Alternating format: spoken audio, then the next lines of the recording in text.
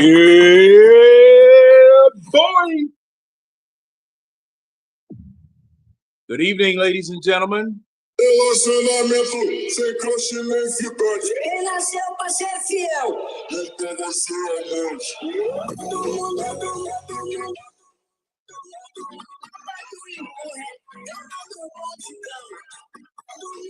evening, ladies and gentlemen. One more time. Welcome to a special Friday edition of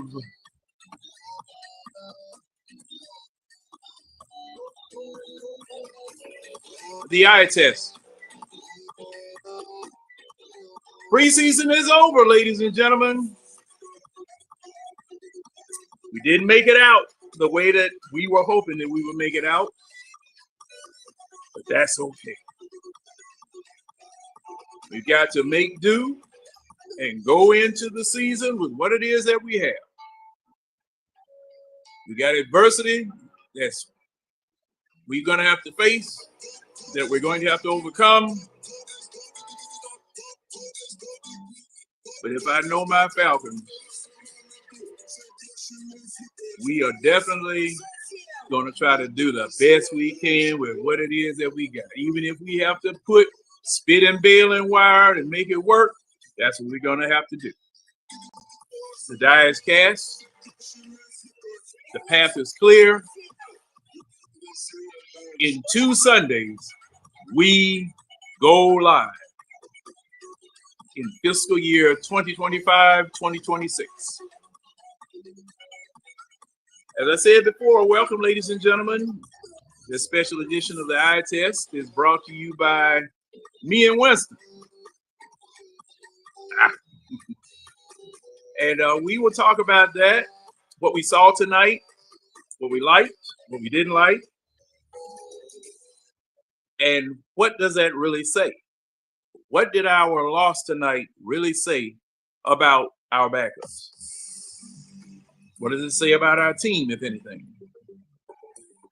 General manager thought he was going to have a easy road, but it doesn't look like it's going to be that easy. So you guys sit back, and for the next however many hours we go, we will talk about this, elaborate on some things. I expect my panels to be filtering in as the minutes tick off.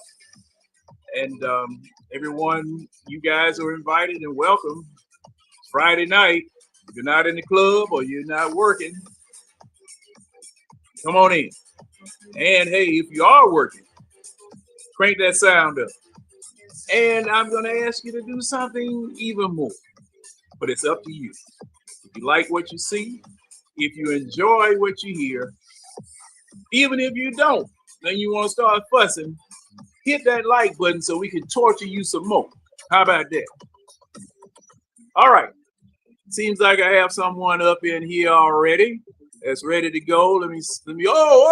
Matter of fact, I just left this gentleman's show in order to, get my little soiree started. And I really appreciate Mr. Ryan Walker for allowing me to come in and play in his yard. So, since I got a basketball goal in my yard, you can come over here and play with us. Now, how about it? Hey man, what's going on, Ryan? Hey man, I got a little time today. Like Prime say, I got time today. I got a little bit. Yes, sir. Man, I like how I can, see on my show it's a little bit more polished. But see, I come over here, it's kind of like you're around the bird cage, it's authentic, but guess what? I get to go where the grown folks at, where I get to speak like the grown folks in this spot here. We look like straight dog shit tonight. I'm sorry to say it like that, but it's just the truth.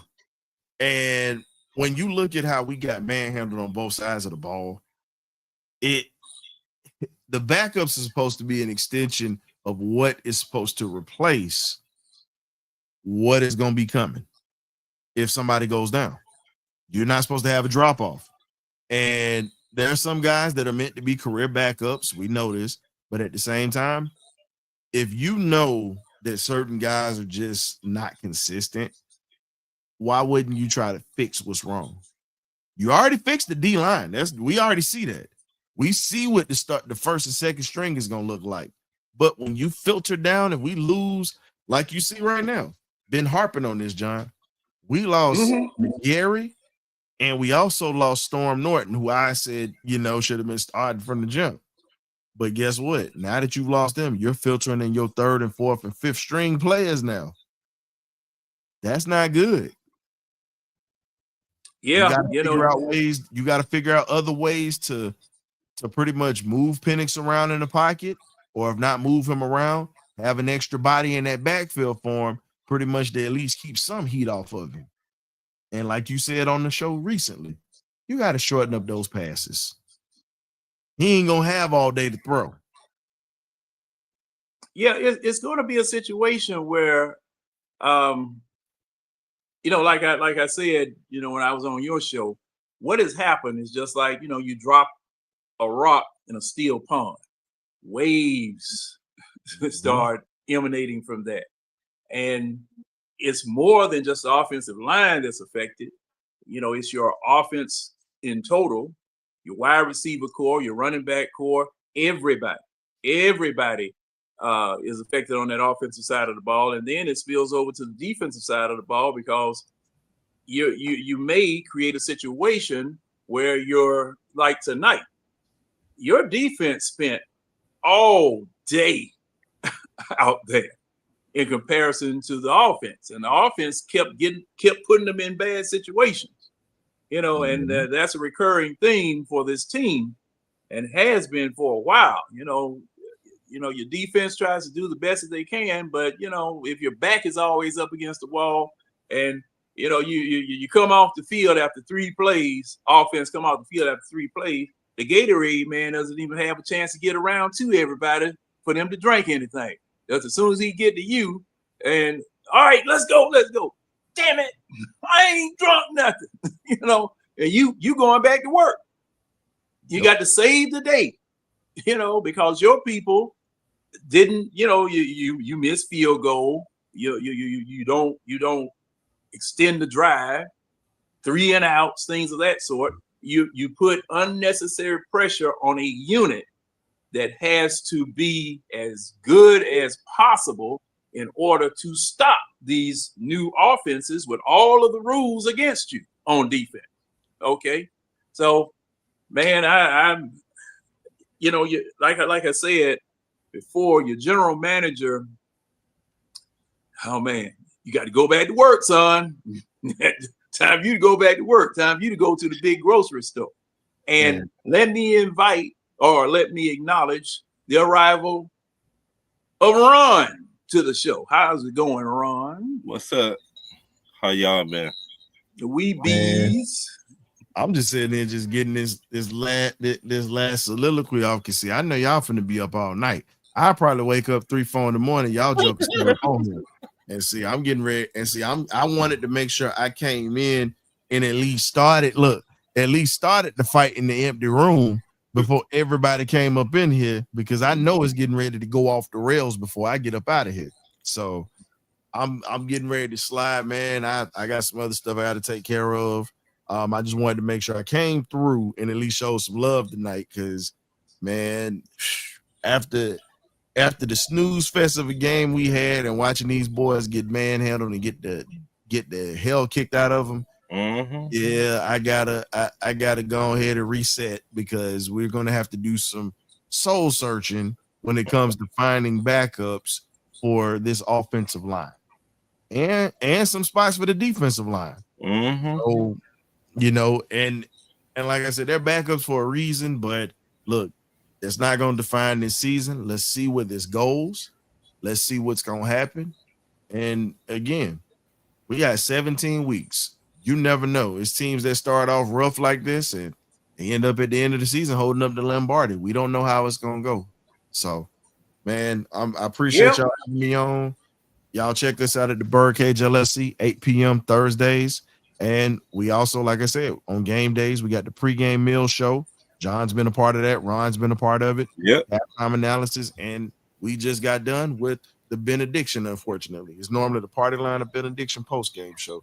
So y'all check that out after every Falcon game. Whether we're tired, whether we're sick, it's coming. Don't worry about it. It's coming up, and we got you covered. But thank y'all for having me on, John. Y'all have a great rest of y'all show tonight. All right. Appreciate you coming, and thank you. And hey, man. John. Oh, and before you go, Ron, before you go, and you will be going next, I want to welcome Coach up to the house. What's up, Coach? Can't hear you, Coach.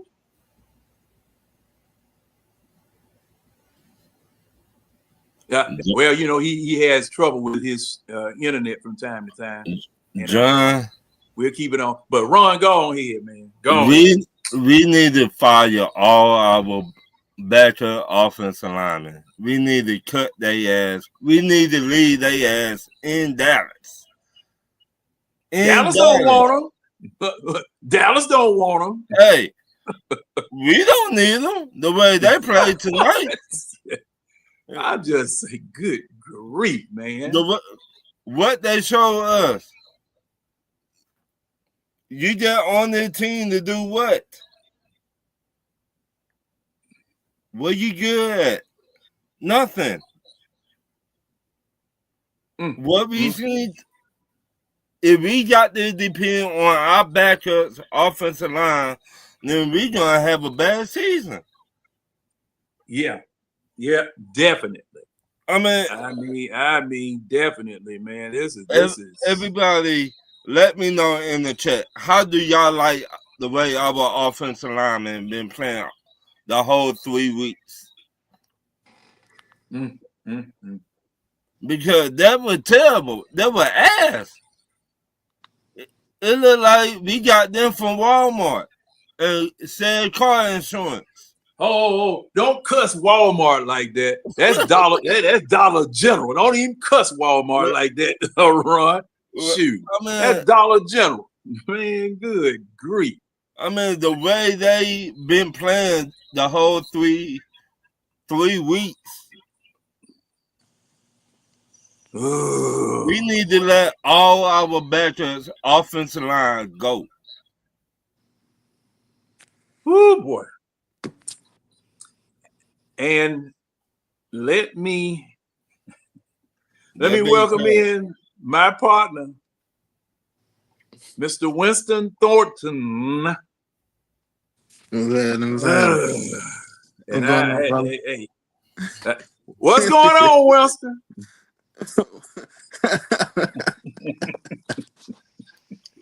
What's going on?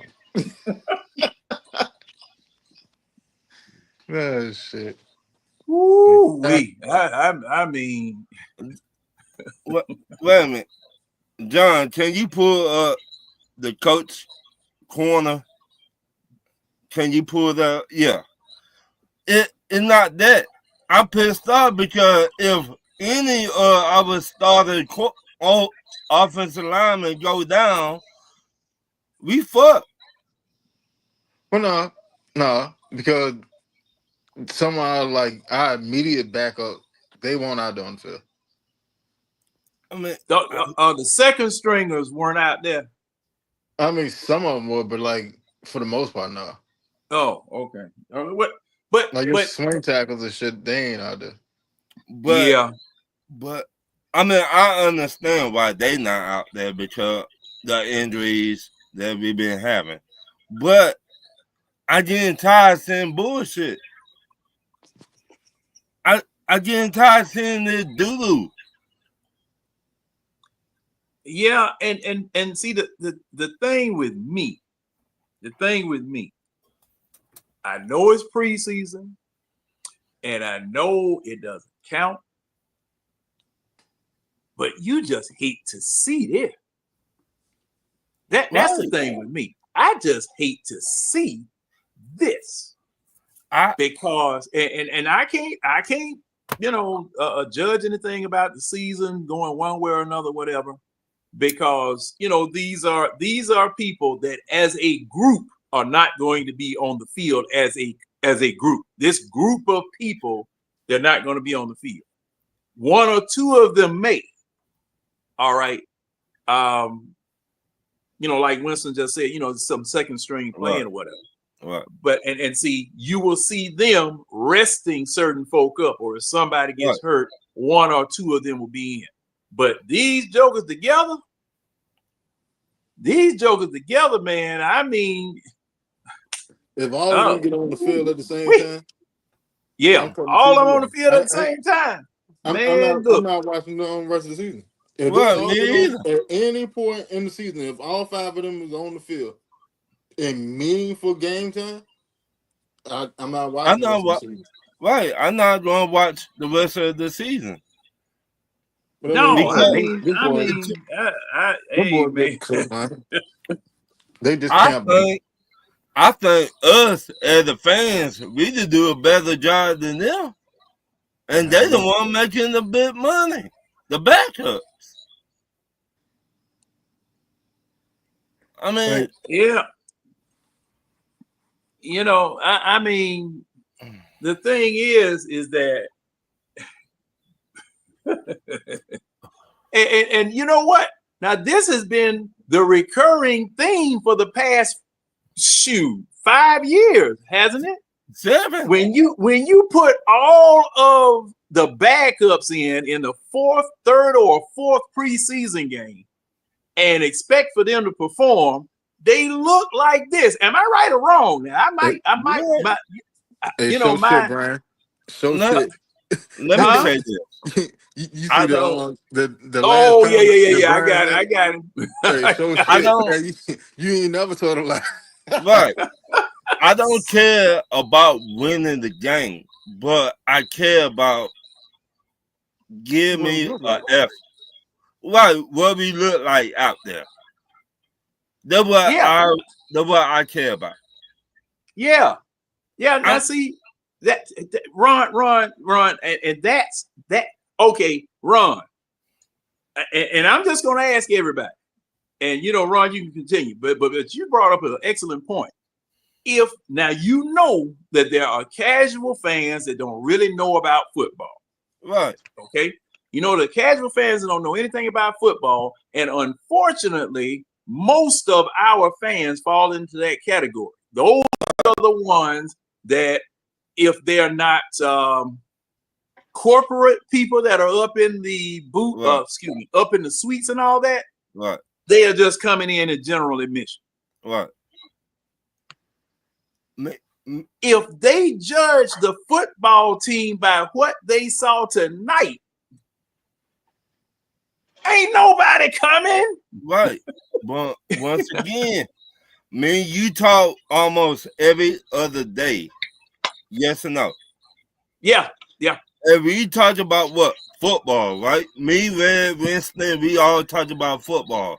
This bullshit, I don't know what that was tonight.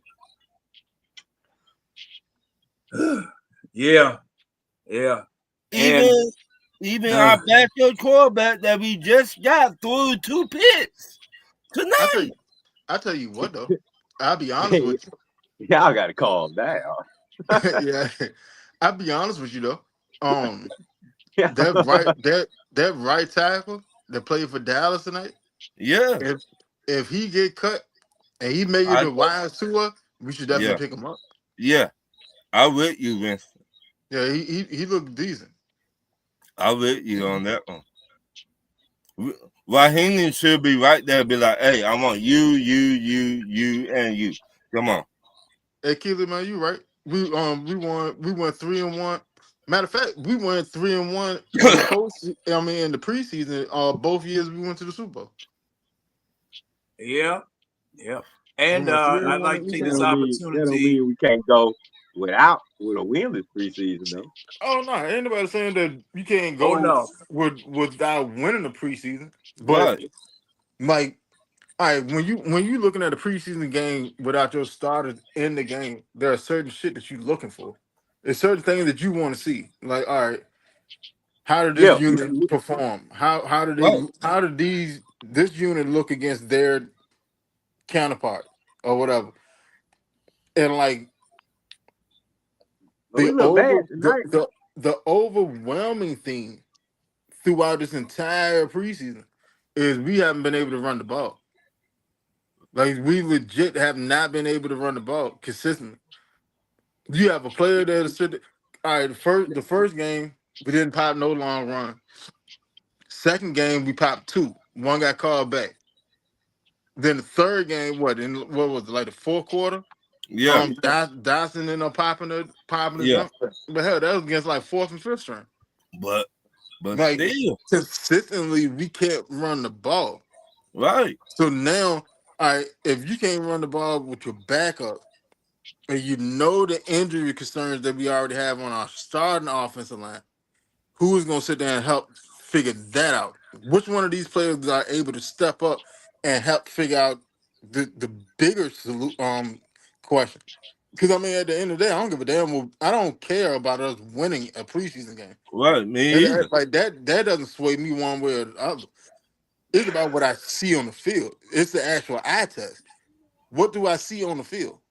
Like, what are you doing? What are you doing? What are you doing? What are you doing? Right. What are y'all individually and as a unit? What are y'all doing? And if y'all not doing it, all right, so what's messing up? Where's the mistake happening at? Are y'all adjusting to fix that mistake? Or you still doing the same lackadaisical shit that you was doing from Jump Street? And that's the overwhelming theme for the entire preseason. We haven't been able to run the ball, and we're weak as hell up the middle. Right.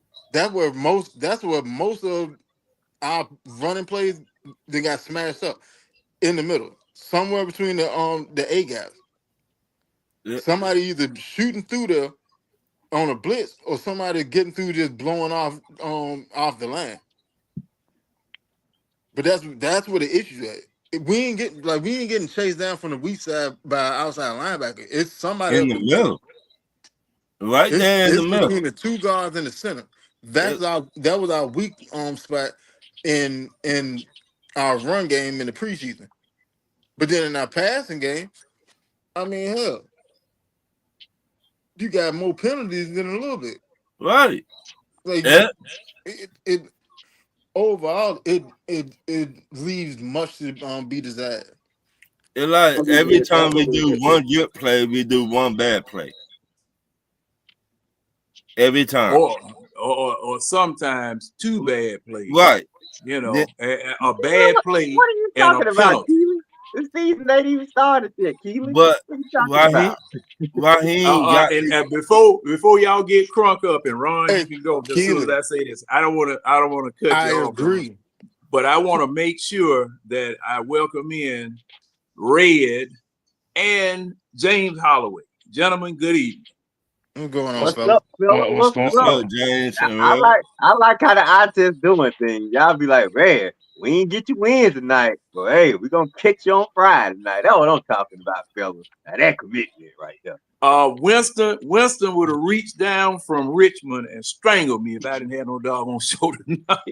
I'm saying, you know, man, we don't get the wins to talk. We go crazy, man. We get Friday, we got it. We don't get a win, so we got to get it Friday. That's just how y'all got to do things. I mean, now, I just want to say this before y'all get started. How y'all doing tonight?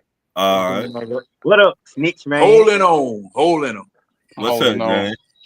What's going on? Y'all got it. Y'all got it in motion. Yeah. How about you? Yeah. Man, I can't complain. Man, it's Friday. I was able to relax my brain today. So Well, you doing a lot better than some Falcon fans right now. because what I just said.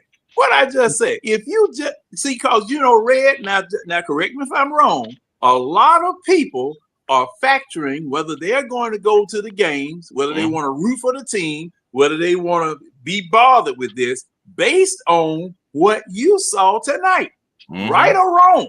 Yeah, but John, you can't. I know you right, Red. I know what you're gonna say. And you're absolutely right.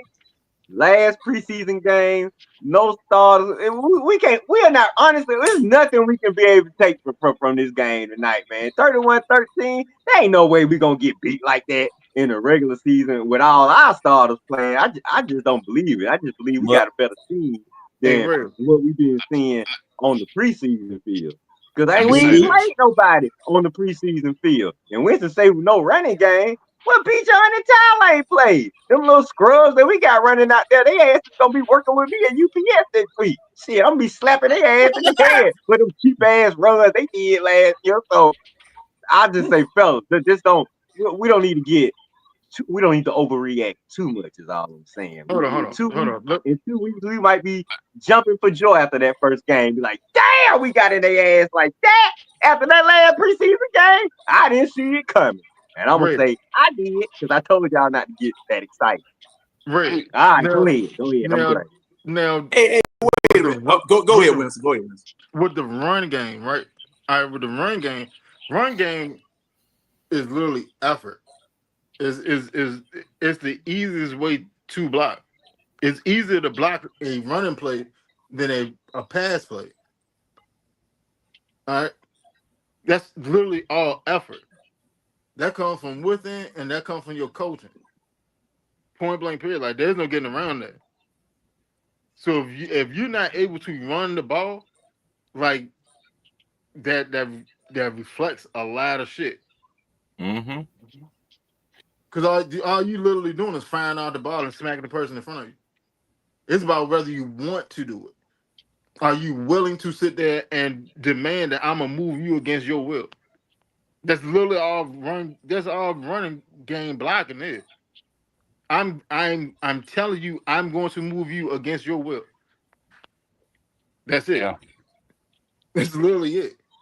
We started Yeah. pretty bad, Keely. That don't mean we're gonna start bad this year though. I get it. I know what y'all gonna say. Yeah, we had a bad start against Pittsburgh, but that don't mean we still can't come out this year and have a good start. I mean, everybody, I mean, the chemistry with London and Bijan and Phoenix and Pitt. That's what y'all been telling me all year. Pitt is ready. Well, we gonna see. We gonna see if all these guys ready. We doggone gonna see. Because Tampa, that's a division game. They gonna be pumped up. They gonna be ready. It's all about execution and effort, like you say, Winston. Effort, and I'm pretty sure the effort from our starters is gonna be much better than the effort we got from my coworkers tonight. Yeah, Yeah. but But the my Co-workers. my thing, Co-workers. but Let me say this right quick. Let me say this right quick. Co-workers. No, I you see know what half of them gonna be up there at the small hub this week. The other half gonna be at the post office or get some damn insurance. Would you say, Winston, some telemarketing job? yeah. uh, Yeah, yeah. Let me say this right quick. Because I understand where Red coming from. I understand where you coming from, Red. But when you look Finally, at James. Thank you. but you got to look at the overall of the team. We are suffering in some spots right now that some people need to step up in.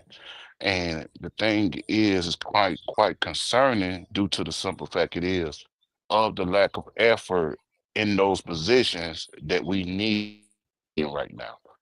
And that is a kind of a concern due to the simple fact is that they started out slow. You see the laziness out there. You see a lot of the issues with the backups, what's going on right now. And quite honestly, it can be concerning due to the simple fact it is if a Lindstrom go down, do we have confidence in that next player to step up into that position and do his job? ooh, please don't say that, James. Don't say that. God forbid, knock on wood, Fine, don't say let that. Lynch go down. That's our big guy Please don't right say there. that. Please I'm, don't I'm not. jinx. I'm just speaking on history because it has been games last year that Lindstrom went down, but he was able to come back. But Yeah. just say, if a person goes down, can that next man step up to that position and handle no, that no, business? No, no. absolutely not. And see, in the quality of depth of the offensive line and other positions on the team is scary. I So can't deny. You right about that. But the backups so and the scrubs and the Ooh. subs, they like Winston said, they left a lot to be desired. Yeah, so the thing is, bro, it's like you got to be concerned with that because the lack of the type of effort that was displayed tonight, if that was the regular squad, it's gonna be embarrassing all season. So you Mm-mm. got to nip it in the bud early so we can have that great team that we have on paper right now. Y'all can go ahead. But James, I got a question. So you think what's that dude name? Elijah Wilkinson, you think is he gonna step up as a right tackle, or you think we should try to at least He's trade? solid. He's a solid. He's a solid. He ain't like great, but he's a solid tackle. He might be No, his Uh, own. he's a solid guard. he's a He's solid guard. weak. Oh He's yeah, my weak bad. Yeah, at guard. tackles. Yeah, my bad. He's Guard. weak at tackles. See, like what they should do, and I've been saying this for the longest. What we should do is, and I put it in the chat earlier. We should take Mayfield, because Mayfield played tackle in college. He started off as a right tackle, then they moved him to left tackle. Then we converted him to a guard when he got to the NFL. You take Mayfield and you put him at right tackle because he's used to protecting blindside. You put him at right tackle and you put Wilkinson at left guard. It's easier to hide a guard with a weakness than it is to hide a tackle with a weakness. Imagine Mayfield ain't on the scene. You can do that with Huh? Mayfield, No. and you can I do. mean, Bergeron. Oh, Yeah, that's what I'm saying. I'm about Yeah, to that's what say. I was Yeah, finna say. you scared. I can You say. scared. Yeah, Bergeron. You My that's what. scared bad. me My for bad. a minute. Talking about That's what I'm Mayfield. finna. I thought we No, got but rid of that I fool. seen somebody post a picture of Jalen Mayfield early today. Hmm. That That's just what. been stuck in my head ever since. But That's what no, I was finna say though. You can keep You scared. Bergeron out You there to the scared me right for a minute, tackle Wiz. I because thought we got because rid of he. that fool.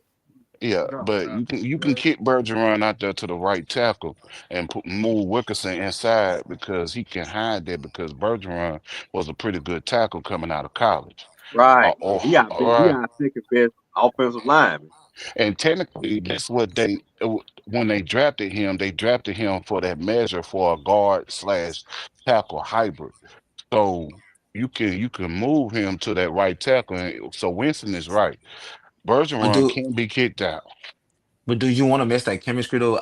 I'm just saying, guys. I just keep the chemistry is Virgil already where he's messed at. up because The, the ki- Man, chemistry already messed McGarry's up. not there. Really? We The moving chemistry is Bergeron to the already messed outside. up. It's So now already decided. the only thing you can do is accentuate what you have. and do what you got to That's the best do, you can and do. So and do what you the have to best do thing with to do what you is have. take Bergeron, put Bergeron at tackle because he, for one, he's right there. He's right. He's been a viable lineman. He done got better each year. Yeah. You put him at tackle. He's right there beside the best guard in the NFL anyway. So that helps him out tremendously. You put Wilkinson right beside Jake Matthews, who was a wily vet that have been in the league for the longest. He's gonna be able to help him, and you keep it pushing. Because what happened is, all right. So the Raheem gave an update on McGarrett.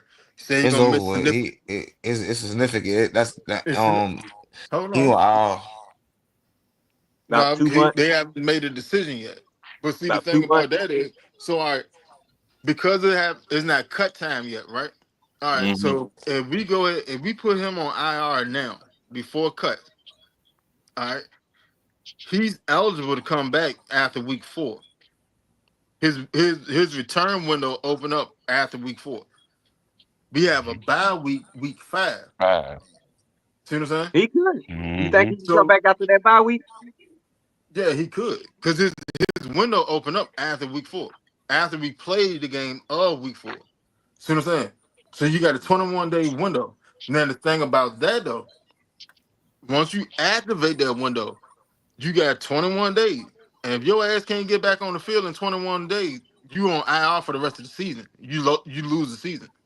So, See, that's the trick shit about IR. If you go on the early season IR and once they activate you to come back and you can't get on the field in 21 days, yeah, they put you back on IR, but you out for the rest of the season.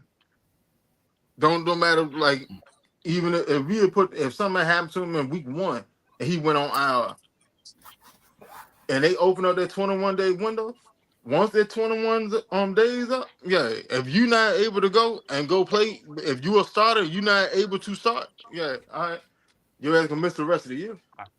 There's no Miss ifs, the ands, rest of buts, the year. buts. our backups. Oh my God. We know, Ron. They are trash. They need Trash. Boo boo. Raheem need to let their ass stay in Dallas tonight. I know. Arlington, Texas. Man, no. Now, is that are y'all saying No. Raheem didn't put no effort? Are y'all saying Raheem and the coaching staff didn't even put in the effort into the week? Didn't even care No, about the game? I no preparation, no nothing. I don't think I Exactly, would say, coach. Exactly, coach.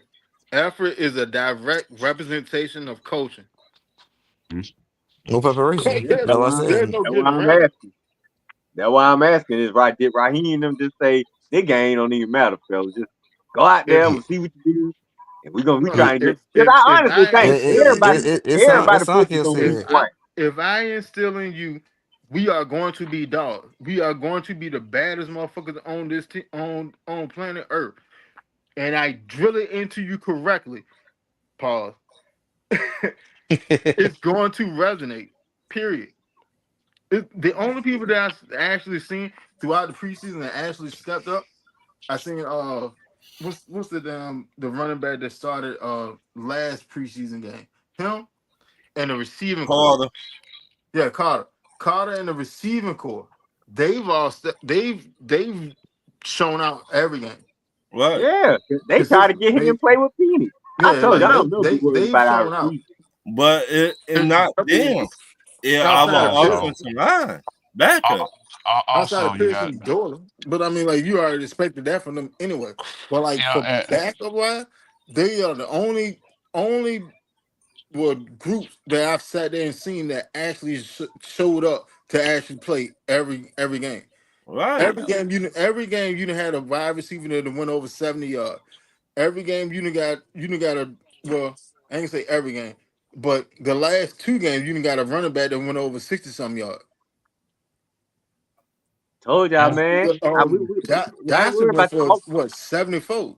Dotson We went just for got to get 74 we just got to today. get to the regular season, man. These starters, I just really believe in. I guess I just really believe in our starters. But I tell you this, and I this is believe gonna in be our right here. starters too.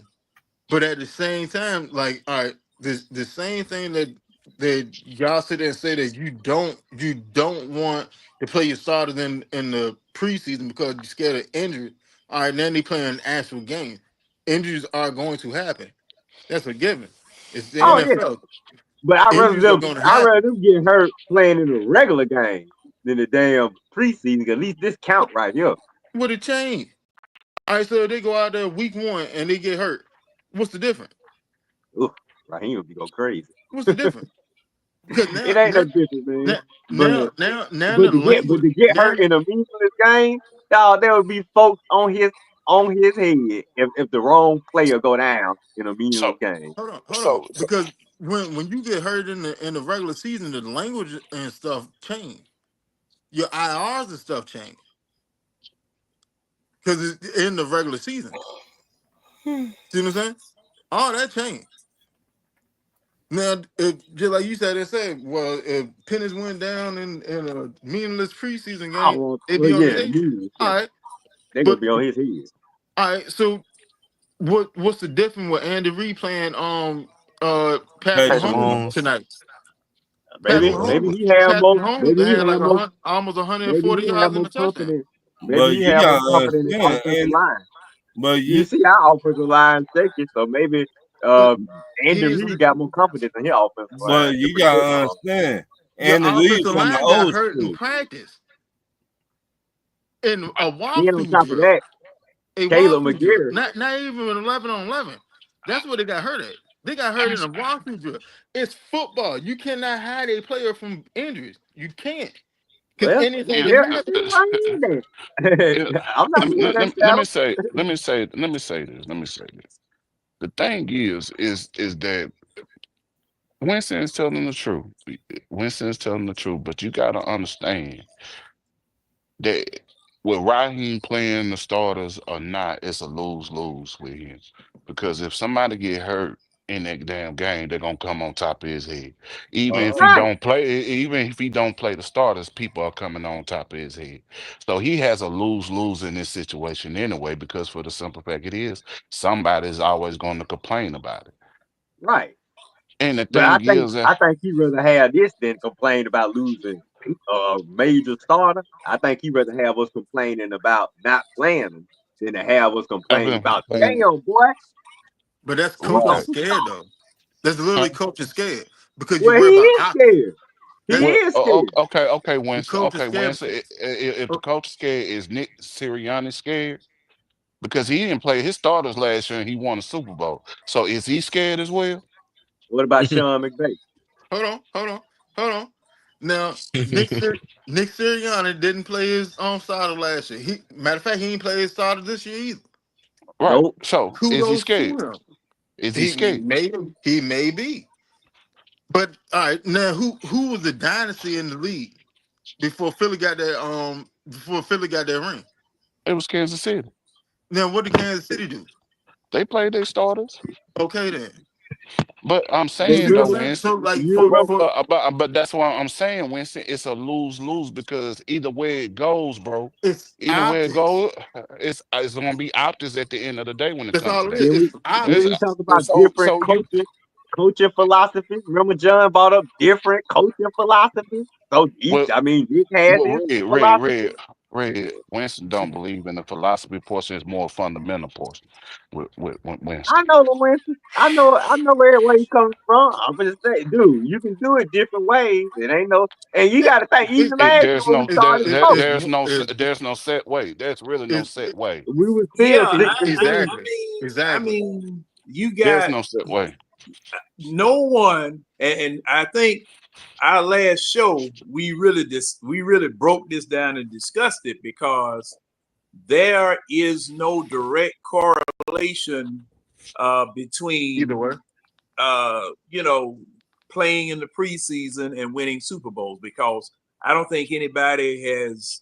See, that would be a computer program that you would have to just insert every piece of data and facts and see what the computer would come up with as a percentage and or a calculation. But at this particular point, there is nothing concrete that says that either method is the correct method. Now, That's factual. I remember Winston was saying, look at Tom Brady because, Tom Brady won all the Super Bowls and he played in the preseason. And me, myself, and this is just my own personal thing, just like it's you guys' personal thing. Look, if it's good enough for Tom Brady, if it's good enough for Patrick Mahomes, and I'm just talking here now, I don't want my voice inflections or my voice or me hollering and yelling or whatever to, be dominant or anything of that nature. I'm just expressing how I feel. If it's good enough for them, it's good enough for us. Not to win the game, just to knock the rust off. Because see, what do you think game 1 is gonna be? It's gonna be rust knockoff time. Yes, it is. Game 1. You're gonna be knocking the rust off in a live fire situation. And if you a rusty ass, it's gonna show. Yeah. And thing is now, we at home. We at home too, ain't we? Yeah. Okay. Yeah. And see, like I said, I'm not trying to sway opinions one way or another. I'm just saying what I'm looking at. Because see, now I was on Ryan's show just before we started our show, and I said something else too, along that same line. If it's good enough for Baltimore, who got the biggest running back in the league, to have a fullback, why don't we have one? Oh, here we go. Here we go. You gotta look at it, John. And you need one now. Wait a minute. Everybody don't believe in that. They tried to. The league tried to devalue the fullback position, but see, I got Baltimore with a running quarterback. They got a fullback in the backfield, and he ain't no itty bitty joker either. Okay, who's the GM for Tampa Bay? I'll give you Say one what better. Who is the GM for Tampa Bay? The GM or D GM. What about the Who's it, Light? GM? I think it's Light. I think so too. So what's up? When with he was about with it? Pittsburgh, when he was the OC for Pittsburgh, people asked him, why you don't got no fullback? He said, I don't believe in that. I don't believe in having a fullback back there. That Well, that's look, that hey that's just Ron, strictly scheme and schematics when it yeah, the comes to scheme. Right. for a Now, Ron, fullback. let me ask you this. Let me ask you this. All right. Now, you said that about the let's just talk about the fullback. All right. Now we have an injury on at the right tackle, Right. first and second string. Right. Right. Now, if we had a fullback on our offense, wouldn't that be able to help? Yeah, I'm with you, yes. But a lot of head coaches and OCs don't believe in having a fullback back there. That's because they want to spread the ball out. Right. They want to stretch the field. So Which I you mean, I got understand, but you at the got same, you go got ahead. coaches believing that, and some coaches don't believe in that. That's what I'm trying to say. I'm with Yeah, y'all. We need a fullback back there. See the They help thing. out. See the thing is though, when you look at the scheme and schematics of everything, that's why they are shying away from the fullback and they going with the H back type tight ends because they want to. They that's why they have a some with us. We got a receiving tight end. We got that blocking tight end. I forgot boy name when we got from the 49ers. Charlotte Uh, one. Tyler Warner, they yeah, going to that because for the simple fact it is they can pass more out of those schemes with those type of fullback slash tight ends type players. Like with Tyler Warner, he may catch a couple passes. He may be the fourth, fifth option right, down the field on a little short route if we only need 2 yards, right, and he can get them 2 yards for us. right, So that's why they trying to devalue the fullback because the fullback is basically a tight end in the backfield. Or you could say that right. about the tight end, the blocking tight end as well. N- I mean, like so I so said, areas, different head coaches, different philosophy, different people don't believe in that, and some head coaches do. So, And you got the more old school coaches like right, Jim Harbaugh that believes in the fullback. You got Aaron, Tampa Bay, and Tampa Bay. You know yeah, those old school type coaches that right, still believe in those. The older coaches still believe in the fullbacks. It's just the middle age and the younger ones that's devaluing that's devaluing the fullback position. right. Yeah, because now they what? rather Now put more okay, receivers on the field. where would Munkin fall in? James, where would Munkin fall into that? The old, new, young, old. Which monkey you talking about? You talking about Todd Child, Monk and the child OC Yeah. at monking up in Baltimore. Yeah, I'm Yeah. out in he's a Baltimore. he's an old school type of coach, but Oh, okay. he's such a smart coach that he's like a coach that can evolve into different areas. Look at what he did, but from where he came from to what he's doing with Lamar Jackson, because Lamar Jackson is really a college scheme that they running down there, but Right. they Hmm. still have some of the old school metrics of what they do on offense with the I formations, the single back formations, and things like that. They just implemented the college style because of what Lamar can do. So Came Todd from, Monken is one of the smartest coaches in history to me. Look what he came did from at Georgia. Georgia. Yeah, Yeah, we know why. that, that's what we did at Georgia. We I whooped mean, his ass. That's why he's smart, coach. so like I said, some head coaches or OCs don't believe in that. You gotta look at who your OC or who the head coach is. Yeah, come on. Todd Monken, Todd Monken, he was a head coach down here where I was at before he went to Georgia. Yeah. He was at Southern Miss as a head coach before he went to Georgia. He just took the money on him, got on down. No, So he was trying to get his ass in the league. right. Yeah, yeah. He He was get in the at league faster Georgia at what Georgia than 3 years? at Ole Miss. Right. Then he was like, fuck this shit. I finna go to the NFL.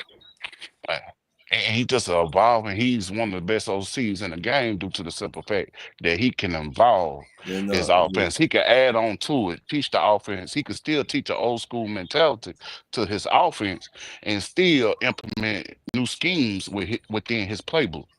But I mean, at the same time, too, Todd Monken had to learn too, though, Yeah, because he had to learn. when He had to when when learn. he no, I'm talking about when he got to Philly. I mean, not Philly, Hmm Baltimore. Right. When he first got to Baltimore, remember, Derrick Henry started off slow. Mm-hmm. He started off slow because he kept trying to line him up in like shotgun and pistol. That's not Derrick Henry. You put Derrick Henry back in a single back and let him build his speed up. So by the time he gets to the line of scrimmage, he's running over something and something getting in his way. And as soon as he started dropping him back and let him get to a 6-yard depth and start handing that ball off to him, that's when Derrick Henry started showing up and showing out. Derrick Henry could have easily went over 2,000 yards last year. That's on Monkey. I'm gonna be honest with you. That's on Monkey. There go Tidy. All right, Tidy. You say this now, Tidy. There go Tidy. Tidy, tired of look. I want some vanilla. I don't care if it's 15 vanilla rep, but I mean, we ain't even put the doggone cherries or any chocolate topping on top of it. That vanilla, that's that old cheap what is that? That surefire, that old cheap vanilla ice cream I saw tonight. That stuff that if you set it out, you know that old cheap ice cream, if you set it out, half of it turned to jelly and the other half turned to milk. You know you ain't got nothing. Great Vibe, Walmart. So yeah, that old cheap stuff. And see, thing is, man, I mean, okay. Like, and I'm going to elaborate on a point that I made earlier. Your casual fans, the ones that are coming to the games that don't know anything about football, and then I'm going to add another category of fan.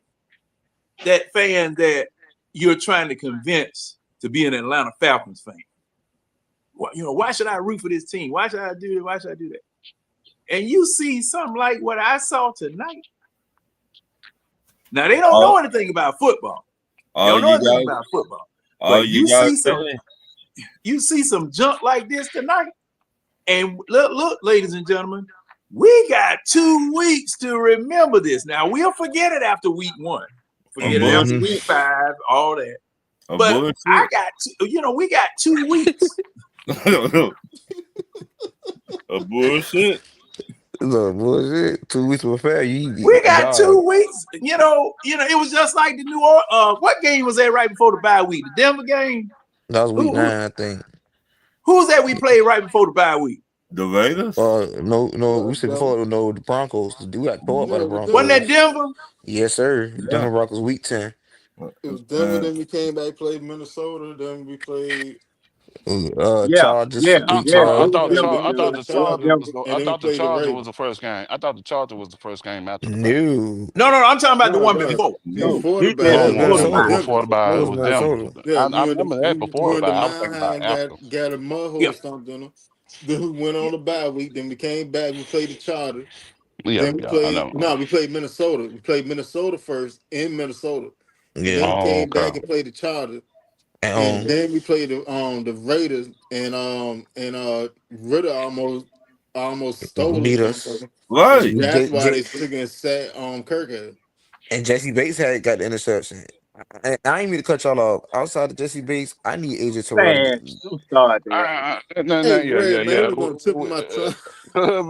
We can worry about that later. Wait a minute. Now I gotta address this one from Taddy. Taddy, come on up in here. Don't be sitting up here shooting from the sideline. But I'm gonna deal with this particular comment. When I say rust, I mean not playing football against another team since January. That's a long time. Like, hey, look, John. Let me add to that. Like, people sit there and talk about joint practices. You only have 2 days of joint practices, and you not sitting there scrimmaging against each other the entire practice. You doing individual drill, position drill, was actually like designed for the offensive play. Like, you just basically working on technique. You're not tackling this shit. Then at the last period of it, then y'all have basically a scrimmage against each other. That would happen in a joint practice. You're not sitting there playing against them 11 on 11 the entire practice.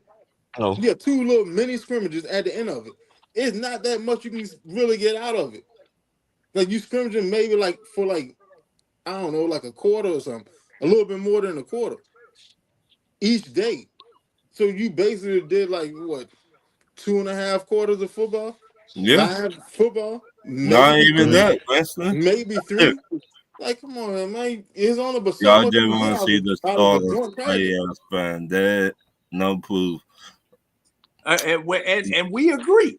We agree. There is no scientific evidence that has been compiled, no statistical evidence that has been compiled that shows that playing in the preseason equates to more wins. You're absolutely right. There's no statistical evidence that been compiled that said playing in the preseason doesn't equate to more wins. Yeah, I mean, you're right. You're right. However, Super Bowl winning coaches, some Super Bowl winning coaches have played in the preseason, played their starters for a series or two, and that one series, no matter how long it is, whether it's a 50-yard bomb where a man takes it on into the end zone on the first play or a sustained drive, it's still work, real type work against another team. You know, it's not these like they used to how they term them in soccer, friendlies. It's not a friendly. Okay.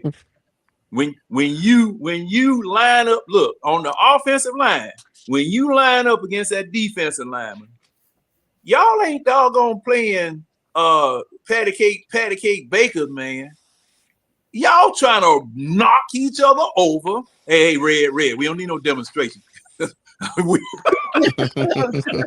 man, y'all ain't never noticed that when we be doing the show and stuff and Red be quiet in the background, somebody be rolling. Red be in the background sitting there. He be sitting there miming it out. Yeah, don't get it in. Sometimes we need a demonstration. I be sitting there laughing by Red. That's why I be sitting there muted. Oh, hey, Wilson, he interpreted for the he interpreted. He got to get it in, man. Hey, I've been trying to roll this. Hey, Red, the hearing impaired, thank you. They wouldn't know what the hell we were saying if they didn't have you back there. He got to tell everybody. I got to look out for everybody. Yeah. I hope you ain't signing no cuss word. Yeah, man, you gotta have a demonstration every once in a while. Red is the perfect person to do the demonstration. Yeah, man, Lord have mercy. We've been got a letter in the mail on tomorrow morning from YouTube talking about we canceling y'all show because of offensive hand gesture. He throwing gang signs. Who that back there in the background throwing gang signs, baby?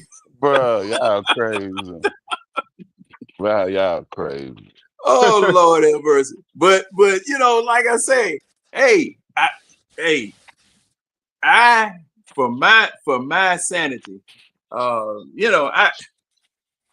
I just think that, and this is just my philosophy. Like I said, I just think that there is rust. Because see, there are a lot of people that will say, when a team wins a Super Bowl, or when a team is on the way to a Super Bowl, or they start off real hot, that they bring momentum from the previous season. And I said, how in the world can momentum be brought from a previous season when you didn't play football for 6 months? How that work? Now I can understand a mindset or a you getting a taste of the big time or getting a taste of winning, and you know what it was that you did that previous year to get that. Okay, but you got to crank it back up all the way to where you were. Okay, you got to crank that back up all the way to where you were in the regular season, in the preseason. That's what I'm saying. That's what I'm thinking. Hey John, let me ask y'all this. All right, everybody that's on the panel, everybody in the chat. All right, it's a series of questions. Very simple. Hey, Wilson, now are we being tested? Oh, I mean, hell, Tidy's in here now, so I'm gonna ask y'all too. All right, so look, Man, I ain't taking no how test at 1:15 how in the morning, how man. how many of y'all played at least high school football? I did. I did. I think we all did. All right, For everybody played high school football. hey, And some for JUCO. for 3 Right? games. For 3 games. Oh man, well, it be like that on a big job. All I think right, I got it all right. 5. Now, when you play high school football, when did you start practicing? When did we start? Yeah, when did you Summer. start practicing? Before the Summer. school Spring? started, Yeah, we had like probably 1 like week spring break. June, July, somewhere around there. In the summertime, right? Yeah. Yeah. Correct.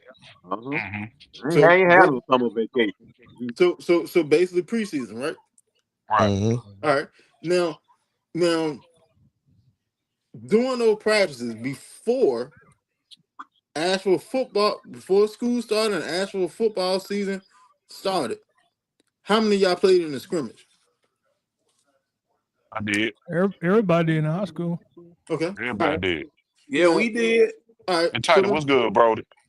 yeah. What's happening, fellas? Good evening, everybody. Hey man, Welcome shout in, out to Mr. Tatty. Tidy Jones from the Shout Atlanta out to Hurricanes. Tatty for gracing the screen this afternoon.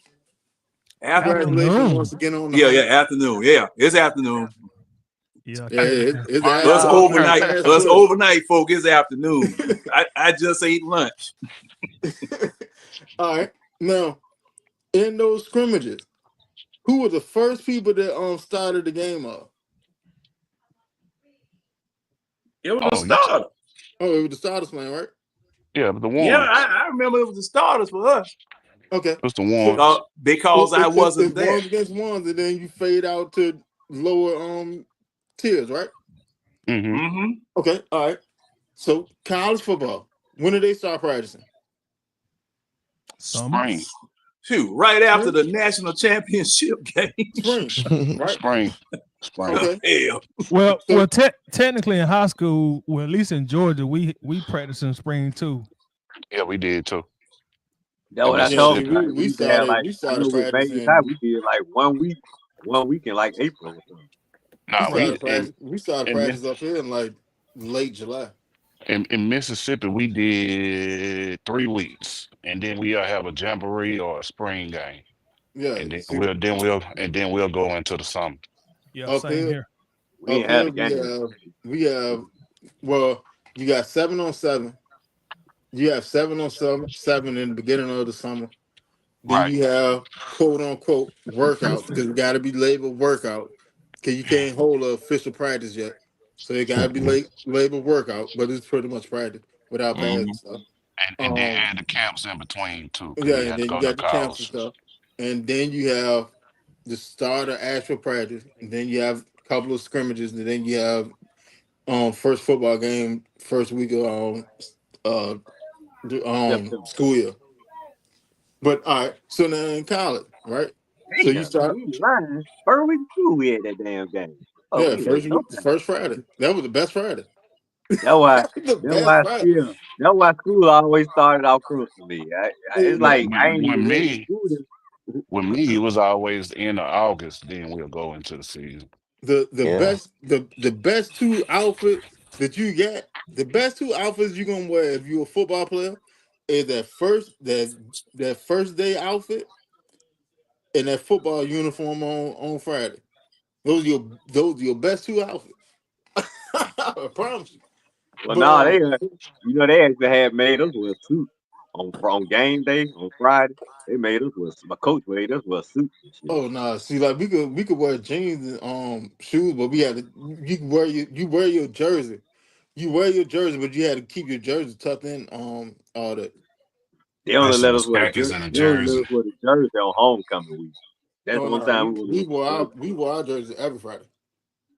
We'll Every we'll Friday. j- we'll dress up some occasions, and then some games we'll just have the jersey and khakis on. And then you have to go on about your business. You know what I'm talking about? I see every state. I see every state like high school got something different. That's cool. All right. But all right. So then with college. College had preseason, spring game and stuff, right? Who played in the spring game? Who start off the spring game? Starter. I guess the Okay. starters, right? All right. So now we go graduate up to NFL. And you have preseason. Right? And Yeah. preseason games are what? A scrimmage. Now, what have the Falcons done in their history that warrants our starters not being able to play in the preseason when there are Super Bowl champ, MVP, dynasty teams playing their starters? Yeah. You're talking about one guy philosophy, though. I mean, Mike Smith and Yeah, Quinn was there. They were playing the starters, wasn't they, in the preseason? I think so. No. Who? No. What Mike Did Smith, what Aaron Mike Rodgers play Smith this year? and Dan Quinn didn't play the starters. I thought he did. Oh, Dan Me Quinn too. when he was here? Yeah. Let's see. The year that we went to the Super Bowl, he didn't play the starter. Wow. Okay. Now Yeah, Mike the year Smith. we went to Super Mike Bowl, Smith we did. didn't play the starter. Yeah, Mike Mike Smith played the Smith starter. did, didn't he? Yeah, I Mike remember. Smith played the starter. When we went to the Super Bowl in '98, we played the starter. Yeah, that's Dan Reed, old school. Like Dan Reed. So, Right. basically, what I'm getting from when y'all say this coach did and this coach did, it's up to the head coach, right? Yeah, Right. it's totally up to the head coach. And see, and that we agree. Let me say this, John, before you go. Oh, I'm gonna give y'all this analogy, and I hope it makes sense. It's Friday night, so y'all should be able to relate. If you've been trying to court this girl, trying to take her on a date, take her out to the movies or what have you, the hookah bar. I know they do hookahs now, and she been telling you during this courtship, like, listen, I might go out with you, but I'm telling you up front, ain't no smashing going on the first date. I'm letting you know that off top. And you like, oh, well, that's all good with me. And you still corny, you done ordered some flowers. You even went old school and wrote a little love letter, a little flirtation letter. She wrote you back. I'm ashamed. Now I'm really ashamed. She wrote you back like, listen, if I let you take me on a date, I want our expectations to be known. I ain't gonna give you none for a date. Now, if she finally accept your invite to go out to dinner and you try to smash and she say no, you as a man, you can't get mad. Because she let you know off top what the expectations are and what they were. So if she don't put out the first date, as a man, you can't get mad. My point is, Raheem Morris told us day one, I'm not playing my starters. That's one of the first things he said of significant value when he got hired. I'm not playing my starters. So for us to sit here and now be upset about it, be tripping about it, it's trivial because he told us off top, I'm not playing my starters. Now, the next head coach, whether that be in 2026, 2027, or whatever, if he come out and say, hey, man, I believe in playing my starters, we already know what the expectations are. So that's why I say that with it. To me, it really don't matter. If you play the starters, if you don't play the starters, it really don't matter to me.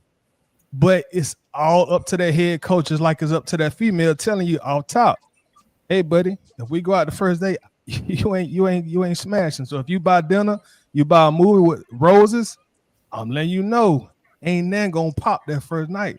Raheem told us the very first year, like, I'm not playing my starters. Like, so it's like, okay, that's what we got to deal with.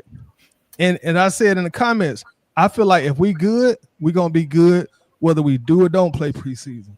If we bad, we're gonna be bad whether we do or don't play preseason. And we already know off top we ain't playing preseason, so we got to live with that. And hopefully this team come out and put a winning product on the field. Hey, Tyler, let me ask you this. Go ahead. Along the same line of your analogy, right?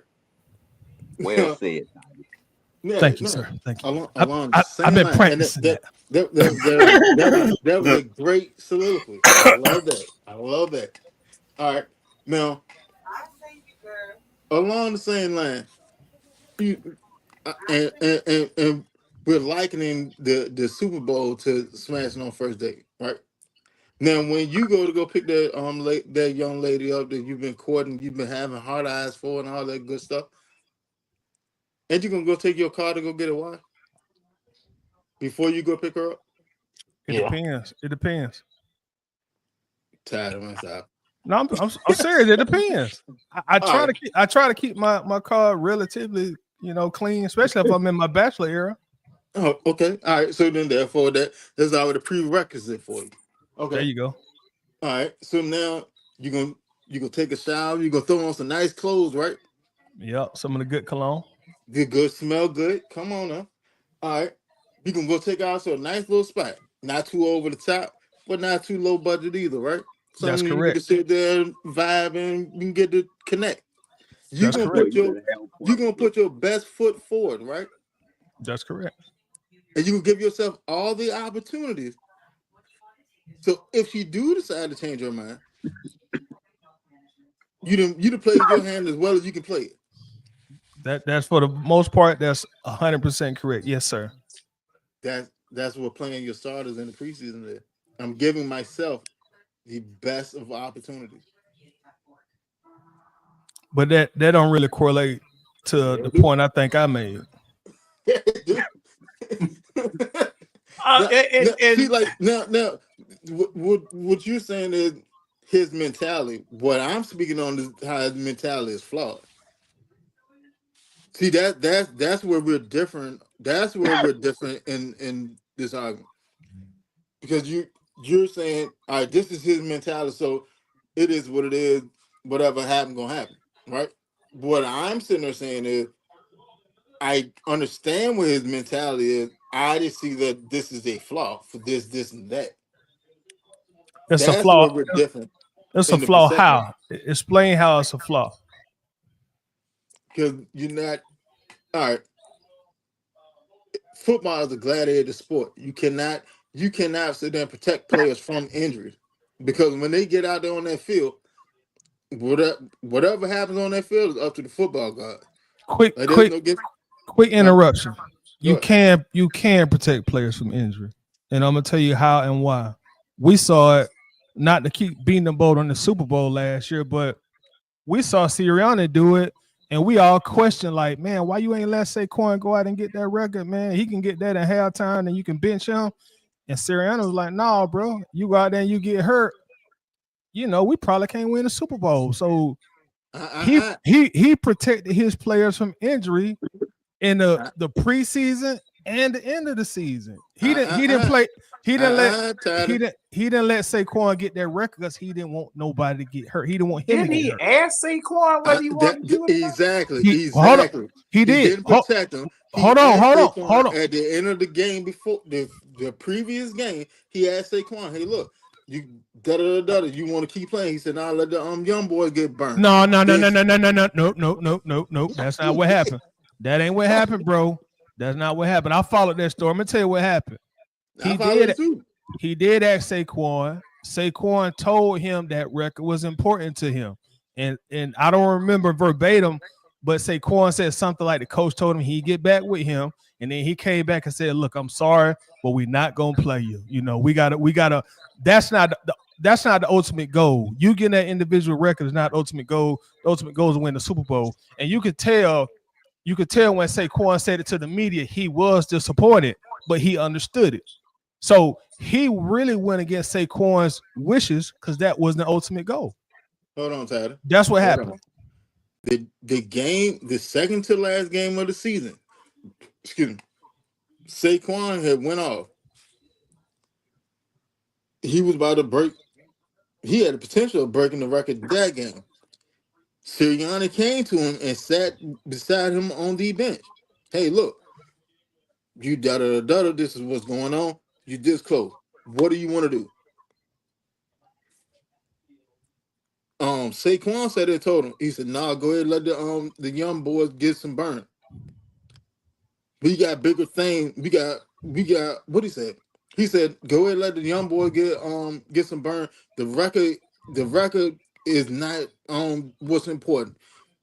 We're looking at something bigger, and there's video of that. Saquon, when Saquon went to the media, you could tell he was not happy that he was not gonna have a chance to break that record, bro. I remember watching his interview, and you could tell by his tone and his body language that he wanted to break that record, but the coach had told him it's not gonna happen, bro.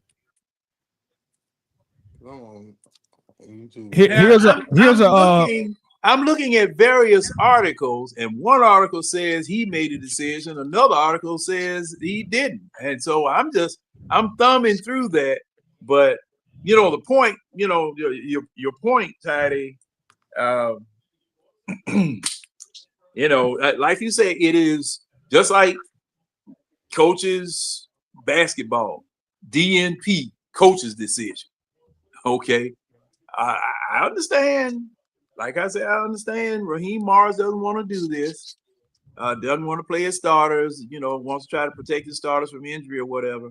And, I just have a different philosophy based on the people that have, gone the other way or agreed, or my philosophy aligns with theirs, because, and the main point I wanted to make, and I hope you understood it when I said it about rust, if you have not, if I, when I was in my quote unquote prime, if I didn't play ball for about 2 or 3 days, I knew it. And everybody else knew it. And I miss it. I just looked it up, and in that interview, he said, like I said initially, the coach called him back and told him he was not gonna play, and he went on to say, you could tell he was disappointed. He was like, my family probably wanted more than I did. You can obviously tell he was disappointed. I can shoot y'all a link if it needs to be validated. No. What's the source? I'm gonna put it in the chat. And that way everybody can click on who want to see it. Find a video of them sitting on the bench. Them sitting on the bench the game before that. No, I'm going to show you the most recent time it was discussed, and I'm gonna let, if you click that link, you can hear it from the horse's mouth. Just mute it, and that way the sound don't come up. You can watch it. You can obviously tell Saquon was disappointed that he wasn't able to play. It's written all over his face, and you can tell about what he's saying. He said the coach called him back and told him, it ain't gonna happen, buddy. We gonna sit you down, big dog. Okay. Yeah, but like I say, like I was telling you, rust, it comes, and you got to knock rust off, because you ain't played, and like I said, this is just my opinion. You ain't played since January, especially Falcons. We ain't played since January. So you can practice all you want. You can scrimmage, you can practice, you can run 2 a days, 1 a days, whatever. But until you go into a live fire situation with another team, you still got rust, even in preseason. But it's the preseason is the time where you start scrubbing and getting that doggone rust off of you. And week 1, since the starters have not played since January. They have not played a football game since January. They have not been on the field against another team since January. That scares me. And the reason why I'm kind of concerned about it is the fact that you're going to have to knock your rust off and hit the ground running against a division opponent. Tampa Bay. You're going to have to do it. So, hey. Did Baker play in the preseason this year? Nope. So what, Red? I didn't hear you. Hold on, Red. What you said? Nope. No. You sure? You sure? I think he was hurt. So Baker didn't play in the preseason, unless he got back healthy. But I doubt you put him back out there if he was hurt. I know he didn't play in 1. I should play last weekend. If he should put him out there this week. Who we play week 1? Red? Tampa Bay. Baker. Quick question along that. Tidy, Hold on, I understand that. I understand all of that. But quick hey, question along that same if vein. if they didn't, I want to get a leg up on them.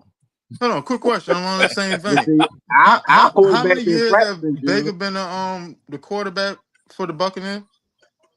Well, this is going to his third season, I think I want to say. Yeah, that's his You third right, year. you right, Tidy. All Tidy, right, you on your so phone, you on your cues today, man. I can't James, prepare it, man. James keep dropping out. He'll give a comment and then he'll pay for it. his James, third. is that purple light messing up your Wi-Fi? Boy, please, I'm still in here. Somebody else just dropped out. I'm Oh, that was still on somebody. here. Okay. Oh, that That was was weird. I Will. thought that was James because see, a lot of That times was you. Will. Oh, okay, that's Will Amy. Okay, all right. All right, But go ahead, y'all. all right. Now Baker going into his third season, right? Right. Mhm. All right. Which one of his skill position players changed? You have to tell me. I'm by my own admission, I'm not really up on Tampa like that. Oh, no. He knows it's zero. He trying to say Baker and him had a lot of continuity with each other. That's what he knows. His offensive line haven't changed either. Only thing is Tristan Wirth is down, but so it's the same backup that he was playing with last year too. See the difference? Now, Michael Penix I don't. only played 3 games. Michael Penix haven't even reached 800 yards in his career yet. There's things that need to get in place. You got a brand new center that's left-handed. A left-handed center snapping to a left-handed quarterback is entirely different than a right-handed center snapping to a left-handed quarterback. So you don't think they've been doing snaps in practice? Oh, I'm not saying that they haven't. I'm pretty sure they've been doing. I mean, any good coach would have them doing snaps in practice. Right. But are they doing snaps in practice again live action outside of those 2 little joint scrimmages?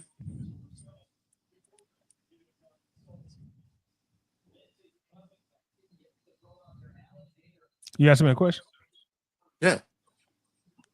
Is there live bullets going at Penix and Noozle outside of those 2 little joint scrimmages at the end of the joint practice? Preseason ain't live bullets. Those are blanks.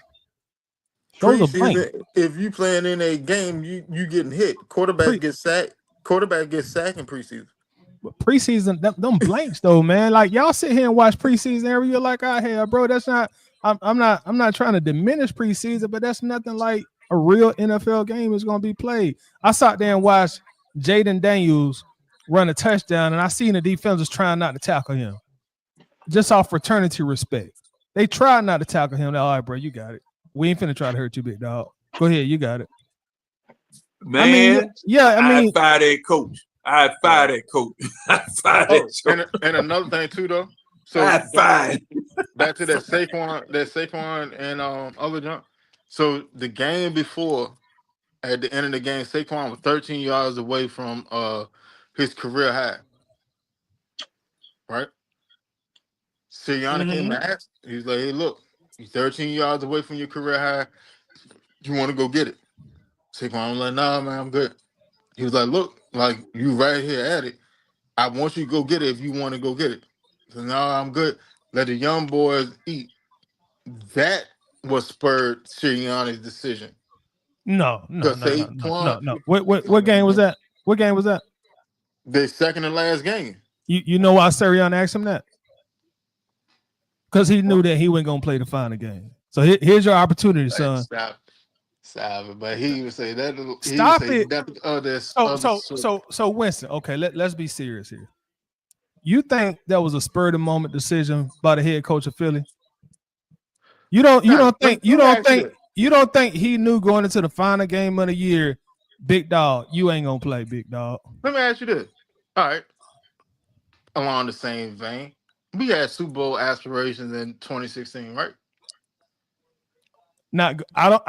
Well, it depends on who you talk to, but I don't think most Falcons fans thought we'd be in the Super Bowl in 16 going into the season. That did not happen until probably midway point through the season. It was after the bye week when the defense right. turned around. Once we saw the team start to get some magic, but go ahead. All right. So after the bye week, we had the number 1 defense. from after the bye report to the end of the season, we had the #1 defense in the league, right? So we have Super Bowl aspiration. Our offense is clicking, defense is clicking now. We got Super Bowl aspiration, right? All right. Last game of the season. Did the starters play? That was the Saints game. I was at that game. Yeah, they played. Oh, okay. But that's different. They was fighting for playoff seeding. Daddy, come on, man. What you mean? Come on, they was fighting for playoff seeding. Like we was not even a #1 team in the NFC during that year. We got lucky to get home field advantage because the #1 team lost. So they fight for playoff seeding. Anytime you fight for 16, yeah, 16. Anytime you fight for playoff seeding, you gonna play. See, and the NFC Championship game just who was that lost and opened the door for us to host the NFC Championship game instead of us traveling? Because see, somebody lost. Who was it that lost? We went in as the #2 seed. Right. I think it was. We didn't go in as the #1. We went. But see, #1 lost. #1 lost in the playoffs. Yeah, that's what I'm saying. #1 lost. We was okay. We was out at like 2 or 3. Like the lowest we could have went in, it was 3. Okay. And when we went in, we were #2 when we went in. We was #2 when we went in. Then #1 lost, and we had home. Dallas. We had home field of Georgia for the rest of the. And then we beat who was it? We beat Green Bay in the NFC Championship. That was the last game at the Dome. Right. Okay. Now, I'm going to read something from NFL.com about the Saquon Barkley situation. All right. It says Saquon Barkley won't be chasing history in Week 18. Barkley will not play in the Philadelphia Eagles regular season finale Sunday against his former team, the New York Giants. Head coach Nick Sirianni announced, foregoing an opportunity to break Hall of Famer Eric Dickerson's single-season rushing record. It's a very special record that's been standing for a very long time by a great player, Sirianni said via team transcript. It's a team record that everybody is involved in, so you weigh all those things. But at the end of the day, you just try to do what's best for the team. Again, when the buy was how guys are feeling, the bumps and bruises we can take care of. We put ourselves in position to be able to be in the situation, and our goals are to have success and play good the next game we play. Okay, Barkley was happy to run down history, but ultimately understood his coach's decision and supported it. And this is what Barkley said. Sirianni asked me if I wanted to play, if I wanted to go for it, Barkley said Wednesday via ESPN. I said, on Sunday, I probably didn't care too much for it. When I slept on it, it was an opportunity to implant my name in football history, and I may never get an opportunity like that again. So I'm down. But at the end of the day, I don't care for putting the team at risk. He's a head coach for a reason. He makes those decisions, and whatever decision he wanted to make, I let him know that if you let me play, I'm going to go out there and make sure I get it. And if I don't, I'm okay with that too. So now, John, what do you said Saquon's initial response was? He said Sirianni asked him did he want to go for it. Yeah. He said Sirianni asked me if I wanted to play. Sirianni, yeah. Mm-hmm. He said to Sirianni what? He said he asked me if I wanted to play, if I wanted to go for it. I said on Sunday, I probably didn't care too much for it. When I slept on it, it was an opportunity to implant my name in football history, and I may never get an opportunity like that again. So I'm down. But at the end of the day, I don't care for putting the team at risk. Okay. So he gave his input, He gave his input. He asked him, did he want to go for it? Man, that's not like a coaching decision. How we gonna try to downplay what's on tape and what he just read? He just read that the player said, "I'm down," and then he expounded on that to say, I probably would never get this opportunity. He obviously wanted to play. I mean, let's not downplay that to try to make a point. He wanted to play. The man, he said the first thing he said Sirianni came to me and asked me, do I want to play? What's the last thing said no? No, that's not what he said. You making up stuff now. That's not what he just said. John, read it again. Read it again. Okay. All right. Sirianni asked me if I wanted to play, if I wanted to go for it. Barkley said Wednesday via ESPN. I said on Sunday, I probably didn't care too much for it. When I slept on it, it was an opportunity to implant my name in football history, and I may never get an opportunity like that again. So I'm down. But at the end of the day, I don't care for putting the team at risk. So, at no point did he say no. There's no point in that quote that he say no. The last thing he said is, I want to play. I want to make history. And if you look at the interview, when he talked about it, you could tell he wanted to play. The man wanted to play. We can't downplay that. The first thing he said, it says, Sirianni asked me, I want to play. I'm not debating that, bro, but you just said he said no. The man never said no. Probably. That's what he said. Probably. And see, that's now see, I want to point out something else. When he said on Sunday, I probably didn't care too much for it because he said he asked him on Wednesday. Yeah, no, he said he talked about it on Wednesday with ESPN because it said Sirianni asked me if I wanted to play, if I wanted to go for it. Barkley said Wednesday via ESPN. And then was the very next thing he said. And he said, I said on Sunday, I probably didn't care too much for it. So on Sunday, when this conversation took place, he really didn't. He said he didn't care too much for it. Probably. Yeah. Well. He said I probably didn't care too much for it. But the next sentence says when I slept on it. Yeah, that's hindsight. That's hindsight. That's not hindsight. That's not hindsight. This is hindsight. Hold on. Wait a minute, that fellas. Let's be accurate. Hold on. No, I'm not reaching. That is not hindsight. Let me tell you why that's not hindsight, bro. He never gave a definitive answer when he asked him the first time. Do you understand what the word probably means? I'm uncertain. I'm unsure. Let me sleep on it. That's what probably means. I don't know. Is from his hindsight recantation. What? The probably that you're focused on is him speaking of his hindsight. He said Sirianni came and asked me, do I want to go for it? Then he said, after I slept on it, now probably such and such and such. That's not you are conflating. You are conflating what he just said. No, bro. I'm definitely not. John. Okay. Keep it real. One more time. Now, okay. And read it slow. Todd ain't catching. Someone online, Todd ain't catching. Okay. Now, all right. Trust me. My comprehension skills are A1. I understood it the first time he read it because I already knew this storyline. But go ahead, John. Okay. Well, all right. Now I'm gonna read and stop, and we're gonna discuss at each waypoint because there are several waypoints here. Okay. The first one was when, quoting the article, Sirianni asked me if I wanted to play, if I wanted to go for it. Barkley said Wednesday via ESPN. I said on Sunday, I probably didn't care too much for it. That's how he felt on Sunday. Let's break down his statement. What was his initial statement?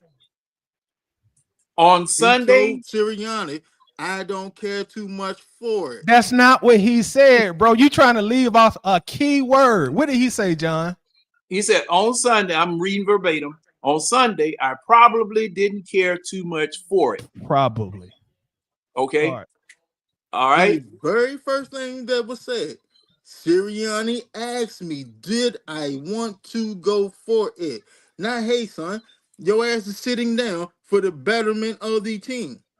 He said, Sirianni came to me and asked me, did I want to go for it? So therefore, it was my choice if I want to go for it or not. Because otherwise, I'm not going to ask you anything. Oh, okay. Now, and you're right, Winston. He asked him. He did ask him, did he want to go for it? All right. And Barkley said on Sunday, I probably didn't care too much for it. All right. Then this is another waypoint. When I slept on it, it was an opportunity to implant my name in football history that I may never get an opportunity like that again. So I'm down. But at the end of the day, I don't care for putting the team at risk. John, and I'm sorry to interrupt you. No problem. Go ahead. Go ahead. He only gave a definitive answer once. What was his definitive answer, John?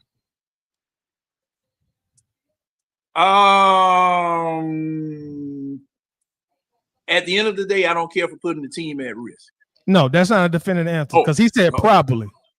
He only gave a definitive answer once in those two scenarios. And I'll tell you what it was. He said, I'm down. I want to play. Tidy. This is where you okay. Yeah. Okay. I can understand it. Is that not the only definitive answer he gave? Hold on, John. But he took it all back in the next sentence. I didn't hear that part, but keep going. Go ahead, Winston. All right. The initial conversation between Saquon and Sirianni happened on Sunday, where Sirianni asked him, do you want to play and go for the record? That happened on Sunday. Okay. Mm-hmm. All right. Can we all agree on it? Can we all agree on it? Yeah. Okay. Yeah. Now, his ESPN interview was on Wednesday. Can we agree on that? Yeah. Okay. All right.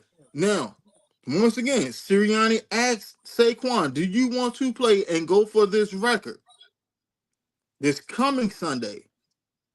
Right. Okay. So Saquon had to have said no.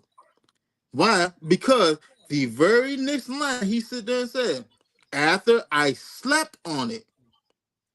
So therefore, I had time to sit there and ponder my thoughts and my decisions that I made the day beforehand. Hindsight is 2020. I feel down because this is a once in a lifetime opportunity. I may never get another shot at it. So he made a definitive decision on Sunday. He's speaking in record spans on Wednesday over something he slept over between the period of Sunday to Wednesday to that interview. But the decision was made on Sunday. Sirianni asked him, do you want to play? He said no. No. He had to say no. No, see now that's not what this says. Oh, go ahead, John. Carry on. See, he didn't say no. In all of this that he's saying here, and all that I read, I didn't get a no out of it. That's what I said 10 minutes ago. Yeah, what I got out of this is that he said, now, Tidy, you said he said made a definitive statement by saying, "So I'm down." That's the only definitive statement he made. Okay, now, Tidy. That's not possible for legislation because Sirianni came to him and asked him, did he want to play? So if he was down, if he sat there and slept on it, if Sirianni just asked him the question and he just slept on it, and he come back the next day and gave Sirianni an answer. No, I didn't see that. No. Off of what was just said, and I'm saying hypothetical. If Sirianni asked him on Sunday, and he said he slept on it, and now he's down behind the decision that he made, then like what are we talking about? Can you talk about? He said probably such and such or whatever, but Sirianni asked him a question. He gave him an answer because Sirianni gave him the opportunity to play on Sunday. That's the whole reason why he asked him these. He was never going to play on Sunday. So even why if did he asked him the question, Tyler? Because he wanted to give he wanted to be a good head coach and not be a hardcore is my way or the highway. That's the right thing to do. Make it seem like your players have some kind of input. That's what good leaders do, you know. But at the end of the day, he was never going to play. No matter if this was Sunday's conversation or Wednesday's conversation, he never was going to play. And he never was going to play. I could guarantee you. That's why he asked him that. Like, let me see where your mind stayed at. Let me see where your mind stayed at. You know, and he didn't get a definitive answer when he asked him the first time. You're like, well, I'm gonna go ahead and make the decision. My decision is already made. He's asking him that, John, because the decision has already been made. He knew as the head coach. Of course, he wanted to break their record. Who don't want to break their record? That I'm not gonna say it's equivalent, but for a running back, that's the same as the home run record. You want that record. I agree. You want that record. You know, he wanted. But wait a minute now, Tidy.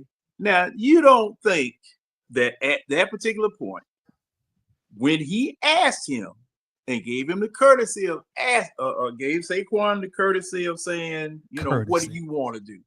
Courtesy. Okay. It was a courtesy because thing is he didn't have to do it. Okay. Courtesy. He could have just said, you're not going to play next week. Don't think about it or whatever. You don't think that he thought about it and hadn't made a definitive decision yet and just wanted to, check the temperature or whatever and just mulling over in his head, could this be good? Could this be bad? Just like this decision that Raheem Morris made about not playing people in the preseason. Okay. John, I honestly don't think that coach is never going to let him play, because if he was when he told him, yeah, this is a once in a lifetime thing, he would have let him play. Because he told him like man to man, like, yeah, bro, I want to play. My family want me to play. I'm never going to have this chance again. I know it and you know it. He still didn't let him play. Even after he slept on it. He was never going to play. Okay. But see, thing is, this is where, okay, when you said he made that definitive statement, so I'm down. The very next sentence that he uttered from his mouth started with a simple 3-letter word that changes. But I'm down, but at the end of the day, I don't care for putting the team at risk. So he gave it and he took it back. So let me say this. John. Okay. So when you look at the perspective of that article and everything, I tend to agree with Titan more, because if you look at it, if he plays Saquon, he has to play that whole offense, and he don't want to take any risk with his offense at that point, because he don't want to risk none of his other starters getting hurt on top of Saquon getting hurt. So a coach is going to see where his players, where his mind is, and still have a decision. I've seen that happen with me when I played ball. So, hey, that's a viable point. And so the thing is that he made that executive decision to not play because, as Saquon said in the article, he wanted to put the team at risk. And when you play one of your starters, you putting the team at risk when you got the play of Jalen Hurts or AJ Brown or Devontae Smith, your offensive line and things like that. When you know you already got the division in that seed sold up. Am I wrong? In a situation like that, it shouldn't have never been a Sirianni and Saquon conversation. It should have been a team conversation. And you made the team make the decision. You allow the team, you allow the team to make the decision. You don't put that on one person. And something else too. Now that you said that, Winston, this article goes further. Now, this may sway the conversation one way or another, but you guys will have to make that decision. Having Barkley sit or play and chase the record with the Eagles 13-3, already locked into the NFC's number 2 seed, was not a decision taken lightly. Head coach Sirianni discussed it with the front office, his coaching staff, and Eagles players before Barkley got the green light to seek history. So then, therefore, it's Saquon's decision. The fuck?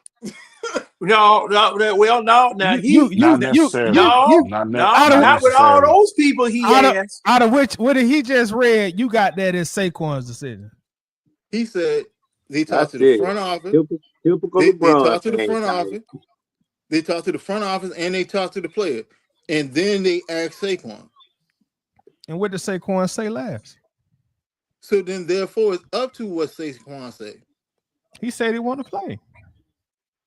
And now this goes. He wanted to play. That's why they said everybody. They asked the front office. They asked the front office. They asked the player. So obviously they had to be in an agreement. We down to go play if he wants to go play. Then they asked Saquon. Okay. Now it says he discussed it. Okay, he's getting input. Now, the input from the players, input from his coaching staff, those are people below him talking to him. But when he talked to the front office is above him. And the front office, coach, I don't know. I don't know what they said because I'm not going to presume as to what it was that they said. But Saquon, in the last part of the interview, he says, he's a head coach for a reason.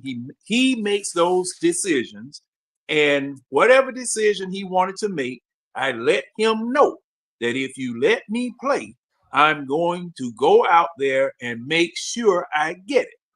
And if I don't, I'm okay with that too. And I'm sorry, John. Go ahead. My bad. Oh, yeah, no, go ahead, Ty. I was just gonna say we were just debating on whose decision it was. Saquon Barkley himself said it was the coach's decision. He said that out of his own mind. He said that's what this was saying. That's what this article was saying. That the coach, and see, the thing is, the ultimate decision is going. I mean, you can give input. You want to. I want to do this. I want to do that. But the coach is the. He's the one. He's the head honcho, and that's what great leaders do. They rally their troops. They hear from John. They hear from Red. They hear from Winston. They hear from James. You get everybody's input. You soak it in, but ultimately, you the lieutenant, you the general. You gonna make the ultimate decision, and that's what Sirianni did. It wasn't Saquon's decision. It was Sirianni's decision. He talked to everybody he felt that was of importance, and he made the final decision. And the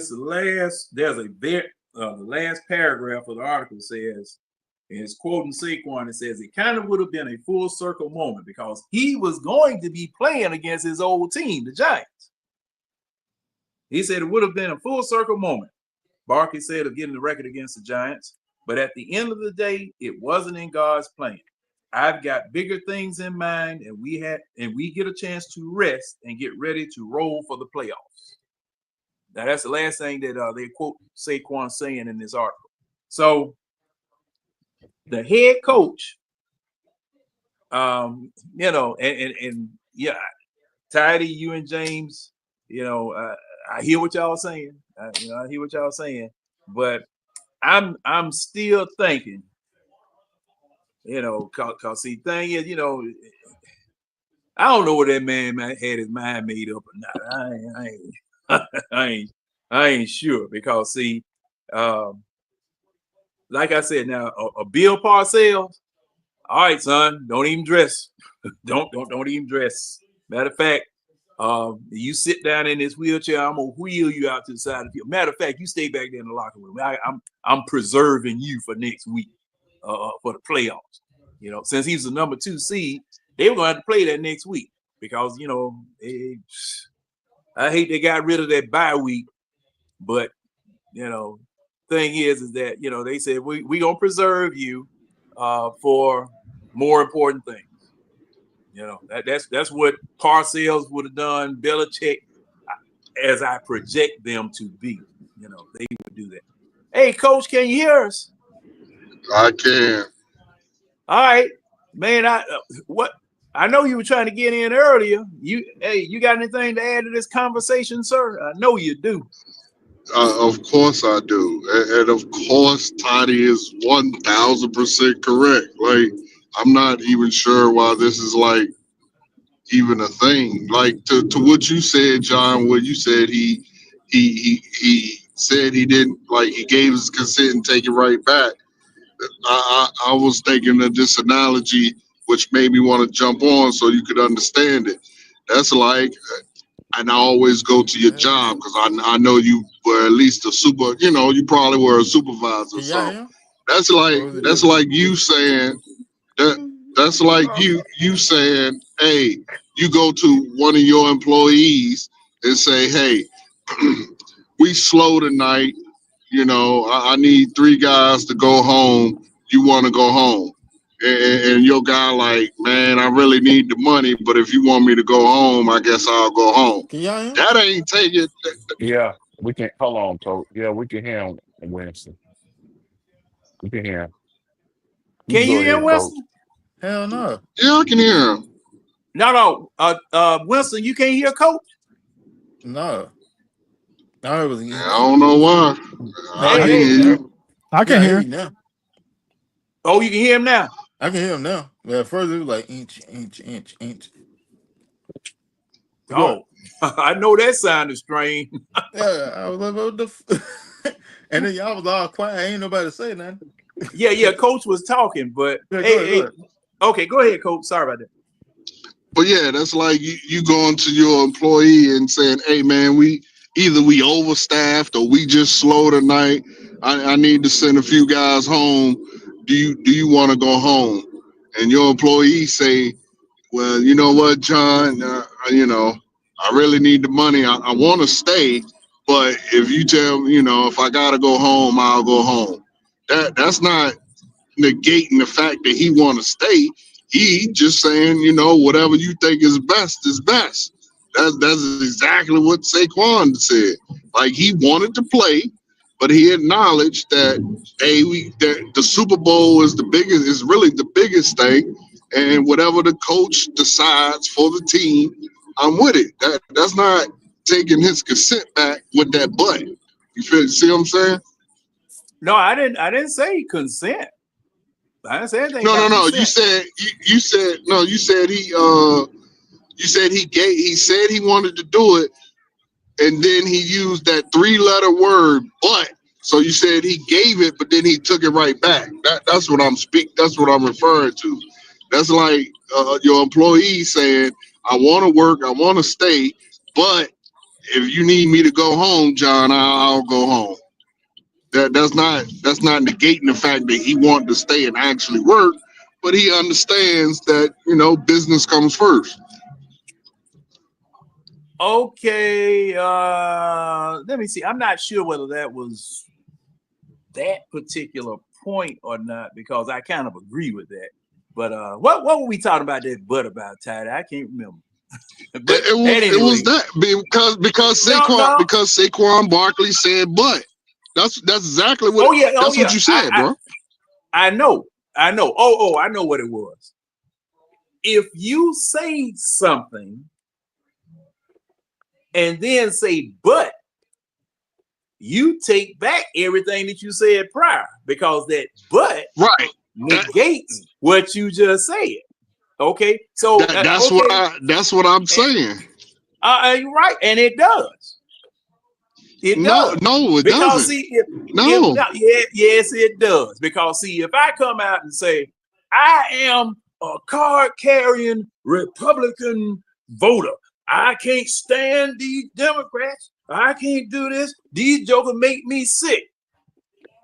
But if they asked me, I probably would do what it was that they said. So what you done, you made this definitive statement on how you are. And then when you say, but, your definitive statement is no longer definitive. Sometimes it's a complete reversal when you use that word, but. See, when you use that word, but, you change the parameters of what it was that you just said prior to you saying, but. So saying but is like, it's like me and you having a conversation. I'm sitting there saying, hey, look, I don't want you to feel disrespected, but your breath smell like horse shit. You see what I'm saying? Like I'm trying to I don't want you to feel disrespected, but I'm fitting to disrespect you. Yeah, see, there you go. There you go. There you go. See, when you say yes, and man, that's absolutely. I don't care if you gave me the biggest compliment in the world before that. If you tell me my breath smell like horse shit, you can forget all the compliments. If I helped you out, if I loaned you some money, I'm taking it back after you just said that. Because I mean, you taking it back. I don't want you to feel disrespected, but well, I do. You just call my breath smell like horse shit. You only pretty from 1:30 a.m. to 5:30 a.m. Like that's like an open-handed slap, Jack. Yeah, I mean, see, and the thing is, it wasn't, it's nothing pivotal. It's nothing pivotal because, see, just like he said on Sunday, he didn't care that much about it the previous Sunday. But after he slept on it, he started caring about it because he was looking at his place in history, things of that sort. All this other stuff came up because he had a chance to think about it after he and Sirianni talked. See, that's why I'm saying that, Coach. So do you think they only had one conversation, or do you think this was multiple conversations? Coach, because he literally multiple. It could have been multiple. John, there is no could have been. He literally says it in the I'm really not understanding how it's so hard to understand. He is literally telling you that he had multiple conversations. He said that his coach asked him the first time. He said he really didn't care about it.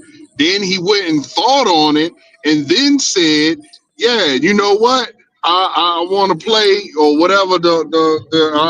I'm paraphrasing whatever the exact quote was. I don't remember, but he's letting you know that they had multiple conversations. From the article, as well as the bottom half of that article also tells you they had multiple conversations, because then he goes on to say he went and talked to such and such and such and such and such and such. No, the coach did. He didn't just talk to Saquon one day. And no, he talked to him twice. I understand, but so you think that he wasn't giving Saquon feedback? Like they wasn't? It could be. Hold on. I think we lost Coach. He dropped. Coach dropped. Hey, can y'all hear me? Yeah. Go ahead. Right. Coach dropped. He gonna come back. So I got two things I want to read to you. Okay. Well, the first jump I looked up because you said in the article it said Sirianni talked to upper management and the players, right? Yeah, and his coaches. Okay. Now the players, including the entire offensive line and multiple other players, said, "Let's go for it." They said, "Let's go for it." All right. So then I looked up. For what coaches said. Did they have multiple conversations about it? Right.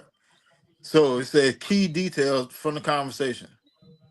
Barkley's initial desire, after originally saying he didn't care much about the record, Barkley changed his mind the next day, seeing it as a historical opportunity he may not get again.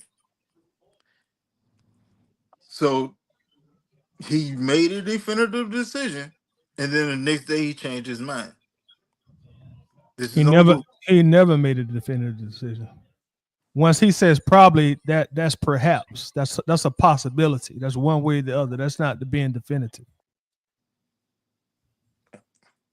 But one thing about it now, it tracks with the article that I read. Let me say this, y'all, because we are reading articles, and I posted that clip for a reason, because as we all know, with text messages, print don't always tell you the context. You can't see facial expressions. You can't see or feel or hear tones. If you actually watch that clip I put in there, it tells you everything you need to know. Even when we was going back and forth with that word, but he not saying but to say, well, I might be changing my mind. He said he is reverting to go to a different part of the conversation as to not to step on his coach's toes. That's my coach. Whatever the coach decide, he knows best. We're gonna fall in line because that's our protocol in the locker room, is whatever coach says, he knows best. So if you actually take time out and watch the video tells you everything you need to know. It tells you everything you need to know. Yeah, I'll have to watch the video. Well, we'll have to watch the video and see exactly. And see, this is a video interview because I'm on my other phone, but I can't pull up the comments or anything. It might be in StreamYard somewhere. But at any rate, I'll take a look at the video. Man, man, I wish Coach could have finished. We just had to agree to disagree on this one. Yeah, and you know, my thing is that like that's where it's at. Yeah. Huh? Because what was that? I said we just had to agree to disagree on this one. Oh yeah. That's true. This young ain't getting nowhere, and I mean, at the end of the day, I can give a fuck less about what Philly do. I'm worried about what the Falcons finna do. But tired of and what are we finna do? Well, first, tired I do applaud your debating acumen, good sir. Thank you for the compliment, good sir. Yes, sir. Yes, sir. Good sir. And I applaud yours. Well. Great somebody job. Say when they don't got beat. Well, they get beat. Shit, I'll drive this shit out to get that 7 o'clock in the morning. I ain't go to work about. I ain't gotta go to work about. Well, I still got a burr in my saddle about errors. So, you know, anytime y'all want some tidy, you know, we'll get that error conversation. I'm waiting for Coach to come back for that one. But at any rate, oh man. But okay.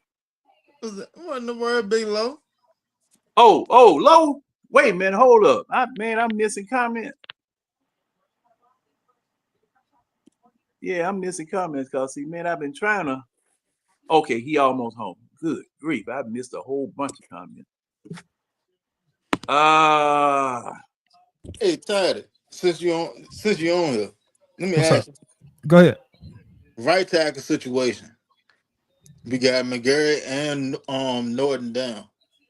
What's your play? Or what do you think the Falcons going to do? Well, what would you do, and what do you think the Falcons would do? What I would do, who's ever next on the depth chart is going to have to step up and play big for us. If during the season I realize that whoever's next on the depth chart, his play is of detriment, I'm going to have to get with my offensive line coach and try to scheme some blocking to help him out, and maybe try to run some plays where he is not a pivotal part of the offense. But trying to trade for somebody would be my very, very, very, very, very, very last resort. Trying to trade, I would dip in the free agency before I trade for somebody. That would be my last resort. That's what I would do. Now, explain why you wouldn't trade for someone. I wouldn't trade for someone because one, I need to know how long McGarry is out. The last update don't sound promising, so it seems like he's going to be out for quite a while, possibly for the entire year. The reason I went trade for somebody because I just traded my first round pick for a rookie, so my hands are tied with my draft picks. I don't want to get to a point where I lost my first rounder, and then I gotta, in order to get a right tackle of any significance, you're gonna have to pay the piper. We all know that you ain't finna get a pot of gold for a sack of shit. Excuse my French. So I don't want to get in a predicament where I gotta now give these guys a third rounder or a second rounder, and then I get to next year's draft and I ain't got nothing there. So if we didn't already had traded our first round pick, then I would be a little more liberal with trading. But you just can't get in the habit of trading high equity draft picks, and to get a tackle of significance, you got to pay the piper in terms of a draft. In terms of a trade. So that's why I would be against trading. That's my very last resort. Now, all right, let me give y'all like my perspective on the situation and why they're being so guarded about his injury. So right now, I'm thinking it's probably a MCL tear, and they sitting there trying to get other prognosis to it on rehab time. Another thing that I think that they're doing too, because they know that he's gonna miss some time, I think they're gonna carry him on the roster and wait till week 1 to put him on IR. All right. Here's the reason being to it. All right. So with an MCL tear, it's gonna take a couple months, but you can come back. You can come back in like September, probably like late November, mid December, right? So if you put him on IR week 1, you have 8 weeks. You have 8 weeks, and then you have a 21-day window. So that'll effectively take you into November. See what I'm saying? All right. We'll be back by Thanksgiving. Yeah, positive. That's the best way of still being able to utilize them later on in the season. You just got to mitigate. You just got to navigate the rest of the season till you can get them back. But Storm will be back before then, because like in all actuality, Storm could come back the week after the bye. So and all what you really got to focus on in the first 4 games. But they don't want to alarm people to the severity of his injury. That's why they're saying significant injury. He gonna miss significant time or whatever. But they're not giving a timetable or sitting there saying what the injury is. Either he done slightly tore that MCL, or he done slightly toward. Yeah, he probably slightly tore that ACL. It's one of the two. It's one of the two, to be honest. But if so, like, with a roster, like the moves that you make in the preseason, injury wise, is different than the moves you have to make in the regular season, injury wise. But if you carry a player into the regular season, you have more leeway because you got a longer rehab time window. But that's what I think is going on. I honestly think it's he done tore something. It's not a significant tear, but it's torn. So they got to go in there and clean it up. But that's what I think is going on. So you think it's like a partial tear? Yeah, I think it's a partial tear. and they went in there and stitched it back up. Cause by now the swelling went down, so they can go in there and go operate. Yeah, drain it. Yeah. See, like what had me skeptical about everything. Like, all right, they said he went in, he was going for an MRI, but then they took and held the results for 2 days. MRIs don't take that long. It don't. I don't care what your situation is. Like, you can blow your knee, you have an MRI by the next day. You have the results in a couple of hours after that. For y'all to sit there and release partial results 2 days later after the whole preseason game, yeah, like you trying to finagle something, like people are dumb.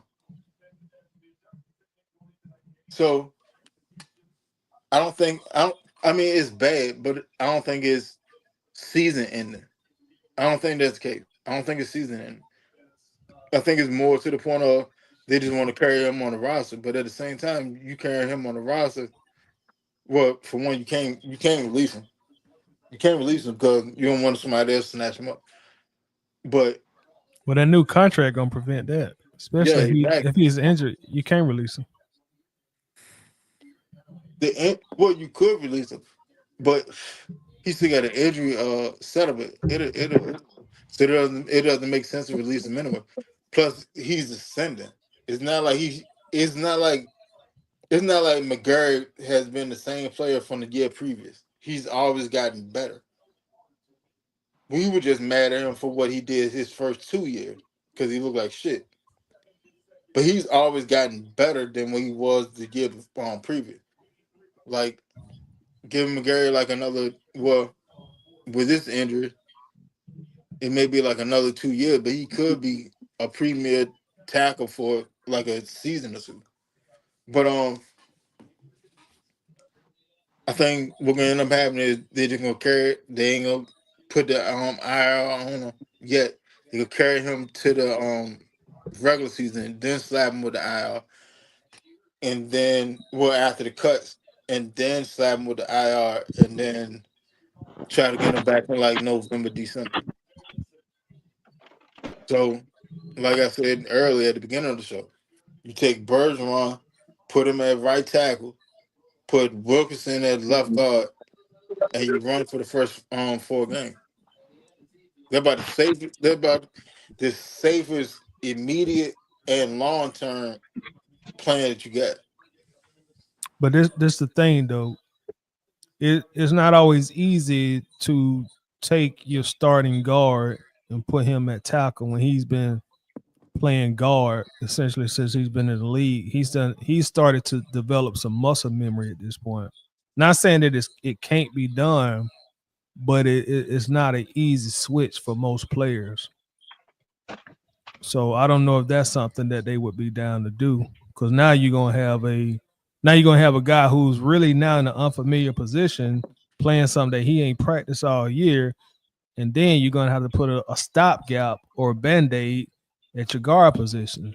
So you could hinder yourself in two positions when you're trying to actually fix one position. All right. Now, pushback on that is Elijah Wilkinson played guard played tackle in NFL. He started off as a tackle, moved inside to guard, and now he's a swing guard / tackle. So it can be done.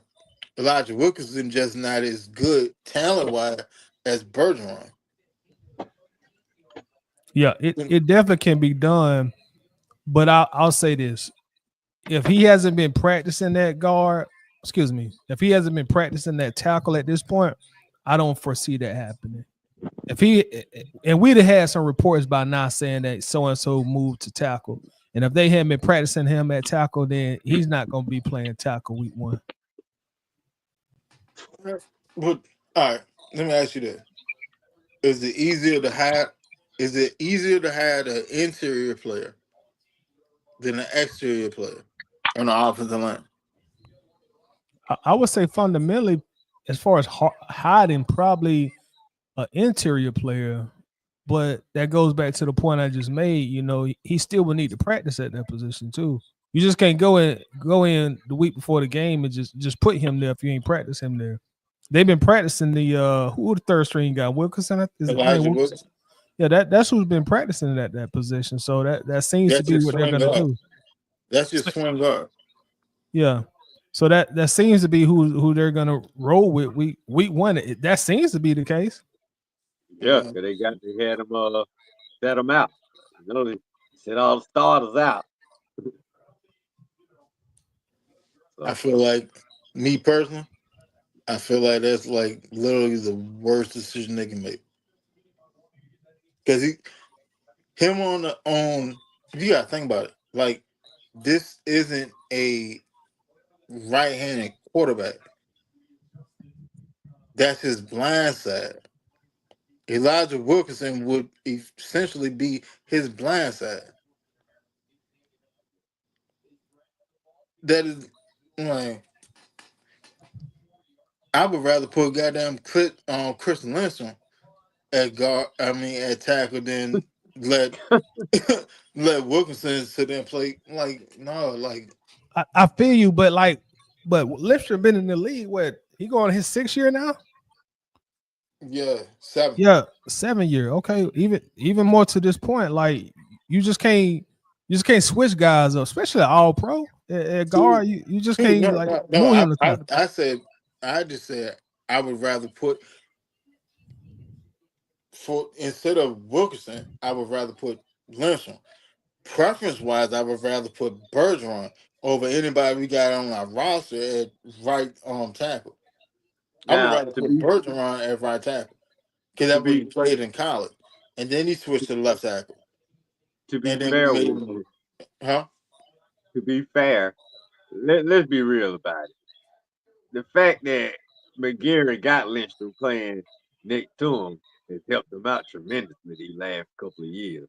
So hopefully, whoever we put right there, I mean, you still got Lindstrom there to help his ass out. And Lindstrom's still one of the best, probably arguably the best guard in the NFL. So Lindstrom ain't just gonna leave whoever over there on the damn island and let them fuck the shit up. I mean, as a leader of the team, and Lindstrom definitely is a leader on the O-line, he gonna have to help Buddy the best he can. And I mean, having Lindstrom in your ear, that I ain't saying that they're gonna turn him into a damn Pro Bowler now. I'm just saying that'll help who's over there out. Just help them some. Will you agree with that? Playing next to Lindstrom will help who's ever right there. Who, Wilkerson? Whoever right there, Wilkerson, whoever. Look, all right. It's easier to hide a guard because he's in the semi-interior of the offensive line. It's easier to hide a subpar guard than to hide a subpar tackle. And not a regular tackle, but a blindside tackle. See what I'm saying? You gotta remember who Elijah Wilkerson is. We said McGarry would play like shit. And no, y'all said McGarry was playing like shit. McGarry was highly serviceable. Highly serviceable. Okay. And you say Wilkerson not even serviceable out. Wilkerson is trash, Jack. Wilkerson was drafted to the Jets. Y'all remember him? I remember. Keep talking. No. Was he drafted to the Jets or he was drafted to 49ers? I want to say he was drafted to the Jets. Personally, I thought it was the Texans, but go ahead. No. I want to say he was drafted to the Jets. All right. Either way you put it. Like, he was trashed at tackle. I mean, like, legitimate trash. That's why they moved him inside to guard. That's why they moved him inside the guard. Now, well, you know what? You got a big body or whatever. Let's throw you in here, and then you can help with the running, whatever. You can stand up with interior pass rush instead of these speed rushers. That's why they put him at guard. Like I said, it's easier to hide a bad offensive lineman inside the line than on the outside of the line. On the outside of the line, you're basically on an island. You're on an island by yourself. You better email somebody on your staff and give them your suggestion. No, I mean, like, what you gonna end up saying? you end up seeing like an offense that we ran what year before last. But we always kept a tight end inside chip blocking and stuff. Like Oh yeah. that's what you end up seeing. Well, that means So Kyle Pitts ain't gonna be playing the tight end. no, Kyle Pitts will still be playing, but you minimizing your offense. You minimize your offense because I can't trust you to do your job. Tidy, you think Lynchman will help the guy on the outside? He can't help on the outside rush. I think overall, he'll help him. In whatever situation that he can. Like an isolated rush, hey, you're gonna kind of like Winston, you're gonna be by yourself. But ultimately, I think he'll be a help. Oh man, I mean, running game really is good. Look, all I would do, I would run stunt. I would run loops. I would run loops straight at Lynchman and make him defend two players. And while he defended two players, I got him out here on this island. I got Wilkinson out on this island with my best pass rusher. And he's gonna spank him. Either he's gonna spank him or he's gonna get a penalty. So what's happening? What do you want? What do you want to do? Pick your poison. And like John said, we don't have a fullback. We don't have a fullback. I want him to pancake. That's what I want. Tidy, can I get a fullback now? Can I please get a fullback now? I don't think Zach Robinson like fullbacks. I don't think that's part of his repertoire. Yeah. And because see, I had said there were two things that needed to be done since McGarry was hurt. That these pass routes need to be shortened up. You need to go to some 2-step, 3-step drops, or just take the snap from center and fire it to somebody on real short patterns, so that you can, just keep the drive going, and don't give those defensive linemen time to get back at the quarterback. But, from what we were seeing, especially when we were looking at film session, a lot of his pass patterns, they're long. Just stand back there and look or whatever, even if it's even when it's not a play action pass. But Tidy, I don't want to be accused of being a Monday morning quarterback. Correct. None of us do. Yeah, like we was accused of being. Yes. Yeah, but I don't know what the hell else you could be. Right. Exactly. All of us on this YouTube platform are Monday morning quarterback. Every single last one of us, including them. Right, including them, from the top of the top, from the bottom of the bottom. We all Monday. Look, ESPN became a network because of it. Monday morning, Sunday night, Sunday afternoon, halftime. Come on, man. But and NFL prime time. NFL prime, all of look. And NFL look, so what do they call NFL films when you had to wait the whole damn week before they could recap what happened the previous week? Right. Oh boy. But okay, now this is something, and it's not changing the subject, but I'm grafting off of the tree. I'm just taking a branch off, taking a branch off the tree right now. I'm looking at the people that are our starters on the offensive line, our starters on the defensive line. And I'm looking at the people who replaced them tonight. Y'all tell me if I'm right or wrong. And I know black makes you look smaller. But we look small out there.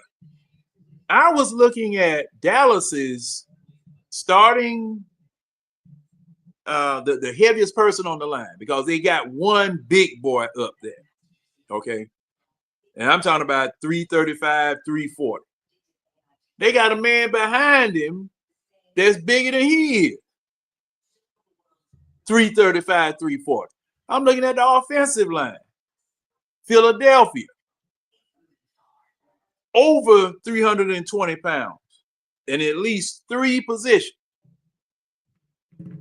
Now, and I was looking at the penetration that we were trying to get and the holding that was going on tonight. And do you all agree with some holding going on, James? Tidy, Red, Winston. Well, was there some holding going on? Because I thought I saw plenty of holding.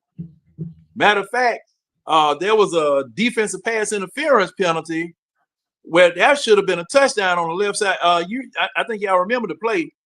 The man didn't even turn around and just beat the receiver up, but you called it on us. You called pass interference on us. Okay, in the end zone, same spot, same type of thing. We are not going to get those calls. We're not going to get those calls just because it's us. Just like I've always told you, we down by law. As soon as we walk it, as soon as we get off the plane, Atlanta Falcons down by law. All right. If you're going to treat us like that, we need to be able to beat people up and overcome it. Same way that I say about the Atlanta Hawks. You got to be big enough, physical enough to be able to overcome people holding you, people grabbing you, people pulling you. But to me, we were looking kind of small out there tonight. What do y'all think?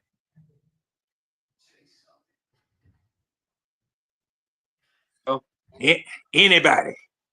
Well, we always been known that we small on the line. That's been our problem throughout the years. That line of scrimmage, undersized against everybody. And the teams you name, like the Phillies and the Cowboys, well, they keep. That's one thing they do keep is offense and defensive linemen. I mean, you're gonna talk about Jerry Jones. Jerry Jones don't never have no sorry O line or no sorry D line.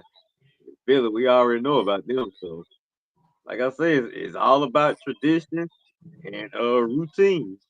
And we routinely draft small linemen for some reason. I have no idea. They too obsessed with this speed stuff. I don't know if it's because of that Alex Gibb approach from all them years back or whatnot, but still, we got to match fire for fire sometimes. So I hope that's not gonna be our Achilles heel this season. Is the undersize of our lines. But well, like I say, we'll start seeing in 2 weeks. I think we'll see a difference when the actual starters get out there. Well, of course, McGarry gone, so that's our biggest offensive lineman. I'm pretty sure. Lindstrom got some good size on him. I think they tried to start bulking up that defensive line. Drafting guys like Root. Then you got David Amuyamata out there. I think he's 300 plus. So we may see a difference out there when the starters get out there. But what we saw out there tonight, that was pretty much the Kmart special guys out there. So, that's the fiddle faddle. So, the Family Dollar, General Dollar, and I'm not being disrespectful when I say that, but I don't know how much stock we can really put into them guys. Well, see, and my point was, even now Dallas had the same thing out there. Right. Dallas had, a bargain basement offensive and defensive lineman out there, but they made our bargain basement defensive and offensive lineman out there look small. And see, that's the thing. That's the thing. I'm trying to figure out because Philadelphia runs the same zone blocking scheme that we do. Okay. They doing it with bigger people. And Philadelphia can go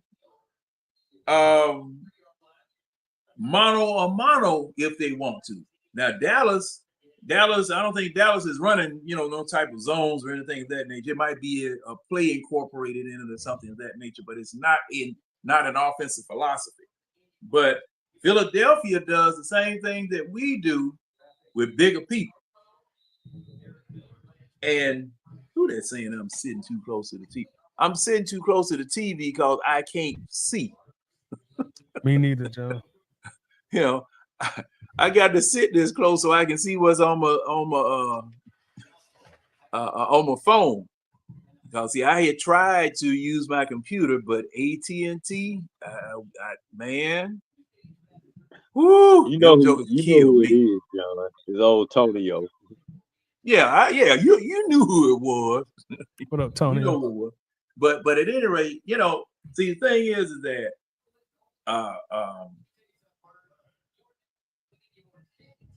you small like that and a big joker leaning on you all day, you're going to get tired. You're going to get tired. All of that protein powder, creatine powder, them vitamins and that amino acids and all that type of stuff. Man, you're going to be a mess around here and lost 20 pounds out there. And that same fat man that started out fat is going to be fat at the end of the game. Okay? Because, see, when you fat, it's hard to get rid of fat. But if you pumped all up on all that artificial stuff and the man keep leaner, and that's all, you might whoop him a couple of times, whatever. But he coming right back. And I just don't want us to be like, I'm trying to think of what year it was. It was during the Michael Vick.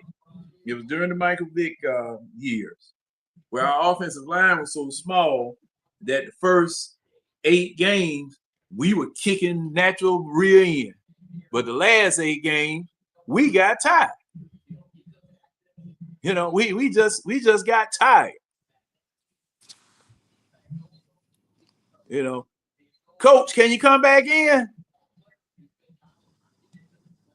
I'm putting your comments up since you can't come since I hadn't seen you back in.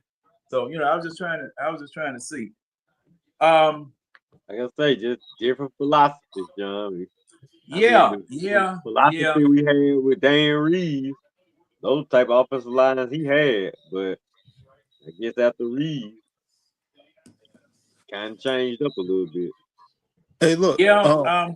Let me throw this in real quick.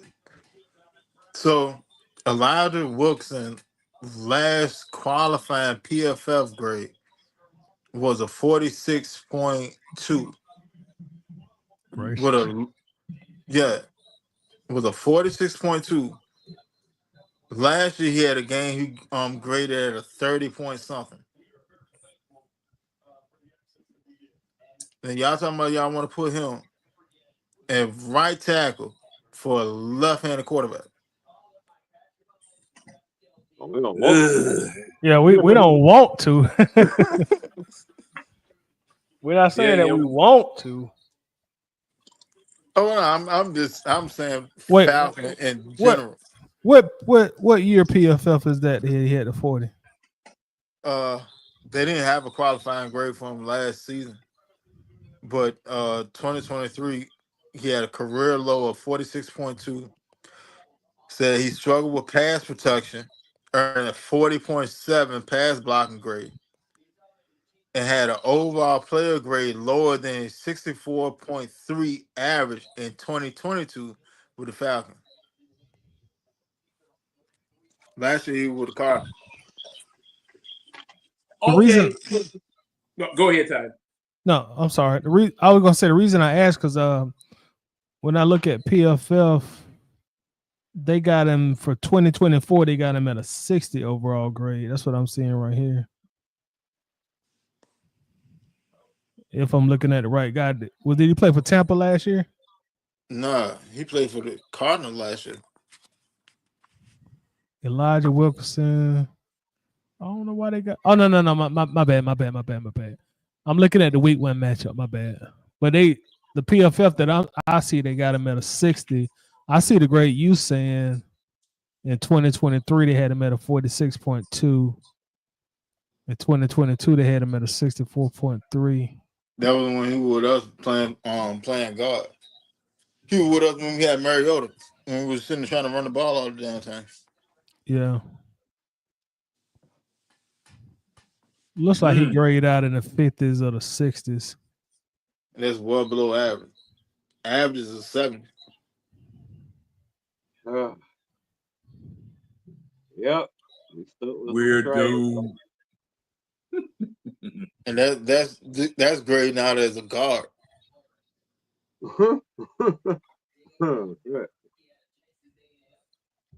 So my nose blocker better than he do.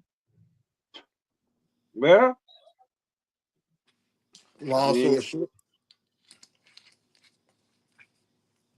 Woo-wee.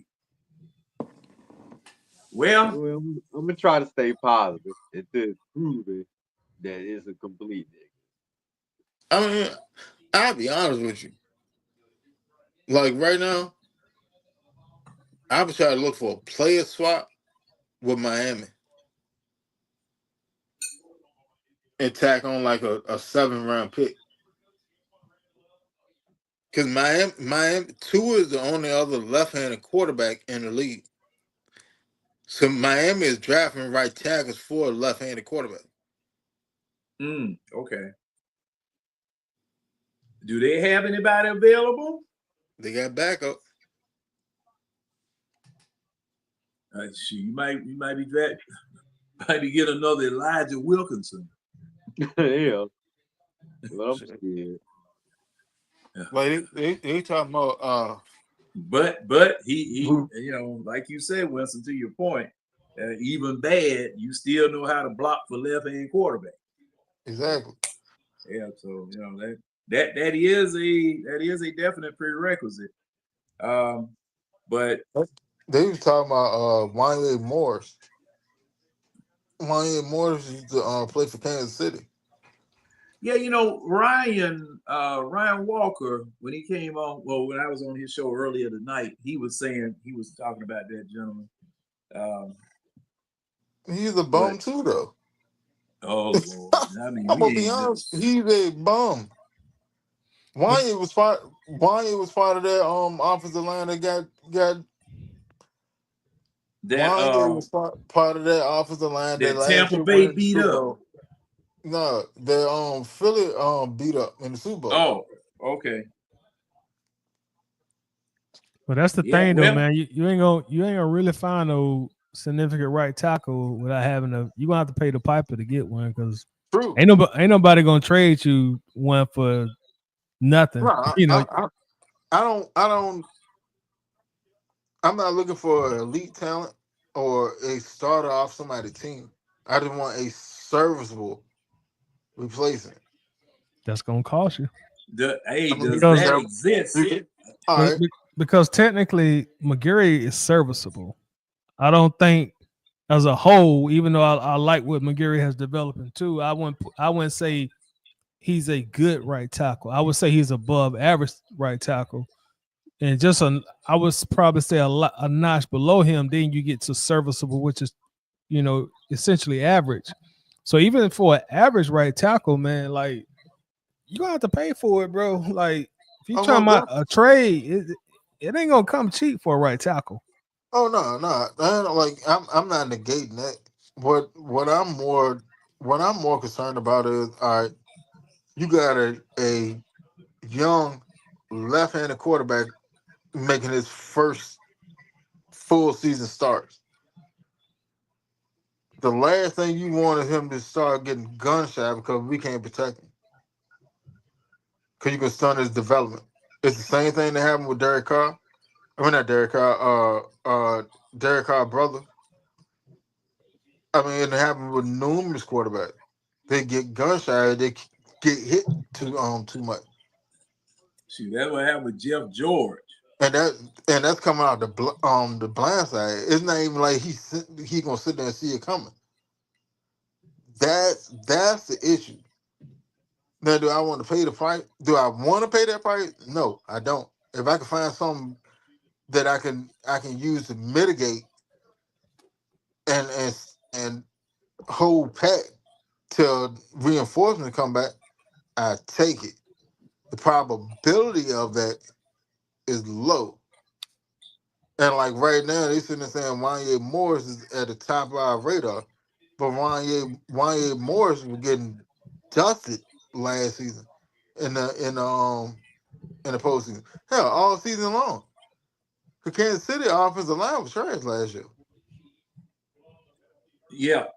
Kansas City offensive line looked almost as bad as Cincinnati offensive line the year before they went to the Super Bowl.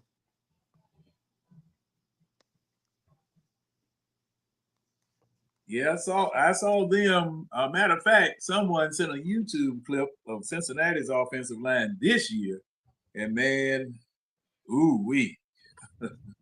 Oh yeah, I see that too. That was ugly. I'm gonna be honest. I don't see Joe Burrow making it through the season. I don't. And see, I don't think if they don't do something about that soon, he's gonna demand a trade. He gonna want to get the heck out of there, but see, I wouldn't, man.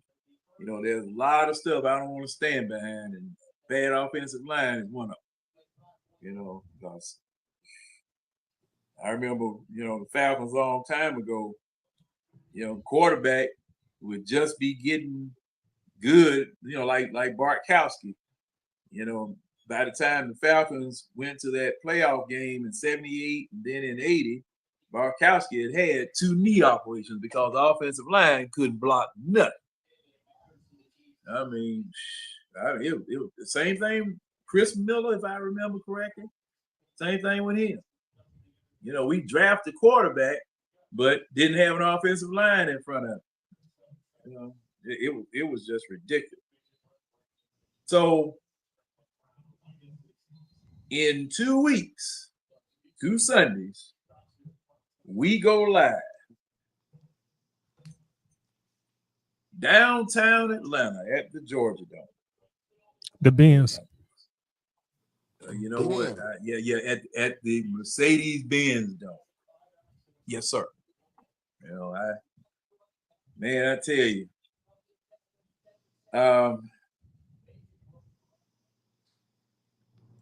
and like I've been saying, when I put an article up or something in Bird Gang as well as in our page, the eye test. This decision that Raheem Morris has made about not playing starters in the preseason, and I'm not starting that back up unless you guys want to. But that decision, people are going to write a narrative, or they're going to start a narrative on that based on what happens in week 1. And it's unfortunate and it's unfair because that's just week 1 of the 17-game qualifier for the playoff. That's just week 1. But your general manager, and I know we've had this discussion, and that's one thing I want to talk about. Your general manager has got to go back to work again.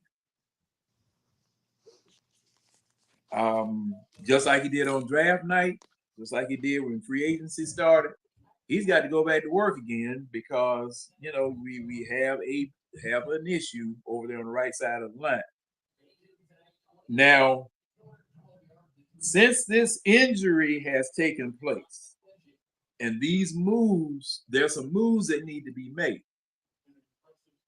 If it's not successful, can you fire that man in all good conscience? Who, Fondo? Fontenot. Yeah.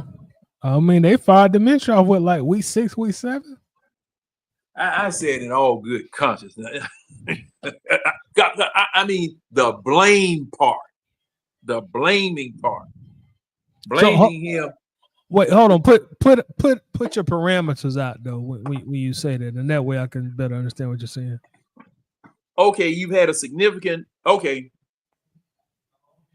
Terry Fontenot. I mean, the draft that we just had On this panel, man, I hadn't seen my panel so excited in ever since we had the show start. I hadn't seen them that excited about how the draft turned out since this show started. A for the draft. Good job. Great job. Now that you've had a significant injury on the offensive line, because we were thinking, just like everybody else was thinking, okay, we stay healthy, we go on into the season, and we see if Raheem messes it up. Okay. Now that Fontenot has to go and pull a rabbit out of his hat to try to fix this, because I think we have agreed that even if we do some shuffling of personnel on that offensive line, depending upon what the severity of McGarry's injury is concerned, or whatever his injury is, we may have to make a move. So even if he makes the move and it doesn't work out, can you fire him for not doing his job in all good conscience? Yes, absolutely you can, because that's part of being a general manager, is to manage the starters and to manage the depth. So of course I hope it don't happen, but if the Falcons start off like 1-6 or 2-7, absolutely. I mean, don't get me wrong, I know right tackle is very, very important, but if right tackle causes us to just spiral downward to the point of no return, then in my opinion, the team ain't good anyway. Because we trust me, we ain't the only team that done had been devastated by injuries at one position in the NFL, and we won't be the last. And that's the job of the general manager and the coaching staff. You got to maneuver through injury sometimes. So yeah, I mean, if we just start off terrible and, like I said, it's the point of no return, and we had to play our pitches before Thanksgiving, absolutely you can. I second that, because at this point, like, this team is top heavy. Like we all, as fans, we all excited about the new shiny toys we have, but depth is the issue, and we've seen that throughout the entire preseason.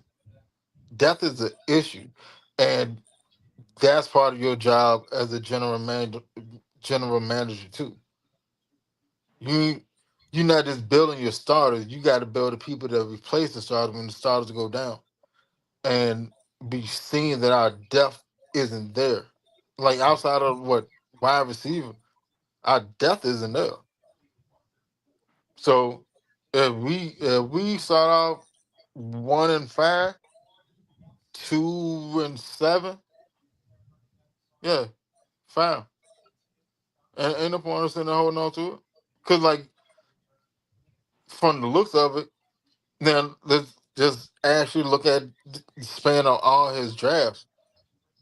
He's missed on a whole lot more than what he done hit on. Like, you got players that you've drafted and not even in the league no more. Y'all forget about Ogundeji? No, That was his second pick or his third pick. When was he drafted, Winston? He was drafted as Kyle Pitts. Okay, now, and the reason why I asked that, with the coach, he was drafted as Troy Anderson. Kale. That was the same year, right? Yeah, he was drafted in the same draft with Kyle Pitts. Right. See, that's one of the reasons why. Well, wait a minute. I hadn't polled everybody. Red, what do you think? What about being top heavy? No. About firing Fontenot. If we don't do something this year, I just say do something. Well, this would be what, year 4, but like I say, I think Year 5. I think Year 5. year 5, yeah, year Year 5. You're 5. right, my He bad, been my since 2020. bad. Right, but see, this is my thing. If we don't do nothing this year, then that automatically put Raheem on the hot seat going to next year. Since you joined them two at the hip last year, you might well, if they're gonna go out, let them go out together. So I mean, you know what I'm saying, you might as well just keep them one more year and see if they can figure it out. And because if you're gonna get rid of Fondo, you might as well get rid of Raheem. See what I'm saying? Because I told you, it changed. Ty, do you remember that post I posted earlier this week when I say if you change one, you're gonna have to change all because one change is gonna turn into big change. You're I not agree. gonna have a GM, the new GM coming here and just say, well, you got to keep Raheem. John, you know this. They all want their own guy. And eventually your own guy leads to a whole new regime, whole new coaches, whole new players, whole new all. So when you say I'm just saying, fans, when we say we want somebody fired, just know fire breeds change. And we don't know how big a change it be. You may think going in it's gonna be a small change, may turn into a big change, and then something change that we don't want change. But I mean, damn, 5 years. That's what I say, man. They got to get it done. Hey, I just, Ray. yeah. Oh no, go ahead, finish. I got it. Go ahead. Yeah, but like I say, it 5 years, and really, I'm trying to think. On his last 2 drafts, been okay. Yeah, but whew, man, and I tell you, these lines, defensive lines, offensive lines, fellas, because it's his job to draft the right size players too, like I say. And I know we don't have some undersized lines through the years, but I'm still hopeful that we got the right players in the right spots, at least starting wise anyway. Uh, depth wise, well, that might be a problem, but I still say to answer your question, John, him and Raheem probably gonna be tied at the hip. So I mean, if he fail this year, unless you're gonna get rid of them both, then just no. If you're gonna bring Raheem back one more year, you might as well keep them together. All right. Okay. Let- Hey, let- Winston, that's I want James to answer the question, then you can go. all right. Oh no, coach on there too. Let him Hey, answer. coach, you on? Yeah, I'm here. Okay. Let them both answer. I'll go after that. Oh, okay. James, what you think? Can y'all hear me? Yeah, we Now, can hear you. Okay. When I think about it, and I thought about what Winston, Red, and what Titus said, that bring me back, When he came in, they came in separate. They didn't come in together, so you can still fire the GM and keep your coach for another year. Um, I tend to agree more with Winston and Titus on this situation because the overall depth.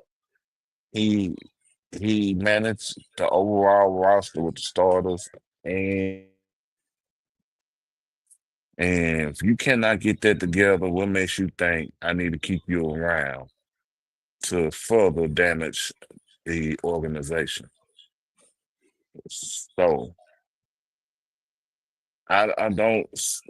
They can fire them both as a package deal, but also um, They gonna have they to. can fire them separate and keep one and let him correlate with the new GM at that point. They done it before, so I don't see them not trying it again that way. all right, coach, what you think? What? Do me a favor, John. Ask your question again because I want to make sure I got it right. Are you asking what would we do if we were the GM, or I mean, if we were the owner, or what's the question again? Could you? Okay, since we've had this situation with Caleb McGarry, and we may have to make a move, and say for instance, we make a move, get a tackle, and it doesn't work out. Since that has happened, can you, in all good conscience, fire Terry Fontenot as the general manager? Because everything was basically set.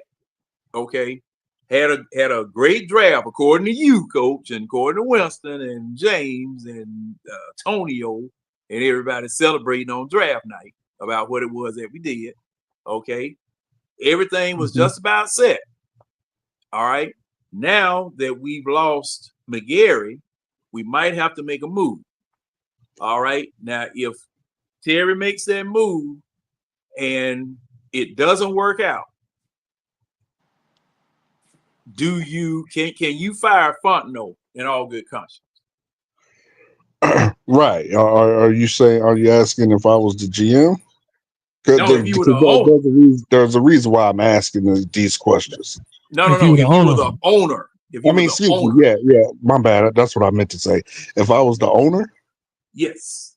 Okay. Great. That makes my point that much easier. Under normal circumstances, I would agree. I wholeheartedly agree with Red. But the one thing no one has mentioned it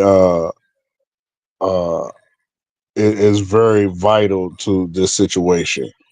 And so my answer would be absolutely you fire him expeditiously, because he just cost me $100 million, $180 million, or whatever the hell it was, for a failed project. I've got all these players in here who really I have wasted their my coaches or whoever, GM, whoever, have wasted their rookie season. So now all of them are coming under contract. I have a bunch of talent on this team that we didn't win for multiple years. And then to throw the icing on the cake, I just wasted all this money on a failed project. He absolutely has to go. Now, if you're asking me as me, I don't think so. Like again, I kind of agree with Red, but I mean, somebody's head got to roll for the Kirk Cousins thing. Somebody's head got to roll, like y'all said, for the lack of depth. So, I mean, unfortunately, yeah, I think. I think if I'm the GM, or I mean, excuse me, I don't know why I fucking keep saying that. If I'm the owner, or even AB, if this year doesn't go right, I think Terry's out the door, and then I think Raheem got 0-5. I think he got a 5-game swing next year before he's out the door.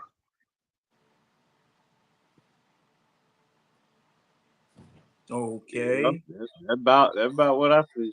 If they gonna bring Raheem back. That new GM probably gave him a little leash. They said, "Yep, I don't seen enough. Yeah, this ain't my guy right here. You out of here." Yeah, Okay. I think if like I said, 5 games, meaning like if we 2-7, he out of here. We 3-8, he out of here. Like if it's 5 games into the negative, yeah, I think he'll be out of here. Okay. Early season. All right, now Winston, you were gonna say something, and then I got to defend or give my opinion. Go ahead, Winston. What were you gonna say? Easy. All right. From the way the team is currently constructed and who y'all think gonna make the 53, right? All right. Outside of Storm Norton, Kirk Cousins, and just for the hell of it, just because there's some Bama fans on the panel, let's say DeMarco Helen. Outside of those three, if one of these starters go down, who do you think would be suitable to closely replicate what the starter do? Who they replacing?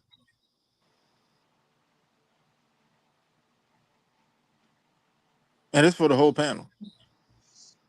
Oh, I don't quite understand the question. Say that again. All right. Outside of Kirk Cousins, Storm Norton, and DeMarco Helen, which backup you think would be able to step in as a starter and closely, I ain't say exactly, closely mimic what that starter did? The production. Oh, that's easy. Tyler last year. Ruka. All right. They put Algier in there too. Let's put Algier in there too. Outside of that, who else do you think? how you gonna change it up? Okay, well, see, I'm trying to understand. Okay, now, outside of those four, which backup you think can step in as a starter? God forbid, knock on wood, one of our starters go down. Who can step in and closely mimic what the starter did? James Pierce. I honestly would say Maybe a starter. I would say since you're going with your parameters outside of Jesse Bates, the entire team. It's not like if we're going by last year in production last year, everybody on the defensive line I'm sure the backups could play and give us the trash that we got last year. Our linebackers, I'm sure the backups could get in and give us the trash they got last year. Our secondary, I'm sure. You think Troy Anderson can step in for Caden Ellis and do the same thing Caden Ellis did last year? Absolutely. Trash. Caden Ellis, Again, outside of Jesse Bates, the secondary, everything we have in the secondary can come in. Like you're saying that as if we have all stars or not all stars. It's football. Pro bowlers, a bunch of Pro bowlers on our team. I mean, I'm not saying that at all. I'm not saying that at all. What I'm saying is the drop off between starter to backup is significant, and on the level, Falcons. and the level of what the starters play at isn't that great in the first place. We got a strong offensive line. We got a good run game. If Group A give me trash that smell like tuna fish, and Group B give me trash that smell like dog food, who cares? It's trash. Can't say that. All right, so oh my God! let's go with David. David Y'all need Allen. damn analogies, man. Well, I mean that's coach's opinion. That's coach's opinion. All right, I'm scratching my head. let's go with David Allen. Caden Ellis thing. Huh? I understand. Head on the Caden Ellis thing. Yeah. What are you gonna scratch your head about? Because there's that Caden Ellis played at a high level last year. Okay. I'm just saying he had over 100 tackles last year. So let me say it. All right, go ahead. You saying Montana Troy can do the same thing as Caden Ellis do? Okay, James, let me ask you this. Let me ask you this, because when I talk about the team, I always take my fan hat off. I'm taking my fan and I was If Caden thankful. Ellis can go to any of the other 31 teams and be a legitimate starter on their team. Yes.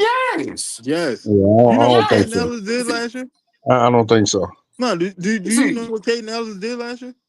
I don't know his numbers by heart. No, All I right, don't. But I Caden Ellis watched was Caden Ellis last year, I'm just gonna like I tell you, watched everybody else. Caden Ellis was one of 3 players in the league last year. They had 150 plus tackles, 5.5 sacks, and like it was like 3-4 forced fumble at least minimum. He was one of 3 players. So yes, Caden Ellis can go to plenty of other teams to go start. Don't downplay his play because the defense as a whole play like shit. It's not on him. He did his job very well. he It's just did. unsung because we just used to the Falcons falconing. Yeah, But yeah. Caden Ellis is in that trifecta with Jesse Bates and AJ Terrell. He's Really, in that he is. trifecta. And that's what I'm saying. I'm like, you. That will be a significant drop off if Caden Ellis get hurt. But I say that to say this. Well, for one, majority of the time, hell, we don't even know who the backup is. For 2, we don't trust them. And that's on the GM because he didn't put depth behind their starters. That's his job. So yes, if this team start off 1-4, 1-5, and 2-7, or some shit like that, yes, Terry Fano need to get fired. And it's Yeah. not that I'm You talking about, advocating for him to be fired, but you that's talking his about, job. His you talking job about is this to year? build the roster You talking about this year, Yeah. Winston? this year. This Yes, year. sir. This year right here. If we Mm. start off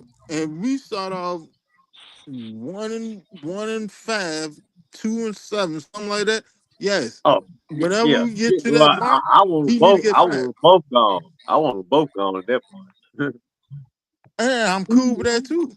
Because Jeff Albert got head coaching experience. I'm cool with Yeah, that. that's right. Let one of I the would two. rather him just run the season out and let him interview for the job at the end of the season. Because at this point, all y'all doing is sitting there wasting people's career. Like I'm gonna be You honest ain't with you. lying. That's literally all you doing. You sitting there wasting people's career. Because you're not putting them in a position to succeed. That is your job as a GM and as a head coach. I see what you do. I recognize your talent. I want your talent to be a part of what I'm trying to build. And I'm going to utilize your talent to the best of your talent, the same way I'm doing with the other 52 other players. I'm going to utilize y'all together as a unit to be prosperous.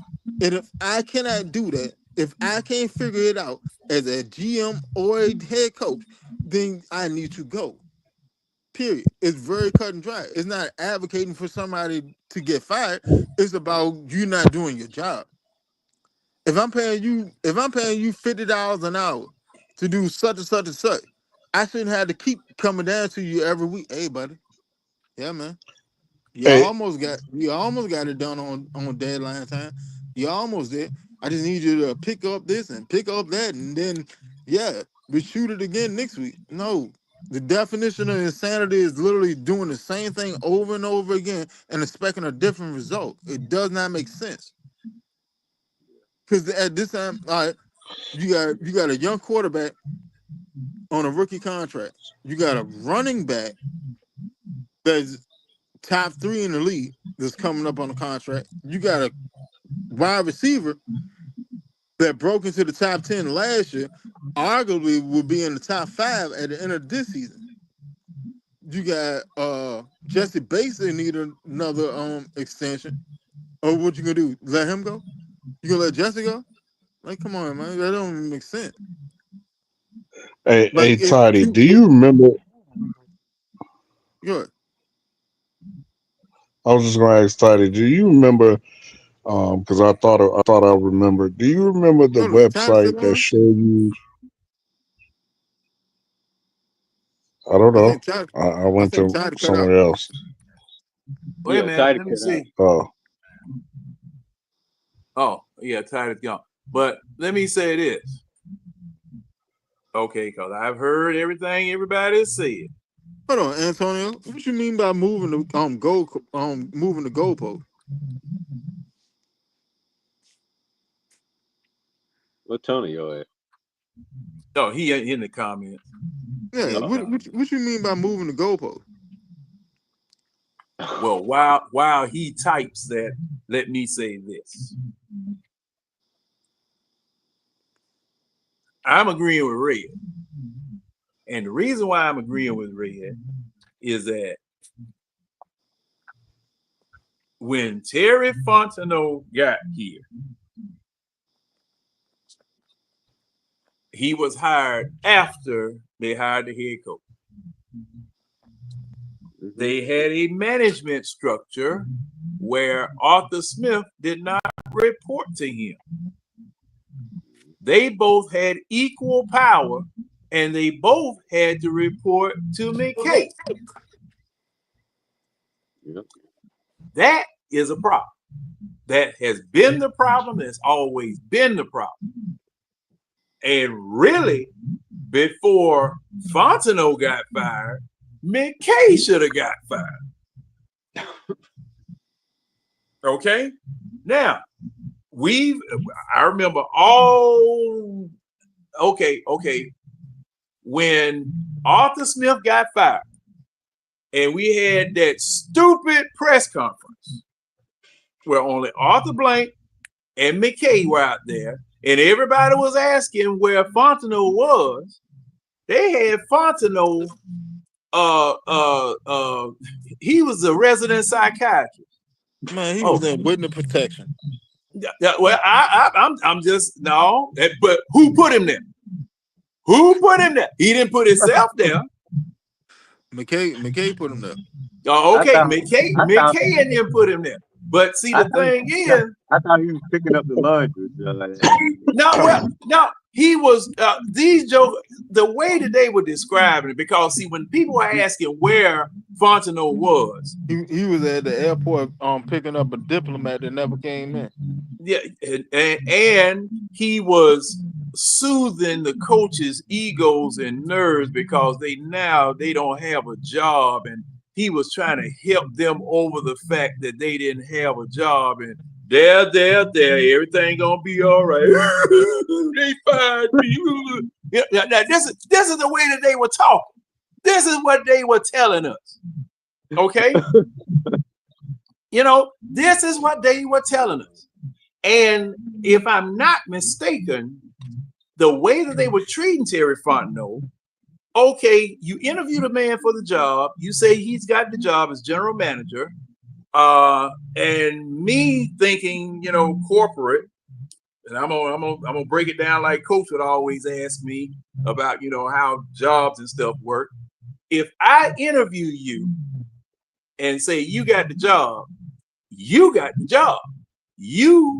All right, you now have a team. You now have a job as general manager. It's time for you to go shopping, time for you to do the things that a general manager does. But from what we were hearing, general manager Terry Fontenot was not consulted by head coach Arthur Smith. They both reported up to McKay. So he didn't do any of his job those first 3 years he was here. He didn't do nothing these first 3 years he was here as far as being a general manager, because if he was a real general manager, and that's why the news media was asking, if he was a real general manager, he would have been the one to fire Arthur Smith, because he's supposed to be the GM, and the GM is supposed to be over the head coach. All right. Now, you remember my analogy of the elevator. Somebody farted in the elevator. When the person mashes the button on the outside of the elevator and gets ready to get on, everybody in there stinks. And the problem, so I'm saying all y'all farted. And the problem was, and we discussed it over and over and over again, who made these choices? Who made these picks? Who got these people? Now, let's compound the entire situation with the fact that we didn't have any money for the time that Arthur Smith was here. Yeah. We just get money this year? Some money? Correct me if I'm wrong. I think we just got some money this year. So when Arthur Smith and Terry Fontenot came, go ahead. We had it, but Terry spent it all in one. Oh, okay. But see, this is the thing. This is the thing. You doggone sure, okay, with the two quarterbacks that we had that Arthur Smith got, and I'm gonna blame him, with the quarterbacks that Arthur Smith got here, Mariota, and going and drafting Ridder in the third round or whatever, and all of that business. And you didn't have any money to go get top flight defensive players. Only thing you did was just get a bunch of bums from Dollar General, whatever, and put and pasted together defense under a Dean Pease. Oh my God! You didn't have anything here. You had virtually nothing here. This man helped put together a team with spit and baling wire. And then again, like I said, we don't know who did it. We don't know who did it. Terry Fontenot, in my opinion, just started working this past year. When they had the interview, the second interview, where it was Greg Beatles, Fontenot, and Raheem Morris. That's when Terry Fontenot first started working. Now, I don't know whether Rich McKay is still involved with it or not. Okay, but the way that they rolled them out there and they stayed away, and like Winston was saying that Fontenot was at the airport, well, I guess Arthur Smith was in bed someplace. I guess Rich McKay was out there plowing in the garden because they weren't there. The Falcons made an effort to make a statement that these people are in charge now. Okay, so since they did that, Terry Fontenot, as far as I'm concerned, he just started working last year. After that press conference, that's when he started working. That's when I can hold, from that point up until now, I can hold him, Raheem Morris, Beatles, responsible for the team that we have right now. I can hold them responsible now because, see, there's nobody else to blame. Okay, there's nobody else to talk to or whatever, and you have a succession order.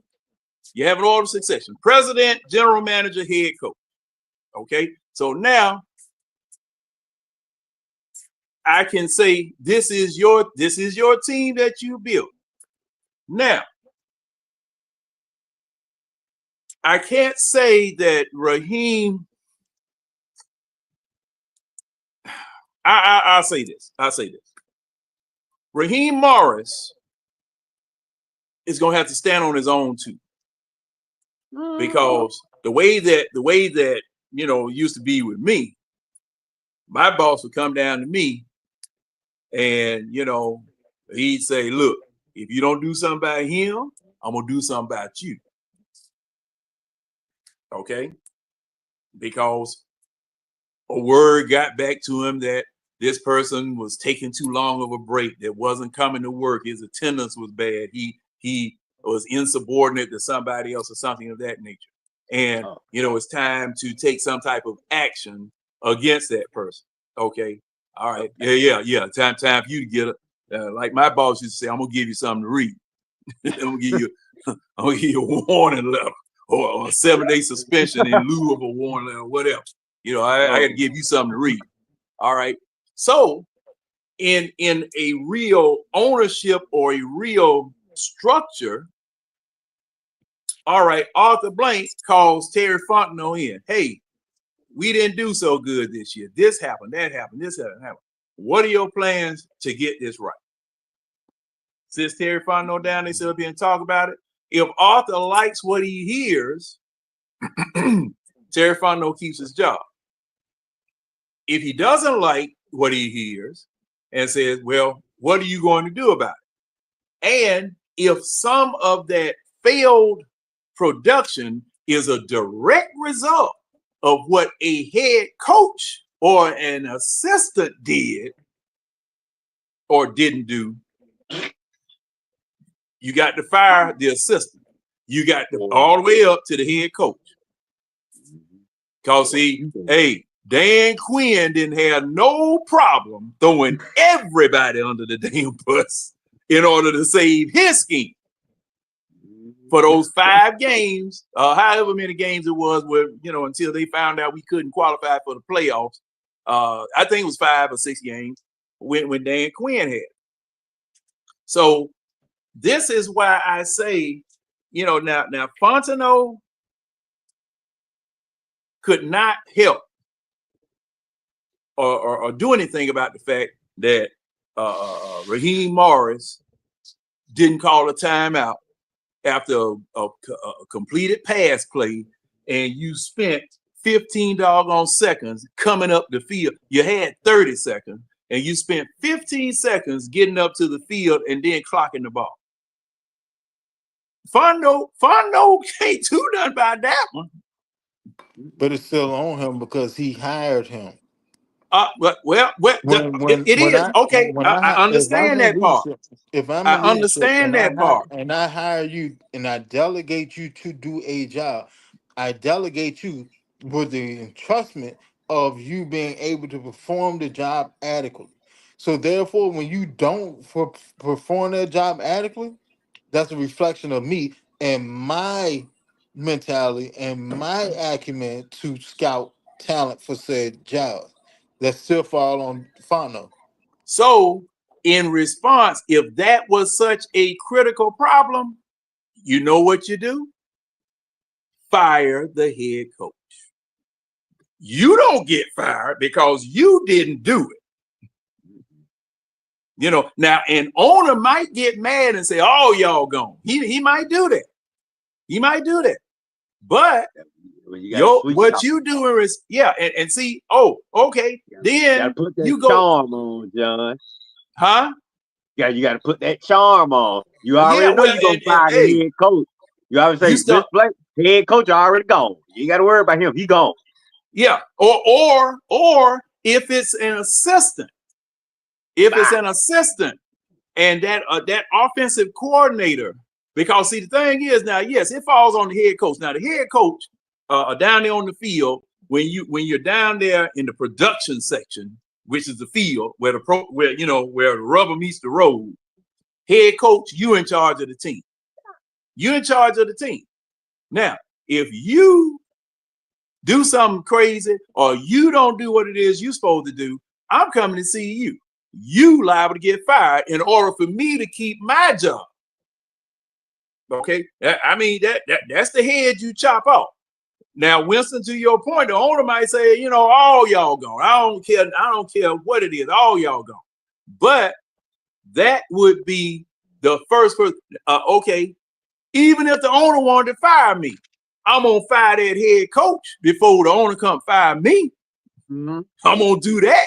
Now you hire him back if you want to, but I'm gonna fire him.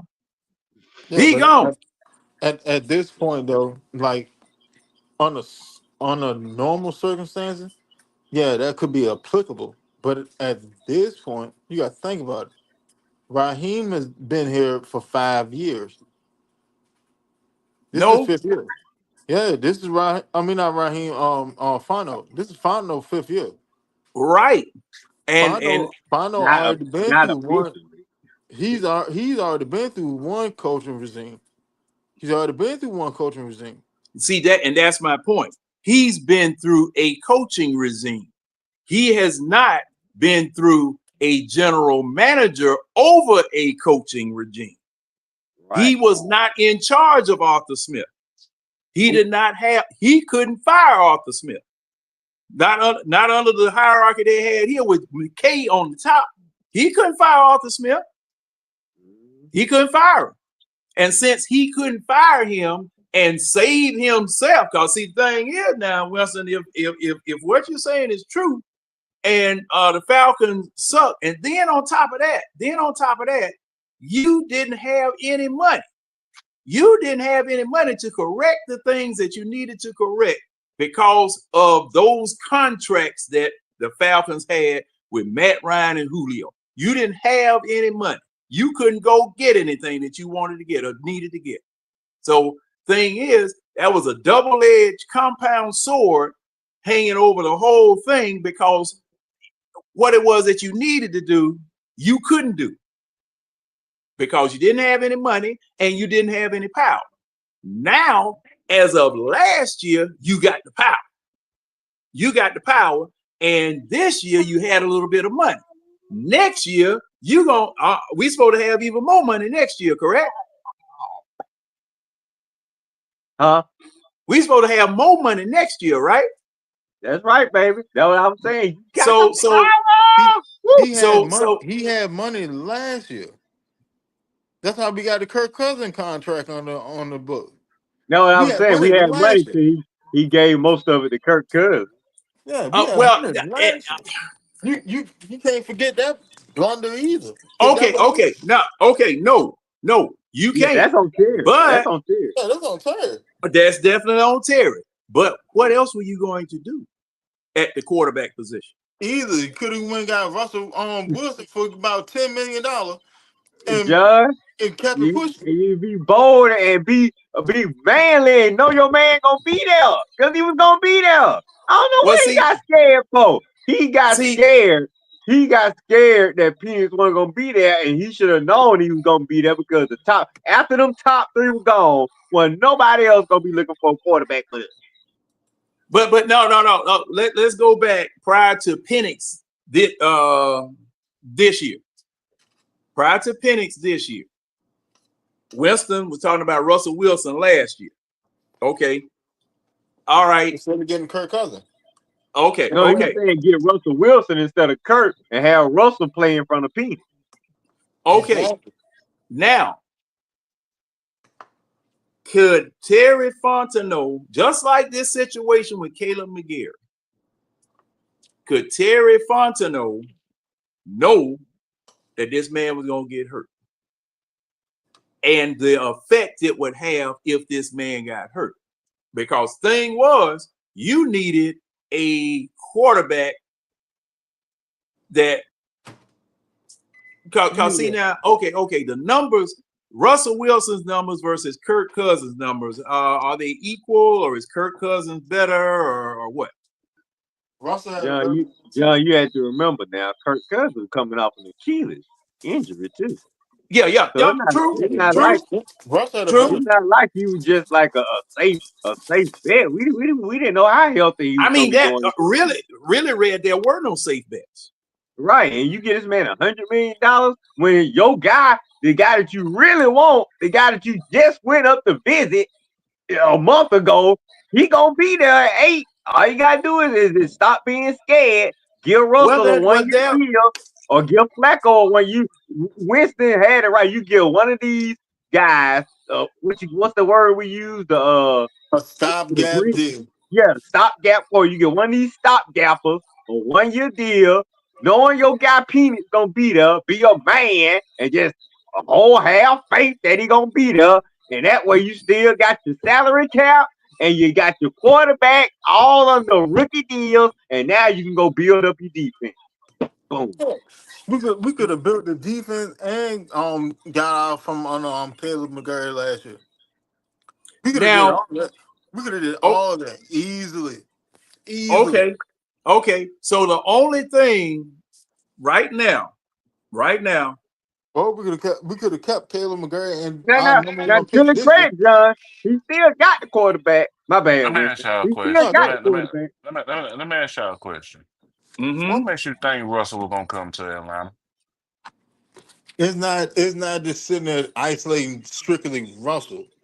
It's about I'm just saying. getting I'm just a saying. stopgap quarterback. I don't care if it was So Russell so Wilson, Joe what Flacco, stop? anybody. You could have offered any of them. You didn't do that. What you did was you targeted Kirk Cousins and you went after Kirk Cousins. That's why you overpaid market value for Kirk Cousins. That's why you dumbass still stuck with a That contract was that market. That should have was that never that happened. was that was that was market value at the time. No, it Kirk wasn't. Cousins contract. No, Kirk no, Cousins it was not. contract is not even a top 10 contract in the NFL Kirk, right now. Kirk, Kirk But it's That was the still Cousins market not value. contract. capped though. Kirk Cousins It's If you still was contract. gonna not pay, capped, man. listen to me. If you was gonna pay for that type of quarterback, you were gonna sign him to a significant deal. That's what you was going to pay. Kirk Cousins contract for one is not market value. We overpaid for Kirk Cousins because he's coming off an Achilles It's injury. market.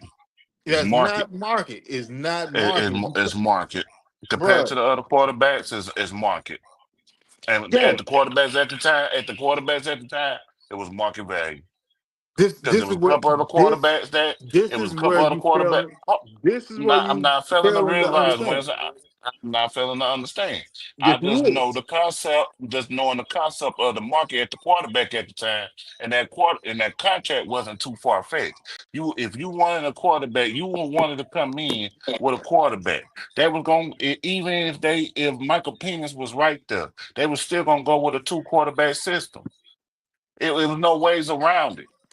They were gonna get James, a what are you veteran talking about? Ain't quarterback. nobody sitting and said that we wasn't going to do that. What I'm sitting and So saying is this. why will you Hold go on. with a Because stop? Hold on this one is where second. you Hold on one wrong at. second. Hold on one second. Then I'm gonna let you cook, Winston. Why would you go with a stop and go quarterback when your plan was the whole time to sit the quarterback for a couple of years? No, that wasn't my plan. Bruh. That was the Falcons' That plan. was the Penix plan. That was the Falcons' plan. That was That the was the whole Penix plan the plan. whole time. But That was the plan the Penny, whole time. Because oh, that was a crazy plan. if you go back to what Raheem said when he first got at that job, he said at that time frame when he was looking at the team on paper, what position was they or they thought they was away from making the playoffs? Quarterback, Quarterback, right? Quarterback, right? right? Hmm. So you knew they was going to fully invest in that position. It's just the luck of the draw that Michael Penix fell right there. Because if What you the? look at it, hold on. If you look at the draft that year, it was a couple other teams that was trying to trade up to get Michael Penix. That's what James, yeah, that's right. There hold was some on. other Hold on. people that were Hold on. interested in him. Hold on. Because what James is sitting there saying and the reality of the situation are two entirely different things. The reality of the situation was How's that two? huh, How's that two entirely different I'm things about to tell when you. I'm they gave about you to tell you. but Winston, they gave you the blueprint at the press conference. You knew they was gonna go get two quarterbacks. They were not going to get a We stop and already go know that. quarterback. But That's not they the was not issue. getting a stop. But I'm saying, Winston, they not getting a stop and go quarterback at that position, bro. They was looking for a veteran starter.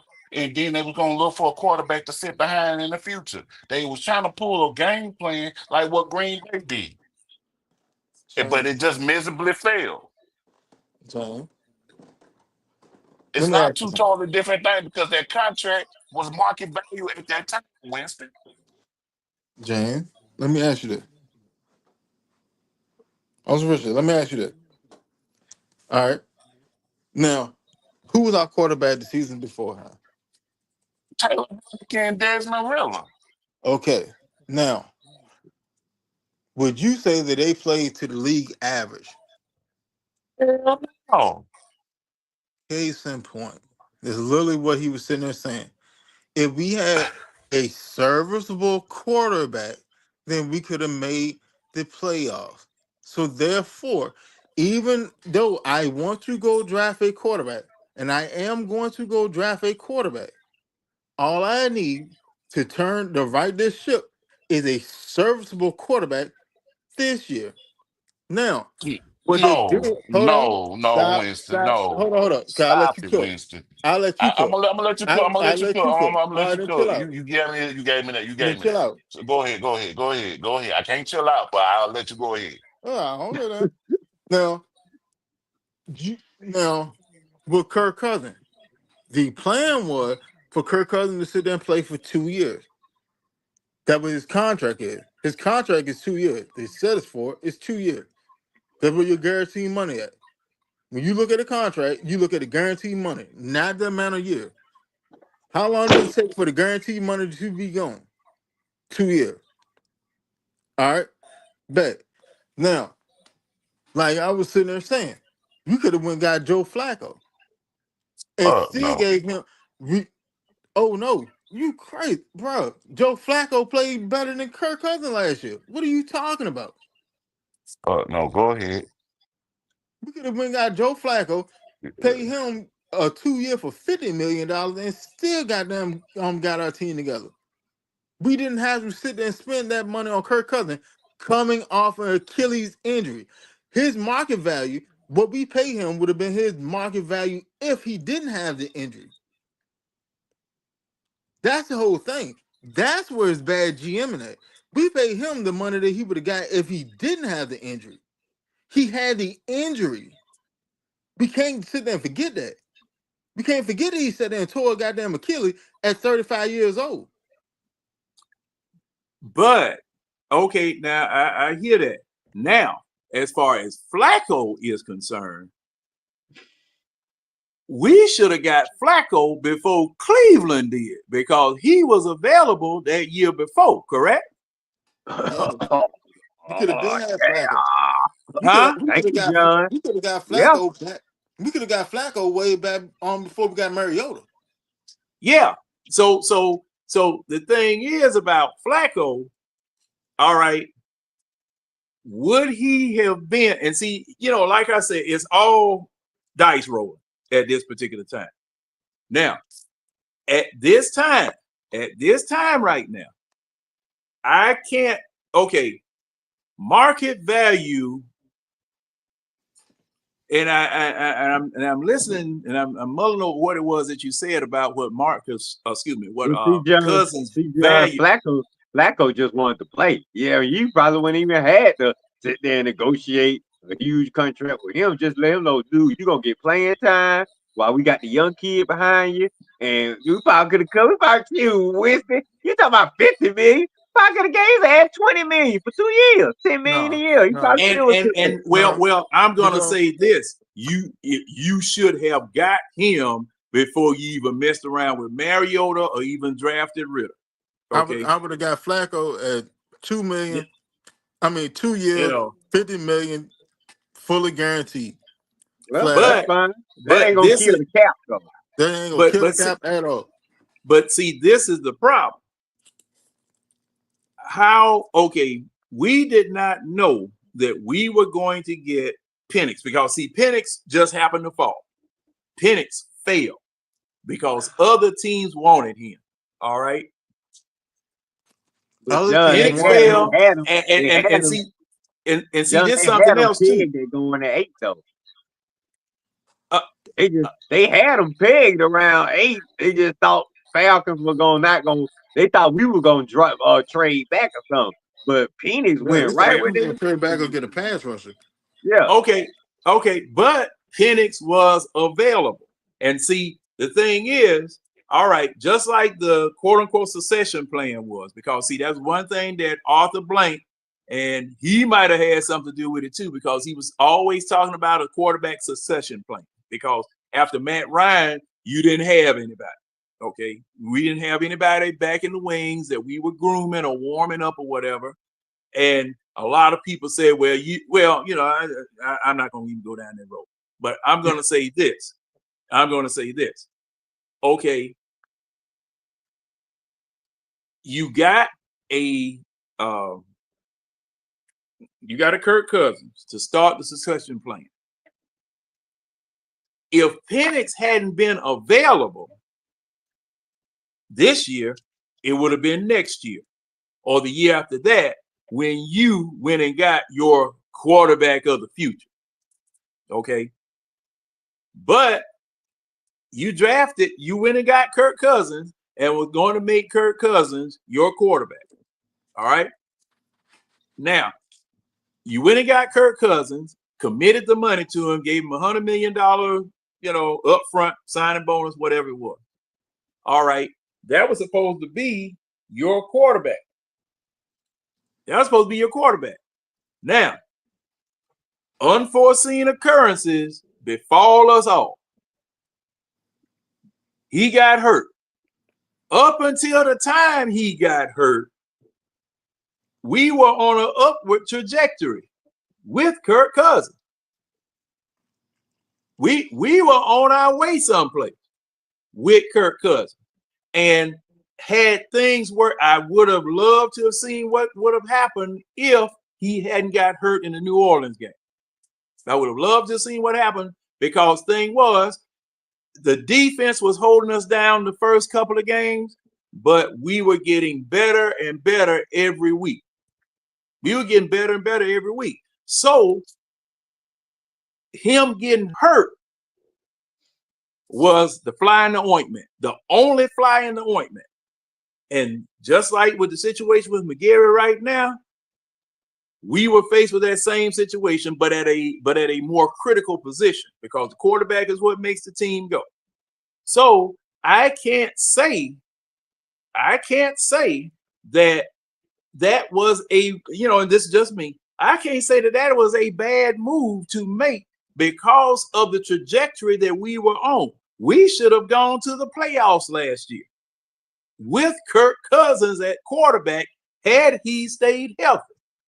And the $100 million would have been negligible, a negligible risk, because of where we were going. That's just my opinion. But it makes it look real bad because everything just collapsed. That's what made the decision look bad. That's what made everything just look bad, because he got hurt, and and I blame him for lying, for not being truthful, for not being honest, all of that. I blame him for that. But those were unknowns that we couldn't anticipate. And see that, I mean, from now on, I'm going to say, hey, these jokers going to be thinking twice about doing anything of this nature again. But you got teams all around the NFL that do, just like Deshaun Watson up there in Cleveland. Hey, how many downs has he played? How many games has he played? And they gave him $230 million just to keep us from doggone getting. Now I got to give the Falcons credit for shooting at him, but the opinion right now is that, oh, I'm glad we didn't get it. Now, hey, because same thing could have happened to us. Same thing could have happened to us with Deshaun Watson. So that, and okay, if you want to say that this is one of the reasons why you should fire a Terry Fontenot, okay, I'll accept that. But the other 3 years prior to this, with the way that our hierarchy was, and the way that the team was being run, and all of the things that were going on behind the scenes, and the lack of power and the lack of money that we had at the time, because Arthur Smith was just about like, Jimmy Johnson going to Miami. See, Jimmy Johnson went to Miami to fire or to get rid of Dan Marino. Okay. And there were some people that liked him for that, and then there were other people that didn't. Dan Marino, he was a fixture down there, and somebody was going to have to be the bad guy. And it turned out to be Jimmy Johnson. And Jerry Jones made it possible for him to be loosed to do that, because, in my opinion, if they had stayed in Dallas, they would have won 3 or 4 more Super Bowls, because the team was just that good. Shoot, Barry Switzer just got the title of head coach and walked into a Super Bowl victory. So that's why I say looking at everything, that's why I say I cannot fire Terry Fontenot, not this year. You know, because and you know, Raheem, he can go, but let me see, how long is Raheem's contract? 5 years, I think. Okay, now they never took and released it. They never said how long his contract was, right? They never released it. Yeah. It was the same thing with Arthur Smith. They both got contracts, but they never released the actual length of the contract. The actual length of the term. So now we're not paying Arthur Smith anymore, right? No. I don't think so. Oh. But see, that's the thing. Now, if you right now, if you fire, see, I hope they're not paying him, because see, if you fire Raheem Morris and you still paying Arthur Smith, you paying 2 head coaches. Now, you'll definitely be paying Raheem Morris, but no, Raheem probably will find the defensive coordinator job someplace or an assistant or whatever. And they might be able to mitigate that salary or whatever, the same way that, you know, what's going on with Arthur Smith in Pittsburgh. But if not, you'll be paying 2 former head coaches for at least a year. If not, along with your new head coach you about to get. You know, so and that's another reason why, unless Raheem just nuts up and does something crazy, but in my opinion, Raheem Morris is on a hotter seat than Terry Fontenot, in my opinion. You know, because like I said, those first 3 years, I can't hold those against him, because he was not doing his job. He was not general manager. He just held the title down, and you know, it was just like I remember having a boss that I come into work, and he, all right, John, you're gonna be in charge of the docks. You got the docks today. Okay. So I go over there. We still paying Arthur Smith. Huh? We still paying Arthur Smith. We are? I just looked it up. We said yes, the Falcons are still paying Arthur Smith for the 2025-2026 season. The Falcons fired Arthur Smith in January of 2024 with multiple years remaining on his 6-year contract he signed in 2021. So we still be paying him till 2027, 2028. And it's full. See what I'm saying? See what I'm saying? Woo! Oh, Winston, he left, but he must have. Yeah, he dropped off. He must have hit something. Oh, okay. Yeah, he back. Man, what you do? Oh no, I was switching back from you gonna leave me here to have to explain these crazy coaches. Yeah, now see, okay. Like he's Ryan. I mean, well, hell, Raheem ain't gonna get fired too. Now wait a minute, did we have a buyout or something with Arthur Smith? No, he don't have a buyout clause in his contract. So see, if you fire Raheem Morris, you will be paying 2 former head coaches. No, you will be paying 3 head coaches at the same time. Yeah, you're gonna be paying 3 head coaches. So Raheem Morris, gentlemen, common wisdom tells me Raheem Morris is gonna be here next year, at least. That's what I say. He got job security. I'm saying at least one more year. Least. Just to keep the organization looking like Arthur Blank ain't never fired a coach after 2 years anyway.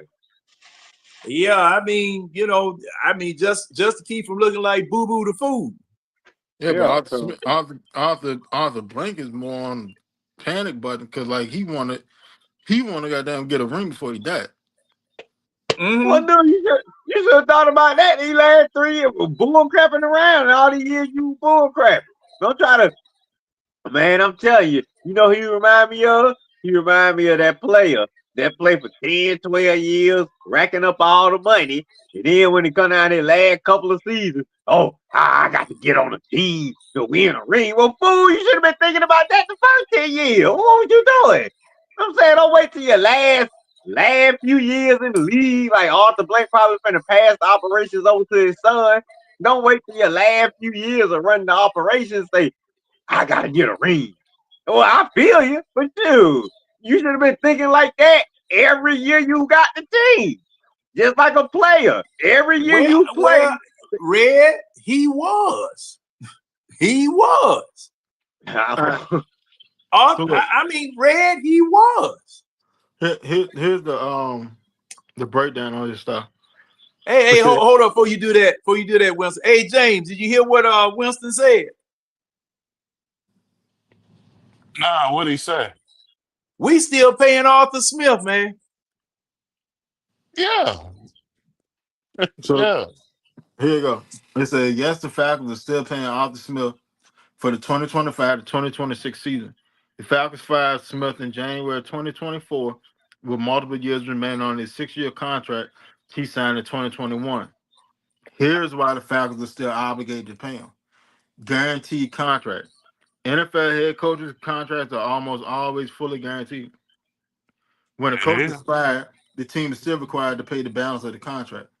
Offset clauses. Most NFL coaching contracts contain offset language, which states that if the coach gets a new job, the salary from the new team reduces the amount the original team owed. Since Arthur Smith was hired as the Pittsburgh Steelers offensive coordinator for the 2025 season, the Falcons' financial liability will likely be reduced, but they're still on the hook for the difference. See, that's James. Now, see, I thought, I wasn't sure, but I was thinking that he was still getting paid. And see, my thing is, if you fire Raheem Morris, you're going to be paying 2 former doggone coaches along with your new coach that you get. And that's why I'm saying now, definitively, Raheem Morris not getting fired this year. And you know, you heard me make my case for Terry Fontenot, but no. They can't fire that man unless that man just nut the up. You know, so that's what I'm saying. But thing is that we finally have, if the Falcons don't mess with it, we have a hierarchy: owner, president, general manager, head coach, staff. We have a quarterback hierarchy. It was Kirk Cousins and then Michael Penix, but now it's flipped. Michael Penix is the starter, Kirk Cousins is the backup. Okay, so man, I don't even want to call though that one I saw yesterday part of no hierarchy. I don't even, man, that joke, man. Ooh, boy. You know, cause them throws yesterday, this joker was staring at folk, locking in on folk, making biscuits, pump fake, looking at the man, pump faking, and then throwing the same doggone way. Didn't even look off. You know, should have had 4 interceptions yesterday. And that last interception he threw, I don't know. Talking about Danucci, whatever his name is, being Danucci. No, Stick. Oh, Stick. Oh, Stick was sticking it up yesterday. Man, that last interception Stick threw. Stick threw back-to-back interception. Yeah. One call back, and we got the ball back, turn around through another one. Yeah. That bit cold, you man. know. So we still got last week you playing like old Stick shift. I guess it got worse this week. Yeah, cause he's sitting up, man. staring them down. And I know coach hate for me to say that, but he was staring at folk. He stared the man, then he stared the man, pump fake where at the man, and then go back and still throw it. That man, you know, boy. I bet the defender just saying, "Yep, y'all, just stay right here. There we going to right up. Yep, we said there we go. All right, let's just go make a play."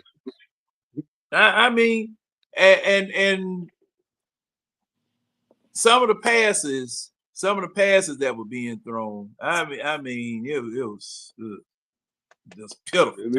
Let me pat it like a pack of cigarettes a couple of times. Yeah, you know, let me make sure all the menthol in the top. Make sure every defender in the area. Let me wait. Oh yeah, you get over there too. That's where I'm going with it. Make sure y'all over there before I throw it. All right, everybody over there. Okay, here we go.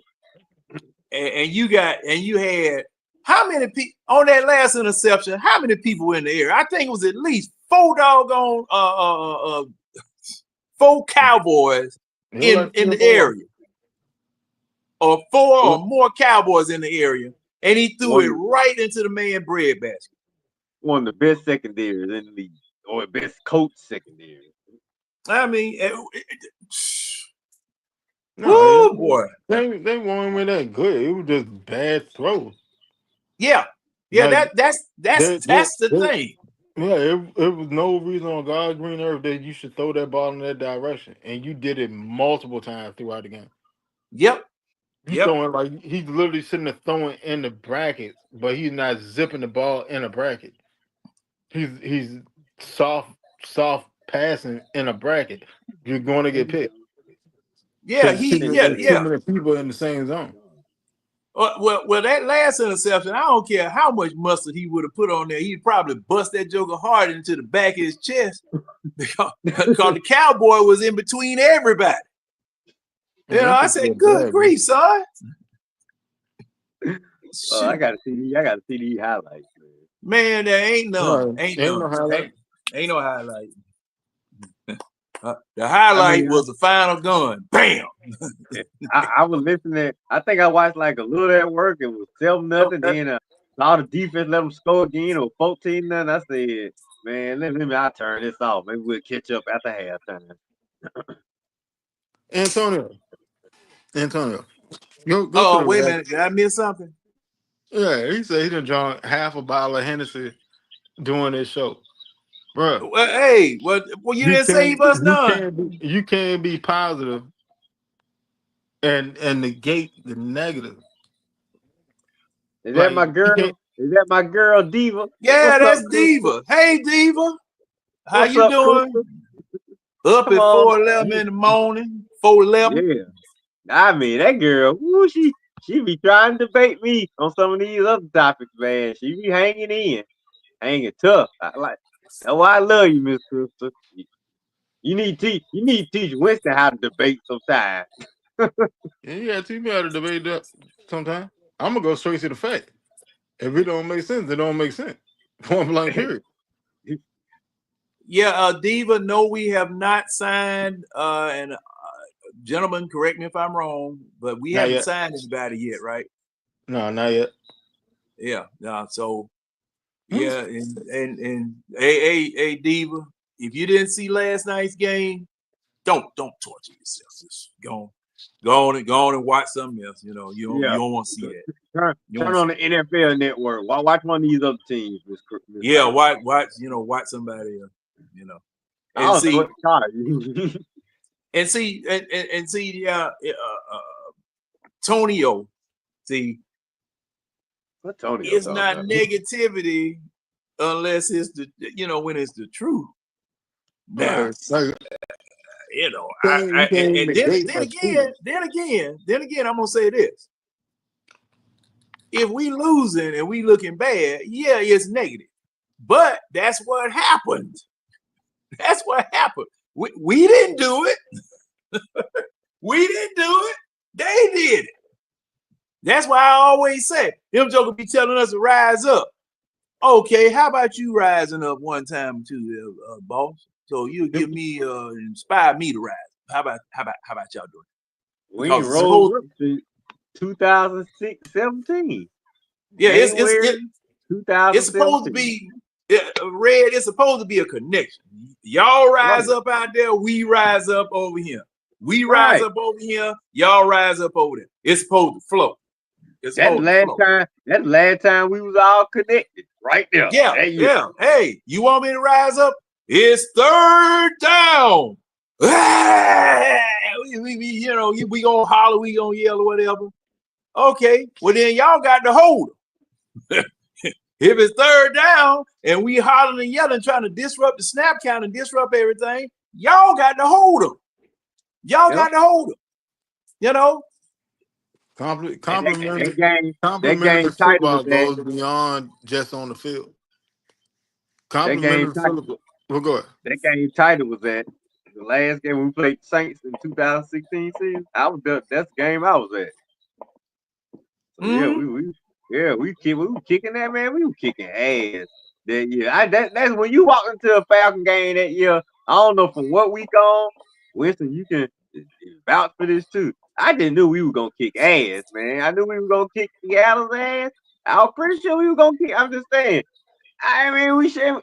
Man, every time I look back on that season, the whole season was a success. Even when I took a vacation to California, I think the week we played the Saints, when we were kicking the Saints ass, I was talking trash in the bar to the old California Raider fans, because I was like, "What? My team gonna do something this year." Man, we were kicking the Saints ass. I think we dropped like 40 points on them or something. I knew you just went in every game. You just knew we had a chance to just whoop butt. That is the feeling I got. That's the feeling we got to get back. I ain't gonna rest until we get that feeling back. Well, I know going into every game, my team gonna be ready. Oh, shoot, you slip up one mistake, we gonna be in your ass. And damn it, the Patriots, all we just need them to do was make one more mistake. I said, that was the team I didn't want to see, because every other team I knew we were gonna get. Jacksonville, Pittsburgh, and the Patriots. Oh man, we got the one team, John, we got the one team we couldn't make any mistakes with. Every other team, Pittsburgh, Jacksonville, we could have made mistakes with them and still got out of that Super Bowl with a win. Patriots, nope. Couldn't make no mistakes against them. And we did. The ultimate mistake. I was in prison when we went to the Super Bowl. That whole season I was in prison. I just got locked up. June 18th. No, correction. I got locked up August 17th. That's when I got locked up. I ain't come back home till 2018. Yeah, 2018. I lost $400 on that Super Bowl. I got in 4 fights consecutive behind that shit.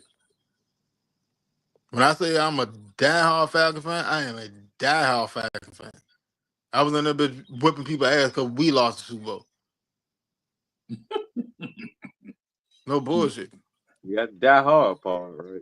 And see, y'all talking about 2016. Yeah, Look, 2016. I got locked up in August of 2016, right before the season started. The entire season I watched sitting in prison. Then the following season, when we played Philly in the playoff, I was still in prison. That was like a rebound girlfriend. But John, I'm still there, man. I ain't left that season yet. All these other trash seasons ain't helped it, because they ain't nothing but trash after that. See, y'all talking about 2016. 1998. Oh Lord. Yeah. Whew.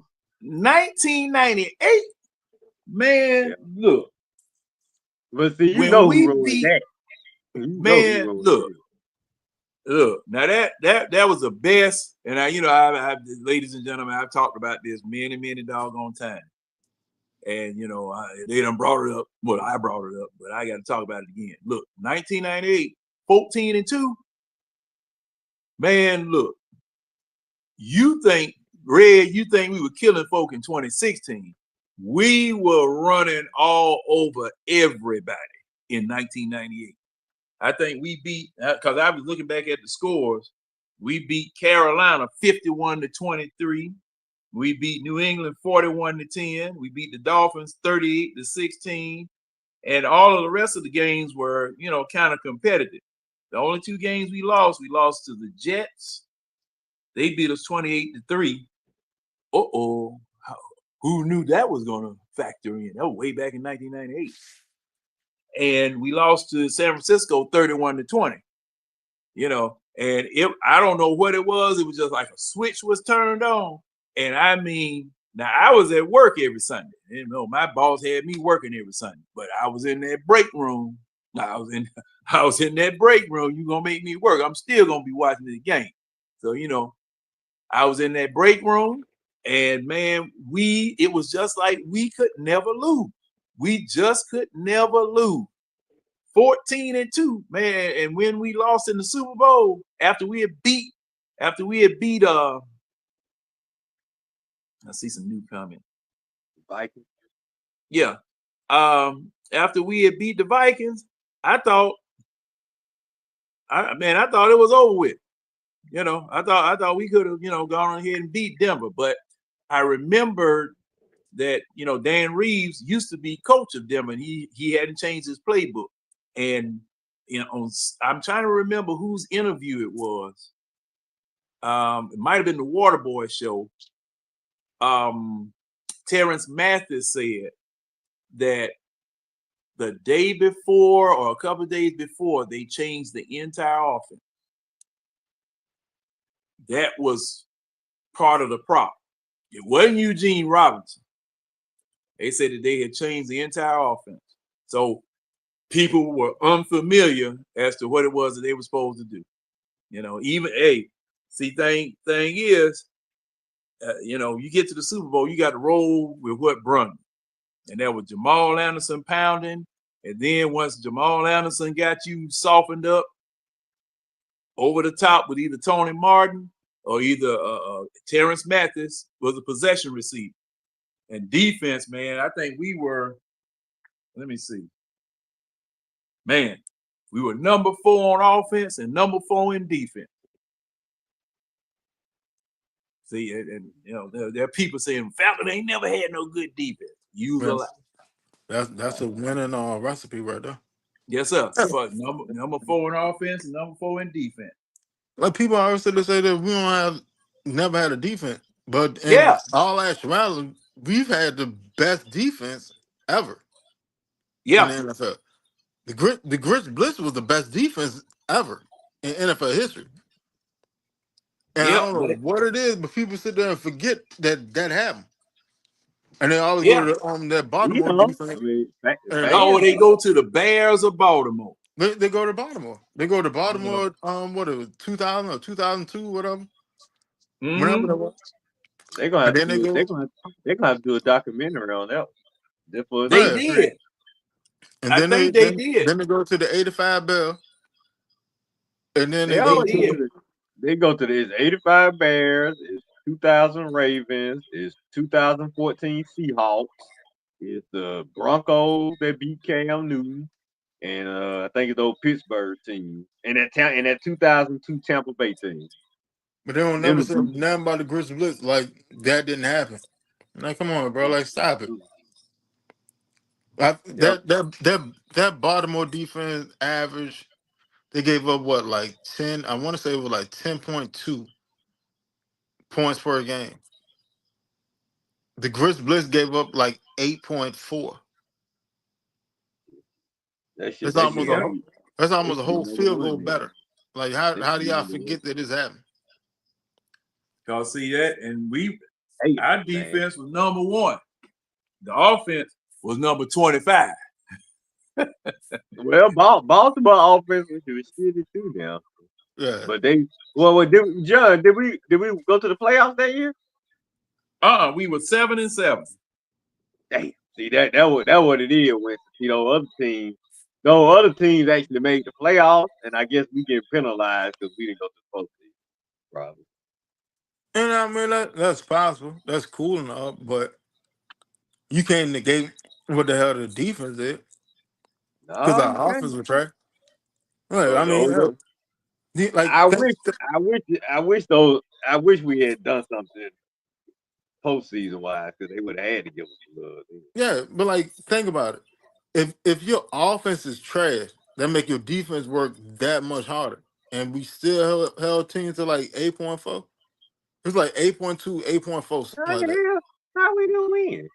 Damn, we should have. Well, We wasn't I guess our scoring. offense. So the I guess offense won't put our on the offense is point. trash.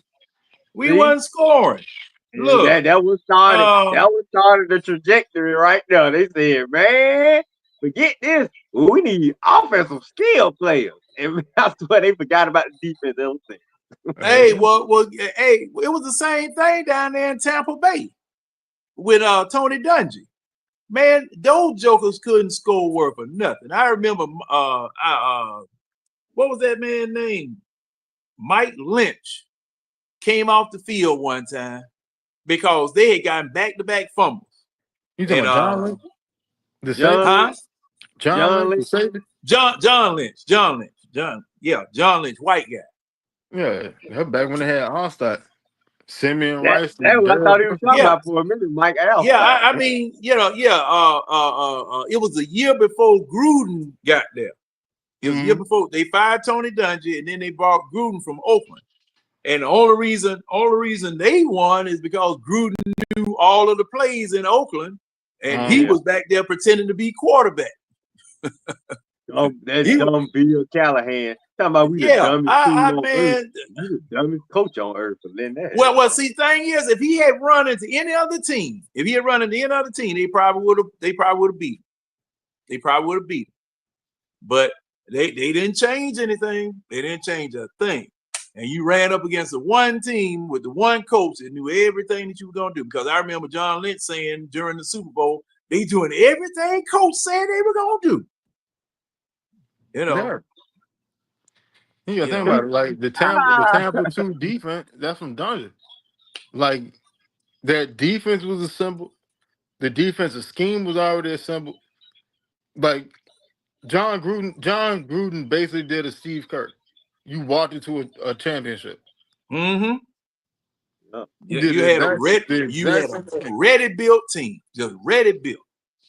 You didn't have to do that on defense. All you had to do was just implement his offensive scheme. And Red, it was just a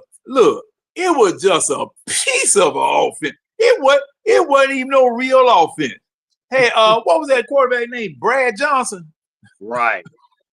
He didn't even have his complete offense. Yeah, because no, it was just a whole piece of offense. Had all style. Right. You get that damn all star. I'm gonna give y'all a taste of it because I don't even know. Wasn't that all star Western? Yeah, it was all star to Keyshawn Johnson. Yeah. Keenan McCardell. Keenan McCardell.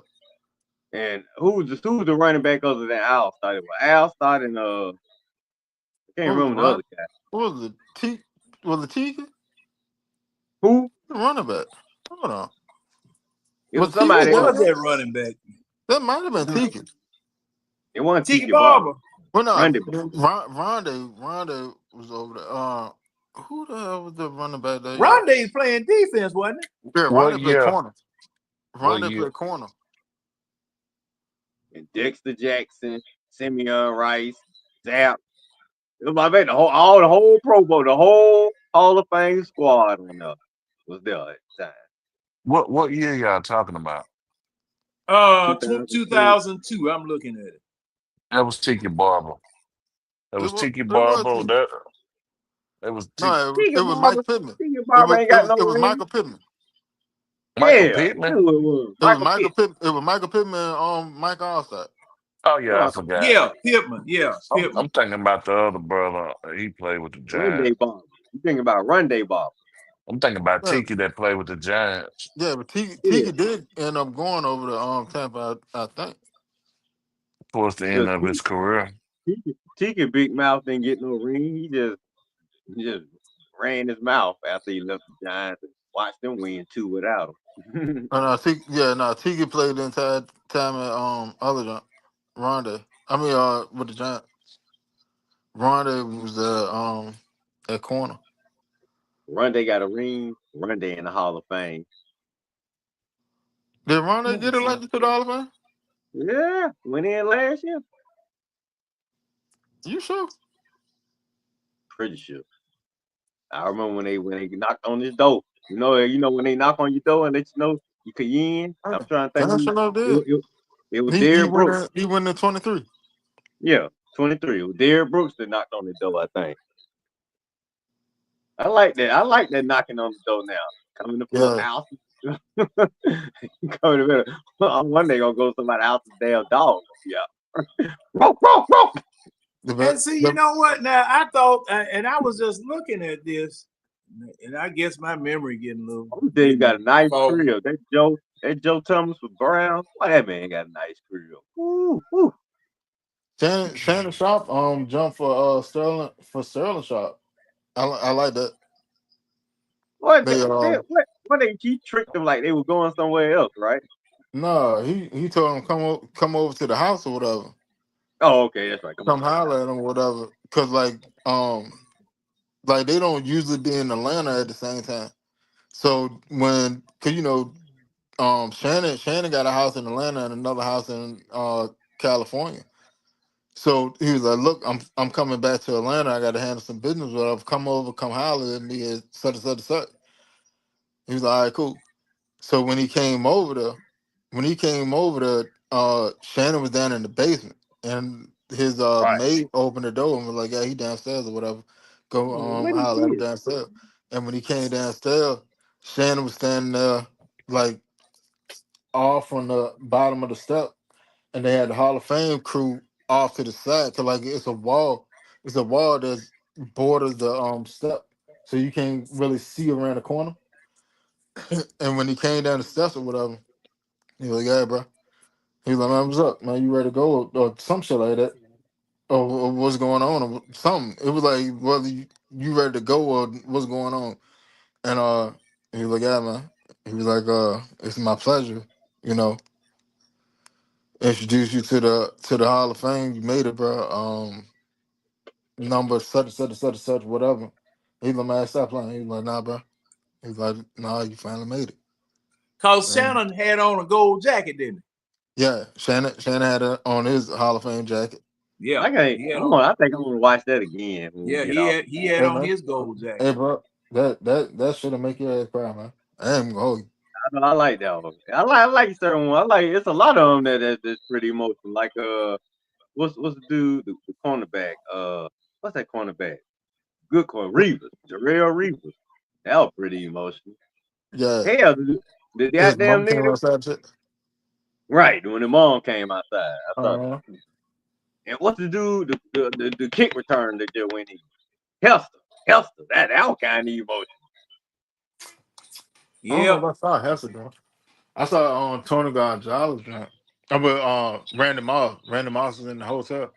Yeah, Hester was shocked, boy. Hester, he was super shocked.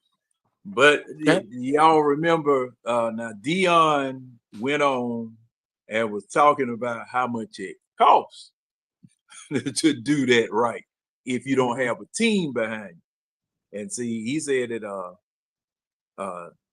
Terrell Owens did it right.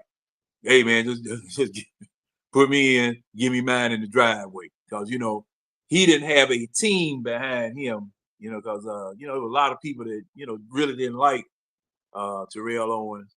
But Terrell Owens was just unbossed and unbought. That's just the way he was. Because I remember they were raising all kind of saying about him working out in his driveway. What? So what? So he was bench pressing. He had the bench in the driveway, and he was lifting weights, and it was here, at his house here. And folks were trying to make a big deal out of it. Well, he looks stupid. He was like, I work out in my driveway all the time. I mean, come on, man. How many straws y'all gonna reach for? Good. This is what back before he went to Philly. I want to say it was back before he went to Philly, and they went to the Super Bowl. Oh, William Amos said drop the link. Who? Will. I don't see him. Oh, he sent you a message? No, it's in the chat. Oh, okay. Well, I'm getting ready to shut it down, because man, I'm starting to get sleepy now. Yeah, William, you can come on next week. I'm gonna be honest. Shannon Sharp Hall of Fame speech, to me, that was the best speech. That John told me up. Check out Michael Irvin's speech. That was pretty good. Mike Irvin's speech was good too. But like Shannon Sharp, John, like when he sat in and put it out, he was like, the wildest shit is for me to make it to the Hall of Fame, and I'm not even the best football player in my family. Like, and he said that and went through his whole life story and shit. Man, yeah. That jump, man, yeah. Somebody was cutting onions, man. Somebody was cutting onions. I don't know who. Somebody was cutting onions. My eyes were leaking. Hey, you remember, now I posted that interview between those two when them jokers were talking about, what were they talking about? They were catching chickens or something. Oh, yeah. Man, I was laughing my behind. Them jokers was something else, boy. Because they worked all the time, man. Mm-hmm. They were working and doing stuff all the time. You know, they be overnight catching chickens, and they wasn't getting nothing but what, $1 a chicken or something of that nature, something even worse than that. It was like 10 cents a chicken. 10 cents a chicken. And then they would go home, wash up, and go to another job before they went to school. Mm-hmm. Woo, what? And they were talking about those football easy. That football ain't work. Yeah, talk about humble beginnings, and just the normal things that they were doing got them in shape. You know, cause see, man, that doggone Sterling Sharp. Shh. Cause I remember Dion was talking about him. Oh no, you don't tackle him. No, you don't tackle him. I wasn't trying to tackle him. Cause Sterling was about as rough as Hines Ward was out there on that football field. Second big dude, if you're right to me. If it ran the yeah, man.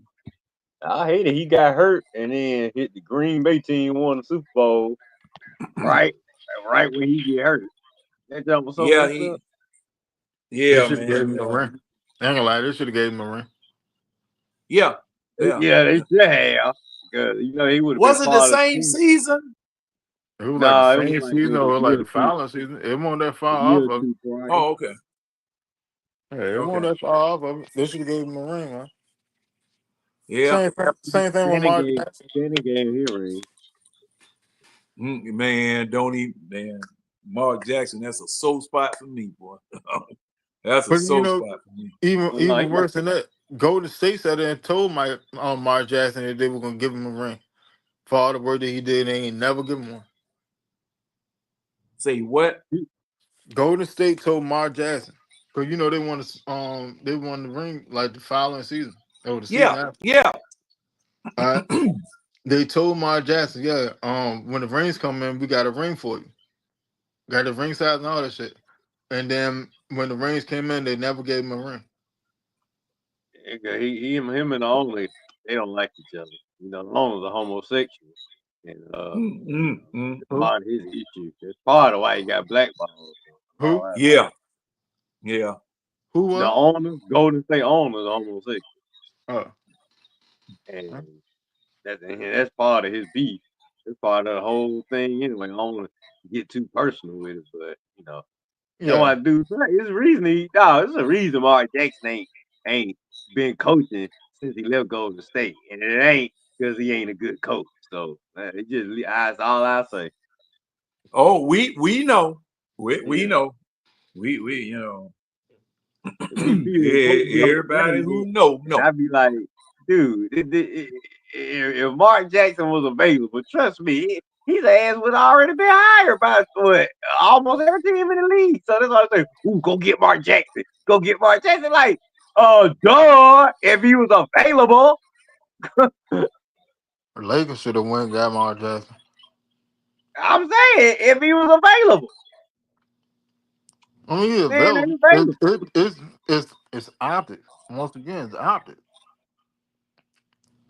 But I mean, like, And I oh, hate it. I hated ESPN let him go from his broadcast job because now he probably ain't gonna get on nowhere. all right, like, and all that was going on around the time where Donald Sterling sitting there doing his stuff over there with the Clippers and stuff. So that highlighted the scenario on thing. You know what I'm saying? Yep. Yep. That Well, sorry gentlemen. old it came out about it. Well, gentlemen, Yeah, it is watch. now 4:40. And time for me to shut it on down and try to get me a little sleep or whatever. I think I got to hit the road tomorrow. I don't. Yeah, I think I got to hit the road I think we're tomorrow. gonna be on tomorrow at 11, so we'll see. Oh, y'all coming Hey, on? y'all come back. Y'all come Yeah, back this week. I think I ate it up. We'll see if my boys wake up and remember that the hiatus is up tomorrow. But I posted. I sent them my itinerary of topics just in case. But we'll see. You know, I'll post it on my page if we start. All right. Oh, But hey, go ahead and give a formal advertisement on what may happen tomorrow, Reed. Okay. Well, first of all, I want to apologize to John and Winston for last week and the week prior when I was a little sleepyhead. I was so tired I didn't even make it to the end of the show, falling asleep on you guys. So I apologize for last week. I made it this week. Oh, 441. I'm proud of myself. I was ready, wide awake, ready to talk. So thank you for having me tonight.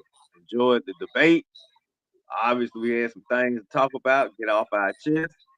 Like I say, I'm ready for the season to begin.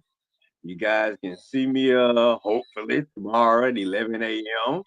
with the Red and Real Sports Show, YouTube and Facebook Live. And you know what we do? We talk about the weekly topics, and we'll probably be talking about some things that happened since we've been on hiatus, so we probably bring back some old stuff that I've been jotting down some things that's been all the major topics that's been going on since we've been off. So we'll see what we have on the agenda tomorrow, fellas, if it's a show. If not, I know we'll be back the following week. But anyway, thank you, John and Winston, for having me. Appreciate you, fellas. Enjoyed the debate tonight and everybody that was on. Yes, sir. All right, Winston. yeah. Shout out to everybody for kicking it with us on this impromptu Friday night show. Everybody that came through on the panel. Red, James, Coach, William Amy, Tidy. I feel like I'm missing somebody. I feel like I'm missing some people. But thank everybody for coming out. Next week we'll be back on our regular schedule. Wednesday night you can catch us on YouTube and Facebook, the test. Wednesday night at 10 p.m. Start off with Falcon content, conversation. Ain't no telling where the road gonna go, but you can enjoy the ride along the way. Appreciate y'all, man. Y'all have a good weekend too. All right, fellas. I'm out of here. I'll check y'all in later. Thanks for having me, though. All right. Matter of fact, hey John. For Red's show, if Red do have the show, bless you. So on the Facebook group, like you can only tag everybody on a post once a day. So I use my once a day on this show. So if Red have a show, you got to tag everybody. Well, I can tag y'all too if you want me to. No, like, all right, you know how like when you have a show, and then I share your show and I tag everybody that's in the group. All right, as an admin of the group, you can only use the everybody tag once a day. Oh, got you. 24 hours. Oh, okay. Yeah. So but wait a minute. Didn't yours count for yesterday? No, because we started the show on 12:15. Oh, that's right. Okay. All right. I would do that. Kool-Aid came through here. What's going on, Kool-Aid? I'm gonna holler at you too late, guys. Holler at you. All right. And Neezy edits and Shout out to Measy for that cover picture, man. Once again, I appreciate that, bro. Yes, sir. Let me see who else. Oh, Tonio in the background. Miss Diva. And you forgot about Tidy. That's what you did. Did you call Tidy when you Yeah, called everybody that was on? yeah, I caught that. Oh, okay. I'm just scrolling through Jamil Vargas, who asking, "Are we tired?" No, we ain't tired. We do. This is what we do. Miller Mills, as always, appreciate you coming through. Let me see who else here. I'm gonna have to try it, Miss D. Let me see. Yeah, that's about it. I think I've covered everybody because Tonio was in here heavy shooting. It's one of them we didn't get beat up. Oh, Keely, appreciate you coming through, Keely, and contributing to the show. Let me see who this. He's Kool-Aid said, just watching you and working me back up, talking about that first Super Bowl team. Hey, Kool-Aid, man. I ain't got over that one myself. Man, I still ain't got over that. But thank you guys for coming through.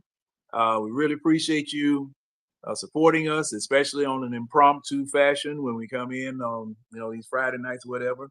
And ladies and gentlemen, preseason is now concluded. Just regular practices, things of that sort. Game time. Yeah. Just regular practices, getting ready, getting tuned up for the season. Gonna have this Sunday off, but hey, football's coming, ladies and gentlemen. Football is coming, and College season start next weekend. Next Saturday. yeah, and see that's why the NFL taking off. They're gonna let college go ahead and get crunk up, and everybody can sit and root for their favorite college team unencumbered from NFL business. But that next weekend, you belong to me. That's what the NFL is saying. Y'all belong to me. And wives, it ain't personal. It's football. Damn right. Girlfriends, it ain't personal. It's football. You know what we do from now until January and February, if you're lucky. Football, and I know, Winston, you've seen those rules of football. Don't talk to me. Stay out the way. Don't ask me no question. All that. We got nothing to talk about until 11 o'clock news come on. Yeah, because I'm liable to be sitting right here all day long. So, guys, just get ready, and just everybody, be on the lookout for the coach's corner. That should be coming soon. Yes. Mm-hmm. That should definitely be coming soon with Coach and James Harris. I mean Holloway, James Holloway. They be tag teaming, breaking down defenses and stuff. After games and things. So keep look out for the coach's corner. And hey, what is King Rich's channel? Oh, King Richard just popped off with his channel. What was it? 2 days ago? Yesterday. Uh-huh. Yesterday. Yesterday morning he had his first podcast. Dirty Falcons podcast. So find that on YouTube. Dirty Falcons podcast. If you in the eye test group, I highlighted it yesterday. Then the link is in the post. He posted it yesterday. I want to say around 9 o'clock, give or take, somewhere between like 9:30. So to go back, well, not yesterday, Thursday morning, somewhere between 9:30. He made a post about his first podcast. The link is in the post. Hit that, subscribe, like it, run out a comment. Good content. It's free for him. His first post is giving Jeff Albrecht some flowers. It's a good. It's a good podcast. All right, and I also my boy Kool-Aid at Atlanta Kool-Aid Drinkers. He's going to start. He might have already started on his channel or whatever, but I'm going to be visiting over there because you know, me and Kool-Aid got to know each other in the We Talk Hawks broadcast, and I want to also plug the We Talk Hawks broadcast. If you want to hear 10 folk arguing about those good for nothing Atlanta Hawks. I shouldn't say that because Kool-Aid in here. But if you want to get to fussing about those Atlanta Hawks and you want different perspectives about the Atlanta Hawks, all the way from Kool-Aid drinking the Kool-Aid to me fussing about him drinking the Kool-Aid, because I drank my Kool-Aid with no sugar. It is straight grape, red velvet, or whatever it is, just Kool-Aid. But Kool-Aid, he's a diehard Hawks fan, diehard Falcons fan. He's a little bit older than me, and you know, if you don't like me, I know you're gonna love him. So with that, ladies and gentlemen, as always, I'm gonna say, hey, we appreciate you guys tuning in, and we appreciate you guys supporting the show. Continue to do so, and we promise to do our very best to give you the very best sports content, whether it be football or basketball. Might touch on a little bit of Braves, soccer. We ain't gonna do soccer. I'm sorry. I can't. But you know, we can. You know, ladies and gentlemen, we're open. Sports. That's our bottom line. All right. Bye-bye. Peace.